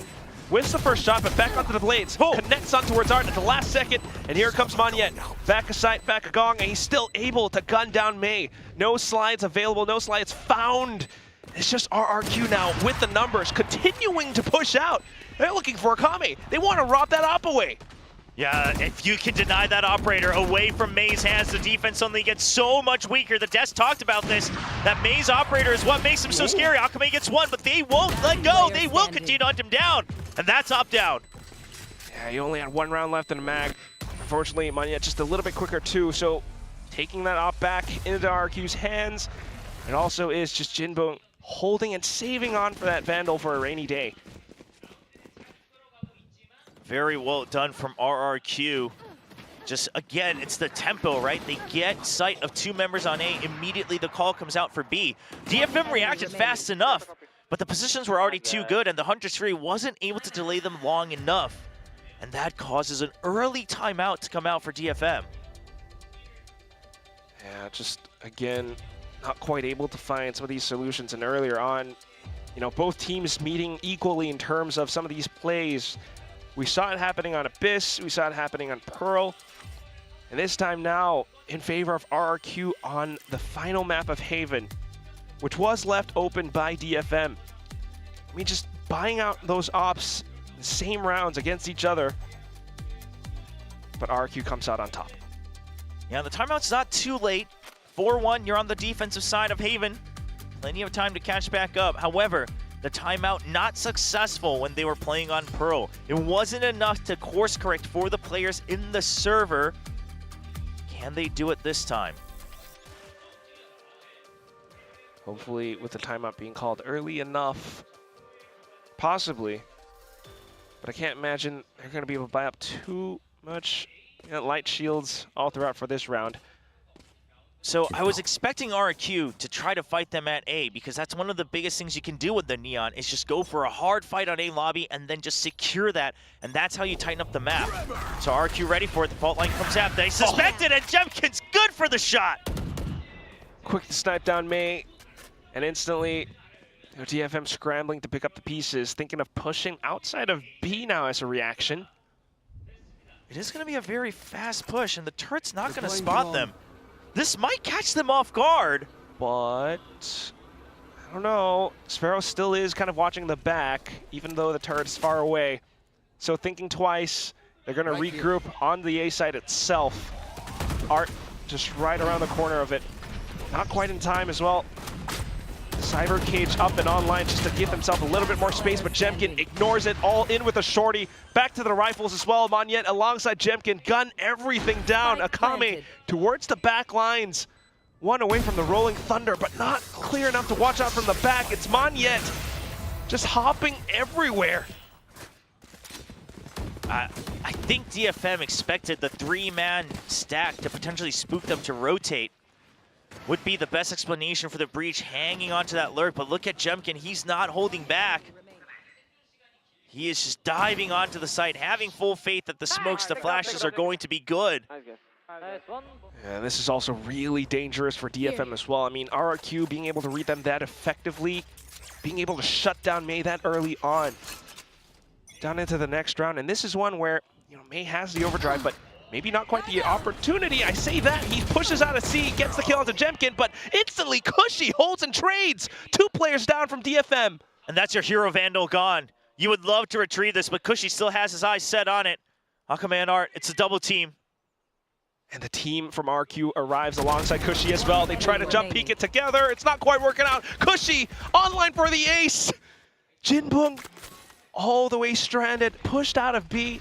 He's trying to look for a possible angle of position, but Monyet's marking the back, spots him out. All right, starts going for the flick. Is he setting up for Cushy? It has to be. Has to be. There's the ace for Cushy. Fed right up to the man who's been called up from challengers to fill the gaps of RRQ.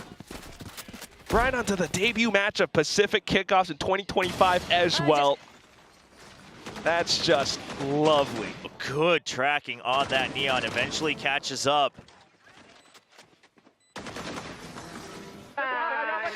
You gotta love that. Monyet is a bro. Monyet is a bro. Some other teams, some other players, they wouldn't do that. They wouldn't do that for their brother, but Monyet, he's got him. Some teams with tigers in their player cards. Anyway. A round's around, but next one coming through now, and it's May looking to make the overdrive play happen. Owl drones up A, but nothing spotted. RQ's completely headed on over to the A site. It's just Jinboom here. The trip is now set up as a kill trip right at the entrance, right? A little bit deep, right on the box, so it's not as easy to spot, it's not as easy to break, but they are very wary of it just because it is a cipher. You should hear it. And RRQ's still creeping up. You know, they're pretty safe so far. Oh! That's an early Rolling Thunder. As soon as the trip breaks, Conjure Rolling Thunder through. Nothing connected on either side, but here comes Jemkin. Straight on towards the back of Platt. Finds 2 headshots. RRQ's made up their mind. They're never backing out of fight because right now, they back away from the opponent's Rolling Thunder, then they take time to bait DFM to try to fill the site and go back in with the Rolling Thunder. It wasn't perfect, but it got the job done. So smart with the preemptive plays on either side, and now DFM reeling from the losses, looking for the save. May, I don't know, no weapon. Yeah, I mean, you can't use that overdrive now. Surely you just go to try to get whatever damage you can, but okay. Meanwhile, Jemkin just wants the Blade Storm completed, I guess. Oh, almost possible. Well, Xfero's on the other side. Surely you don't get out alive here. That's done. Let's chin down. No Blade Storm yet for Jemkin, at least. And it's going to be May from the back lines. Okay. I mean, they want to take all the weapons out. They ended up giving, one of the weapons back, so it's about even here for DFM. But I wonder, do you use a second timeout here for DFM? Because if you want to win the match, you got to get your players back in the server. I mean, sure, we don't know what's going on in the comms. We don't know if they're course correcting on their own, amidst the players. But right now, the most you can do is 5-7. That wouldn't be bad. But you lose the next round. And then your econ, once again, getting a little dicey here and there. Yeah, just nothing quite working out. Not even trying to find those reads against them. But now just sending it possibly in with the overdrive play. Or just the rifles, trying to spam on through. Monyet has to kind of tug away, but even stunned up, gets the shot onto Akame. A little bit of support from Estrella, surely, but still. I mean, that's the most you could do in Neon on Haven. Is to fight for A main. Still though, quick on the contact. RQ, quick transition on over to the C site. They break those trips, dealing with Jinbong. They know that he's inside a garage still, so just trying to play it safe for now. The spike quickly goes down. It's one of those retake chances for DFM, but can they complete it? Okay, a little bit too high for Jemkin. A little uncharacteristic, but they're going to go for a deep lockdown. Cushy's still watching the back. He has the Huntress Fury as well. You gotta imagine with the overdrive possibly, but yeah, it's that lockdown. You have to try for it though. DFM, it's just too many rounds already given up. Come on, me.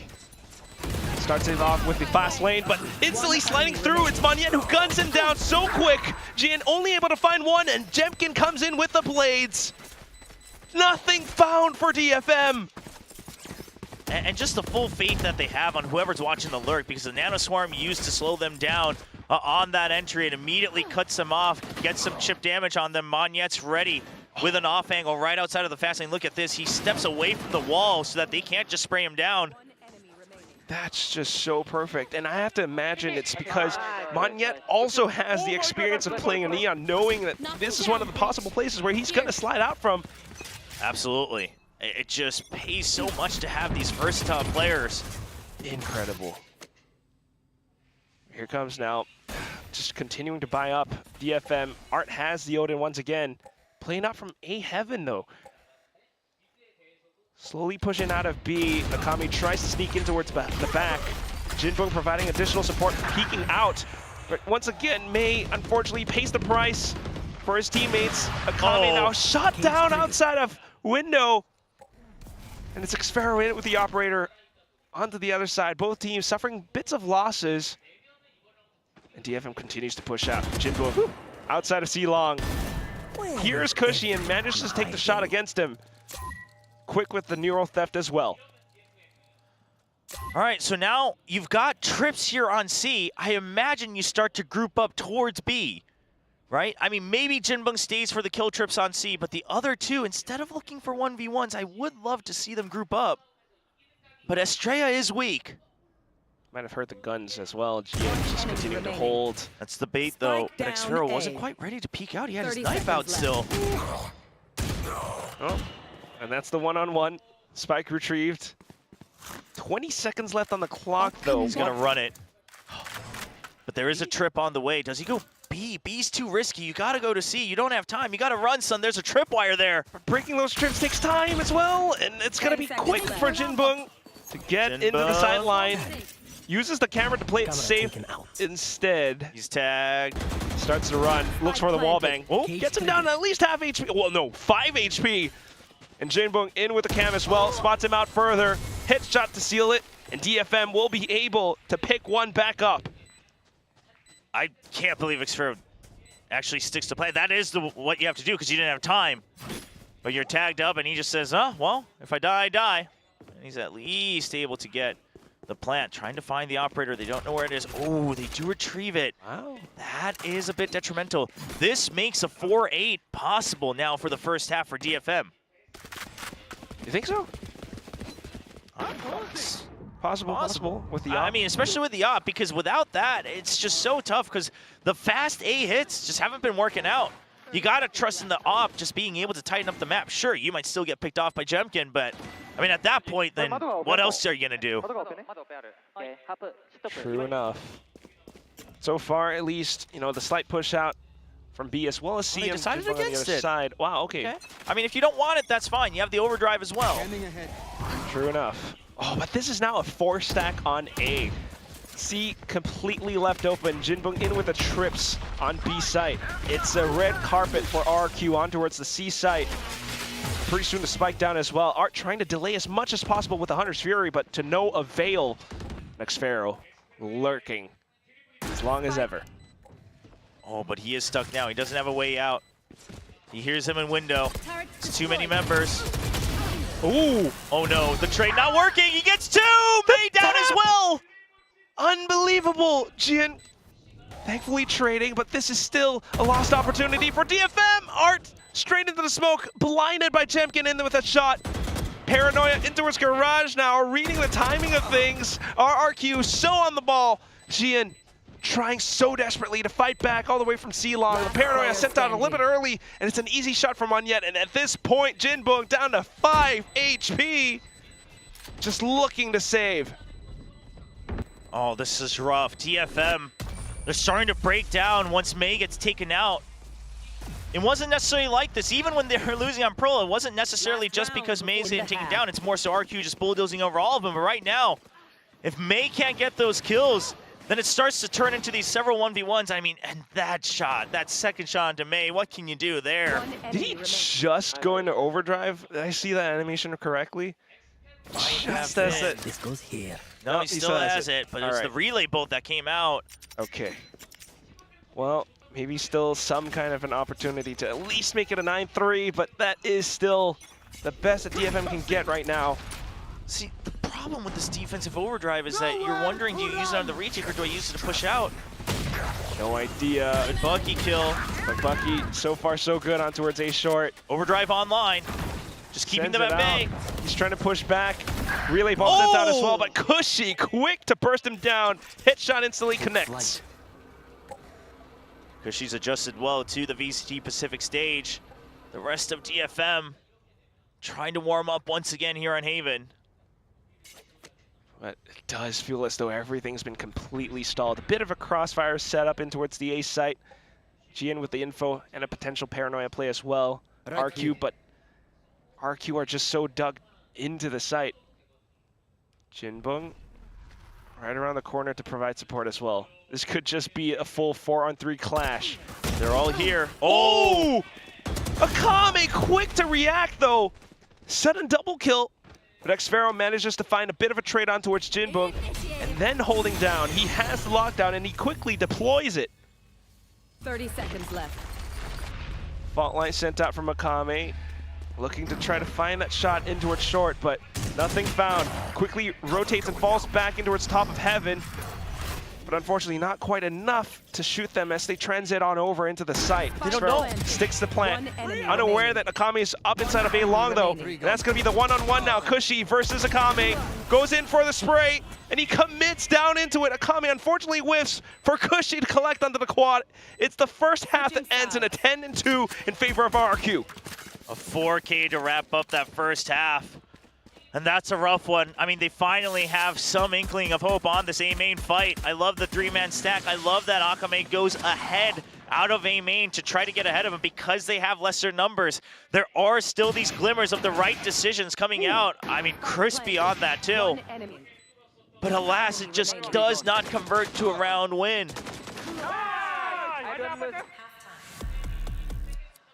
Despite the best efforts of everything going through, even Mei on the Bucky, just not quite able to buy enough. I mean, they managed to make the call to get 3 players kind of pinned down, anchored down on the A site to defend against RRQ, but even then, the power of friendship, the chaos that they're thriving in, everything ensues. Yeah, maps 2 and 3, RRQ definitely not getting lost too much. There's still 1 or 2 rounds here and there, but generally they found the right balance that becomes their color. That's something that personally I've criticized of this team for a very long time, of trying to find that consistency for yourselves, whether it's aggro, whether it's control, no matter what it is. And it looked lost in the first map. Coming back online for maps 2 and 3. Meanwhile, DFM, they were able to at least retain some control on Abyss, but Pearl and now on Haven, they're getting slapped around by RRQ's tempo. I will say though, I do feel like Jian is starting to come online a little bit more, starting to get accustomed to the team play and the best players just a bit more than he did at the very beginning. And obviously, that's a player that they've looked at and said he might need some time to adjust to the big stage. So not all is lost, but in this match, you're running out of time. Yeah, especially with RRQ on the 10. But hopefully, maybe on the attacking side, this is where we get to see that Neon a little bit more from Mei, perhaps alongside his teammates as well. Already dug deep into a C cubby for now, but RQ is online as well. Oh, Estrella aftershocks through. Possibly spotted May out earlier on in the round, but now a bit of garage pressure. So C site seems to be the play, so they're tightening out from A main. And they give up garage, but they just want to hold on to back site from the point of view of RRQ. Just thinking into it. But here comes, of course, DFM. Working around the smokes. They don't quite fully commit blindly, just trying to play around it now. Peeking out at the right times alongside the team. They're able to gun down Xfero alongside two more players from RRQ. RRQ trying to come in with a retake in from garage, maybe a little bit from C-Link as well, but not quite having a lot of the angles. May will be able to work around the smokes around spawn. Slides back into safety. Jemkin looking for a quick tap, but dashes back in instead. Not quite able to find too much. Cushy not quite being able to pull aggro away either. Last player standing. So just desperately trying to peek out now. All that's left is just Cushy. Yeah, this is a rough one, and it all started with an excellent execute onto the site from DFM as they clean up the kills here. They recognize that this is a backside hold because you already had garage as well. The trip, there's no reaction from it. So you decide we're going to go in and we're going to pinch onto logs there on the right side of the site. It's going to be Jinboo who scouts it first, but then May digs deep, and then you peek out across both sides onto this backside hit. You love to see it because if you don't take control of that, you just have no idea when the flood's going to happen. Just quickly being able to play around that flood and trying out the early utility as well from RRQ. So starting things off pretty decent. You know, some upgrades into the rifles for the next round as well. Now quick into the A site, leaving Jinboo for that lurk. He's got the ghost, and he might have heard something. Oh, great timing here from Xfero, but it's going to be too many members.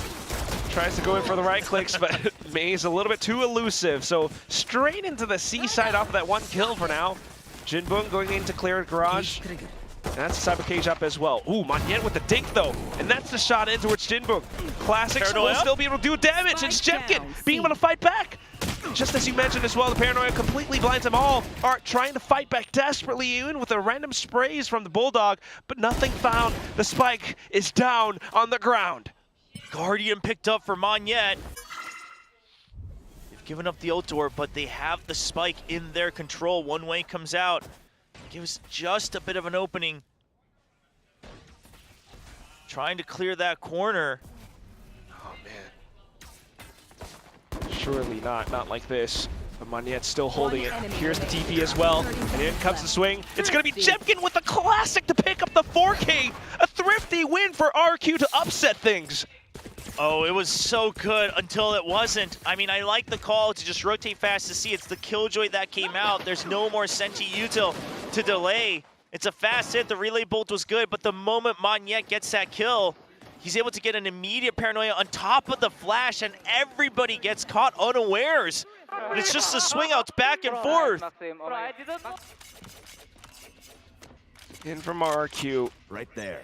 I mean, if you have your utility set up that well, and at the same time being able to land those classic shots so effectively, it's just unfortunate for DFM to be put in this spot where they're facing potential match and series point. Forced by an up. It's just Jinboo in with a desperate Vandal while the rest of the team has some, you know, upgraded SMGs and pistols. Yeah, see if they can create enough chaos with the Neon, quite frankly. Oh, the judge. Timing, he gets right under it! No idea from Art! Underneath the drone! Now the rest of DFM looking to refill that space, maybe just a desperate play in towards the B site, but Estrella's on the other end with a fault line. That alarm bot rings, that's gonna be the fault line, and it might be a pinch in from Xfero as well to see if he can catch some stragglers. Okay, stunned up so far. Xfero not hearing too many footsteps, so not quite pushing out the garage just yet. It's just a straight to hold, quickly dealt with by Akame, and now the rest of the team just trying to hold around both exits of B. All right, so RRQ expected DFM to respect that fault line a bit more. So I like this aggression for DFM, but where do you go from here? Are you just going to hold from on site? Oh, they're looking to make it happen at the very least, but here comes the paranoia alongside Jemkin! A triple kill to pull it off! It's down to Monyet. Gian with the desperate judge play, jumps on over outside of the smokes.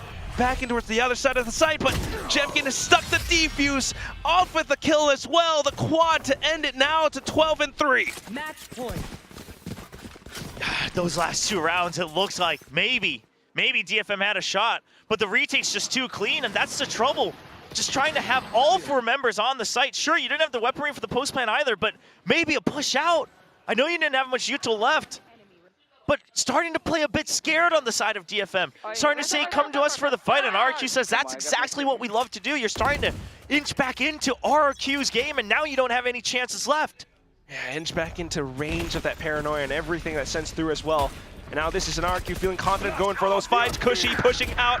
Jemkin alongside A-Short as well. Managing to get the spray down with the Phantom onto Art. Jinbok only good for 1 trade, but it's also the Rolling Thunder out from Akami that's kind of been spent and wasted. Yeah, it's the Rolling Thunder gone. You've got the Neon gone. You don't have info. I mean, you just have to go for dry peaks at this point.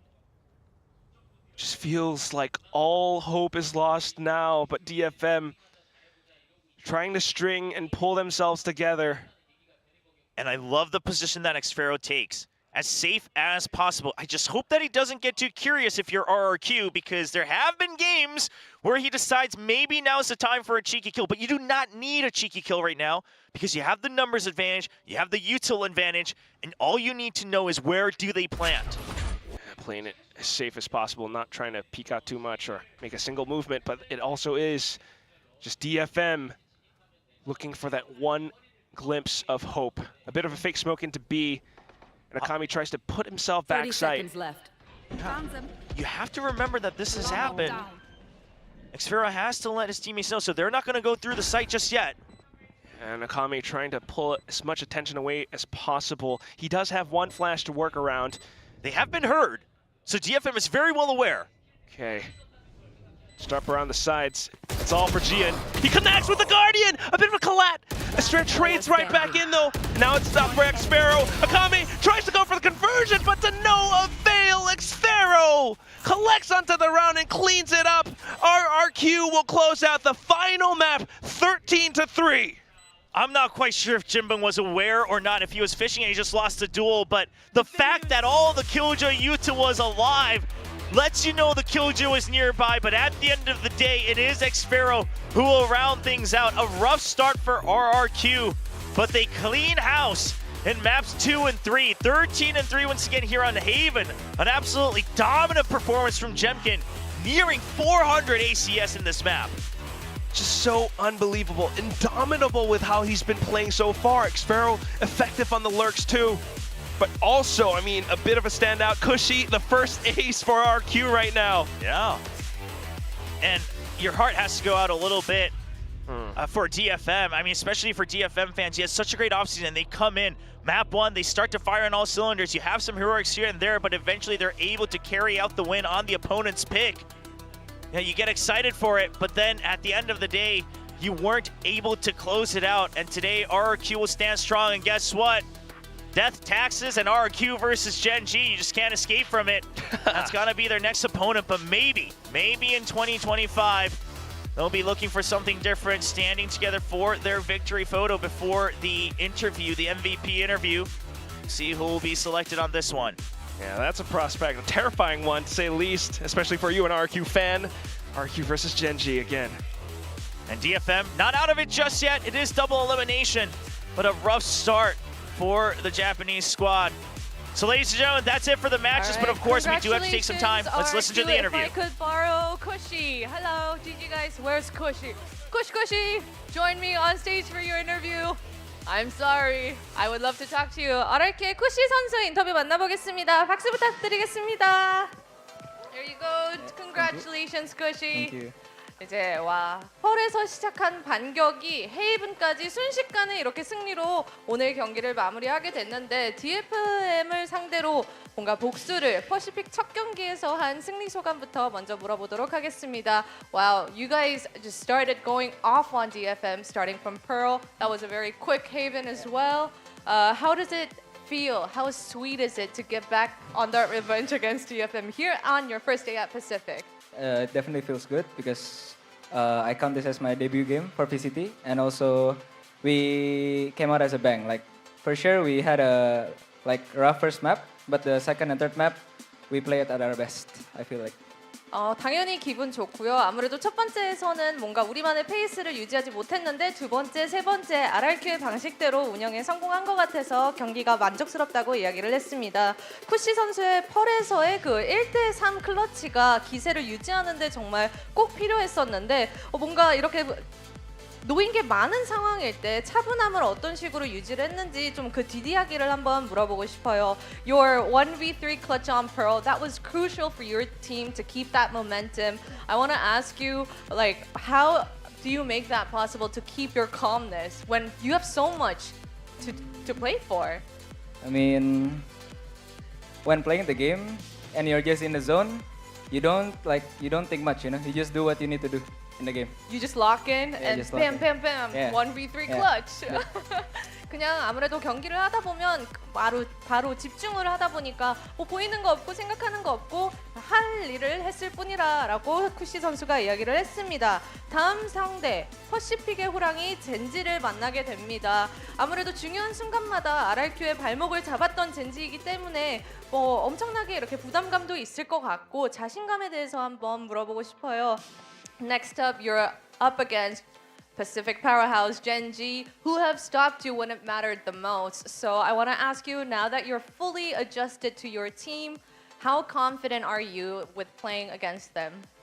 I'm pretty confident as long as my team can play at our just our best. I feel like it's another day, you know. It's another day. We shall see and find out. Yeah, we shall see. 아무래도 오늘처럼만 최선의 RRQ의 그런 모습을 계속 보여준다면 되게 자신이 있고요. 뭐 그때 가서 좀 봐야 될 것 같다라고 이야기를 해줬습니다. RRQ의 쿠시 선수 만나봤습니다. 다시 인터뷰 감사합니다. Thank you, Kushi. That was amazing day. Good luck to you for the rest of the kickoff. Yeah, thank you. All right, that's all from us on the stage, and we'll be back next time.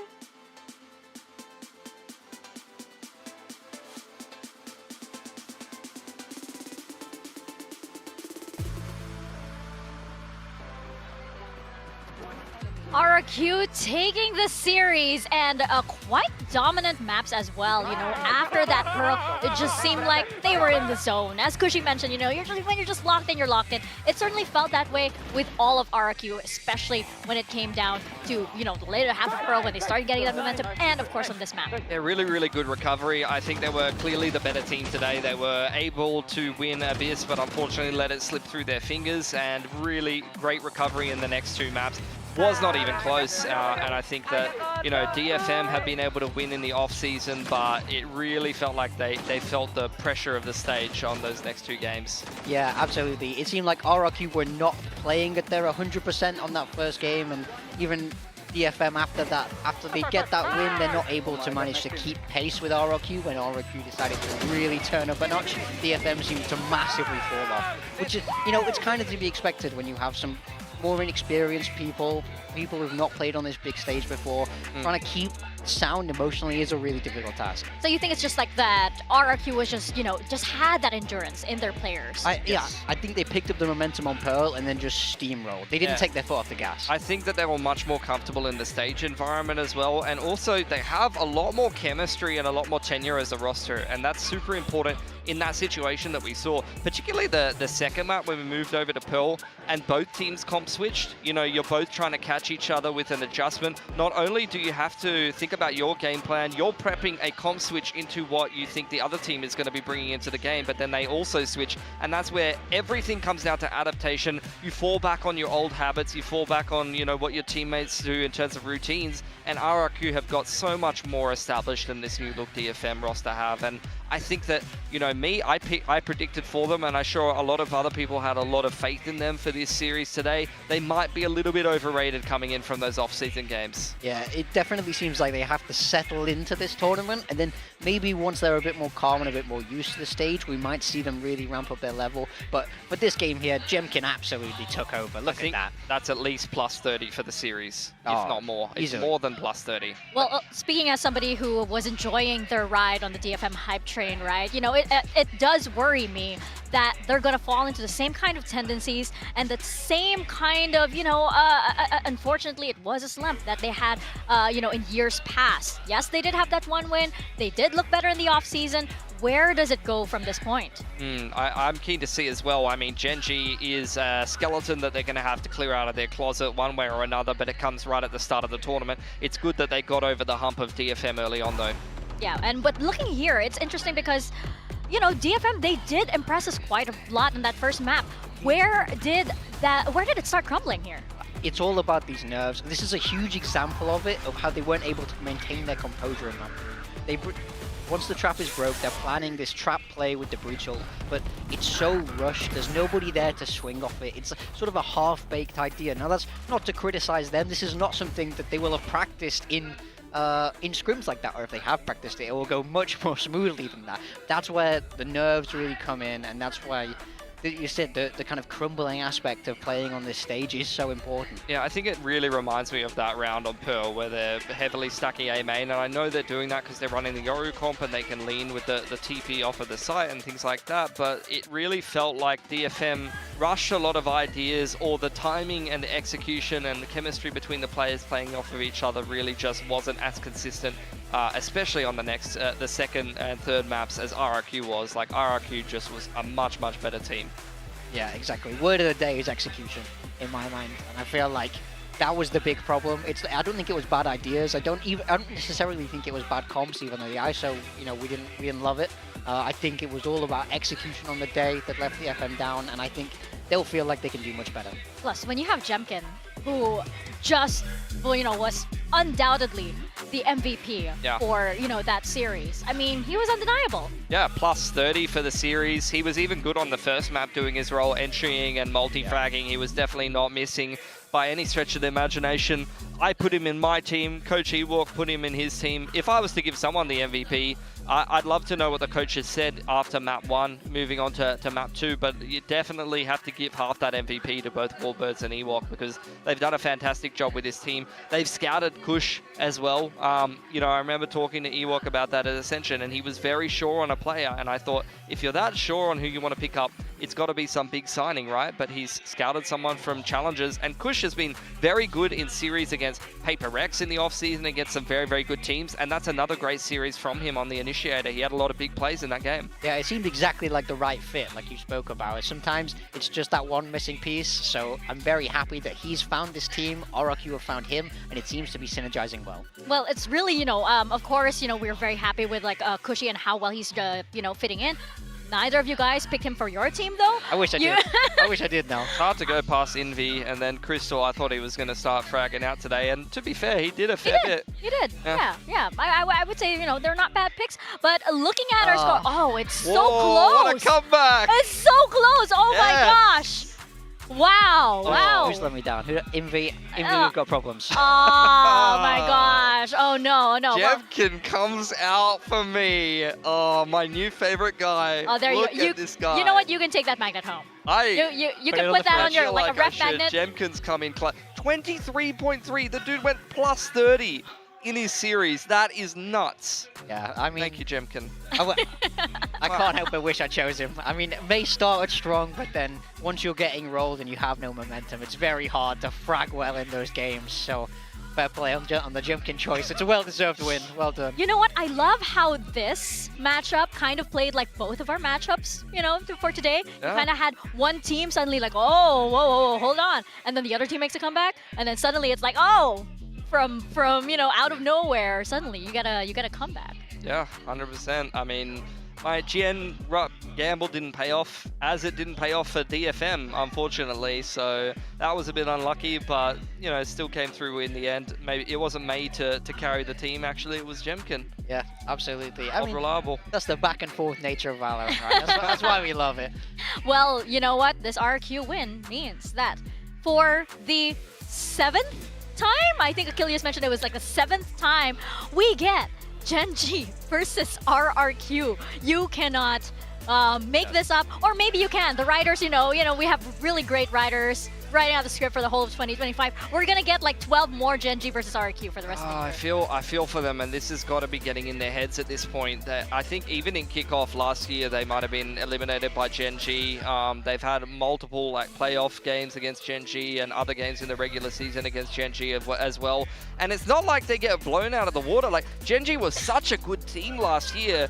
You would expect that they'd be stomping RRQ, but RRQ actually played them pretty close in a lot of those series that just couldn't quite get across the line, which is why we rate RRQ as this solid team. You picked them to win against DFM despite that loss in the offseason. They are still a very, very good team. I think these kind of matchups and these kind of like rivalries that are they're created by your environment, right? It's not a regional rivalry or anything like that. This rivalry has been created because they go head to head, and it's always a great game. So I think the players will have it in their head more as like revenge, more as like we know that they sort of defined our season last year, so now let's define their season. Now let's really take it to them. And I really hope it lights a fire under the RRQ players. I want them to take it to Gen G. For sure. I mean, like, you have teams that will shape each other's play styles, right? We kind of saw that 2023 with DRX and PRX kind of pushing each other, right? And now we're seeing entirely new rival. Hey, you have DRX and Nongshim over there. That could potentially be something. You have the old guard for Korean Valorant versus something brand new. That is very exciting. PRX versus T1 as well. Yeah, I think a lot of people are hotly anticipating PRX versus T1. It's this new Korean team that's been put together against a team that, some people thought that they would make some changes in the off-season, that they would change a player or two. They've stuck with what works. A lot of people are saying this map pool is looking very cracked for them. This is their season, but they had some shakiness in the off-season. They lost a couple of series that you weren't expecting them to, even if they didn't necessarily lose a tournament as a result of it. So a few little question marks for PRX, and that's a good first test for them. It's not an easy team that's lucked their way through the bracket there. It's going to be that new T1 that's already been tested a little bit by Boom, so it's not like they've walked through the bracket. They have already had a little bit of a fire lighted under them as well. Yeah, starting ahead in the bracket as well is sometimes great, sometimes it's bad, because you do get to watch the T1 game. They'll see that T1 weren't up to this amazing super team standard, and obviously you have a little bit of time to anti-strat, but equally you don't get this kind of warm-up that T1 get. T1 might have worked out all their nerves in that first game and now coming strong against PRX.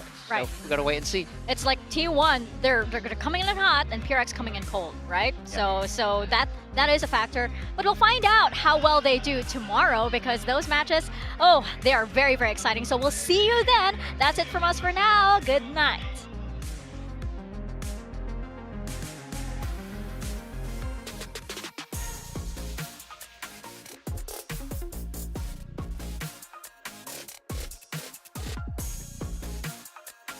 Jeremy very close up near heaven. Another flash out, but the smokes dissipate. He spots the shock dart sending through as well, so continues to go for the chase. Still, 2G tries to play ahead of it. 2G tries to stay alive. He needs to clutch this out. He's looking for it, goes back for another kill. All the way down! 2G, he just knew. He just needed to survive 1/2 second longer. Global Esports now looking to close out the map. Can you get close, Delix? Yeah, I gotta pick him in. Two players are hunting him down. He managed to get one down at the very least. But here come the paint shells. We're just gonna pop the showstopper just to hold the space up around the back of ropes. It's Udotan, the homing missile! You don't see rounds like that every day. Just absolute 100% value on the Raze kit. Be ready to run because they've gone for a stack on B. The drone. Jesse, he wants one kill. He knows he can't just run away. He gets one. Wow. Goes for the Jesse! A triple quad! The ace! Nice one, bud. They'll just clear for any Razor Vines and they start to walk in. They're just saying, hey, we don't see the shear over on the A side. Now that gives Team Secret a little bit more space. The other side, if they do continue to push out, Crystal has the angle as well. Zooms in, scopes in, and secures Global Esports. Takes the win.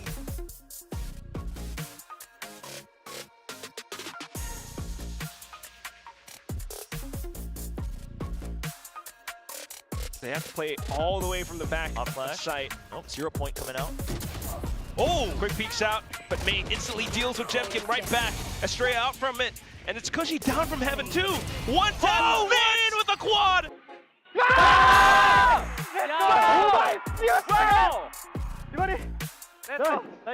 He hopped upwards, but May distracted perfectly. Inside a bit of chaos, in with the clone now. Fake out alongside the flash, takes down Jebkin, but RRQ is online. Xfero, Cushy, all able to gun them down all the way from the back. And this is one where maybe not quite the opportunity. I say that, he pushes out a C, gets the kill onto Jebkin. Team from RQ arrives alongside Cushy as well. They try to jump peek it together. Has to be, there's the ace for Cushy.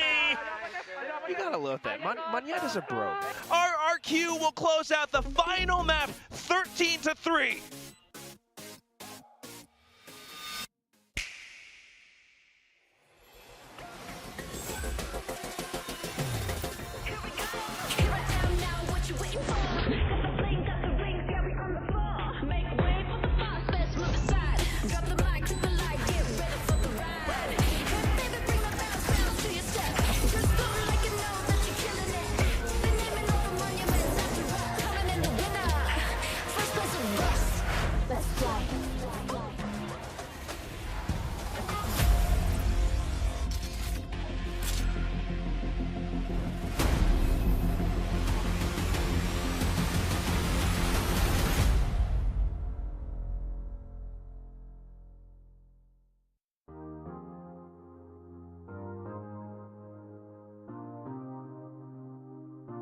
I came into this party to leave it with somebody. So tell me that you want me.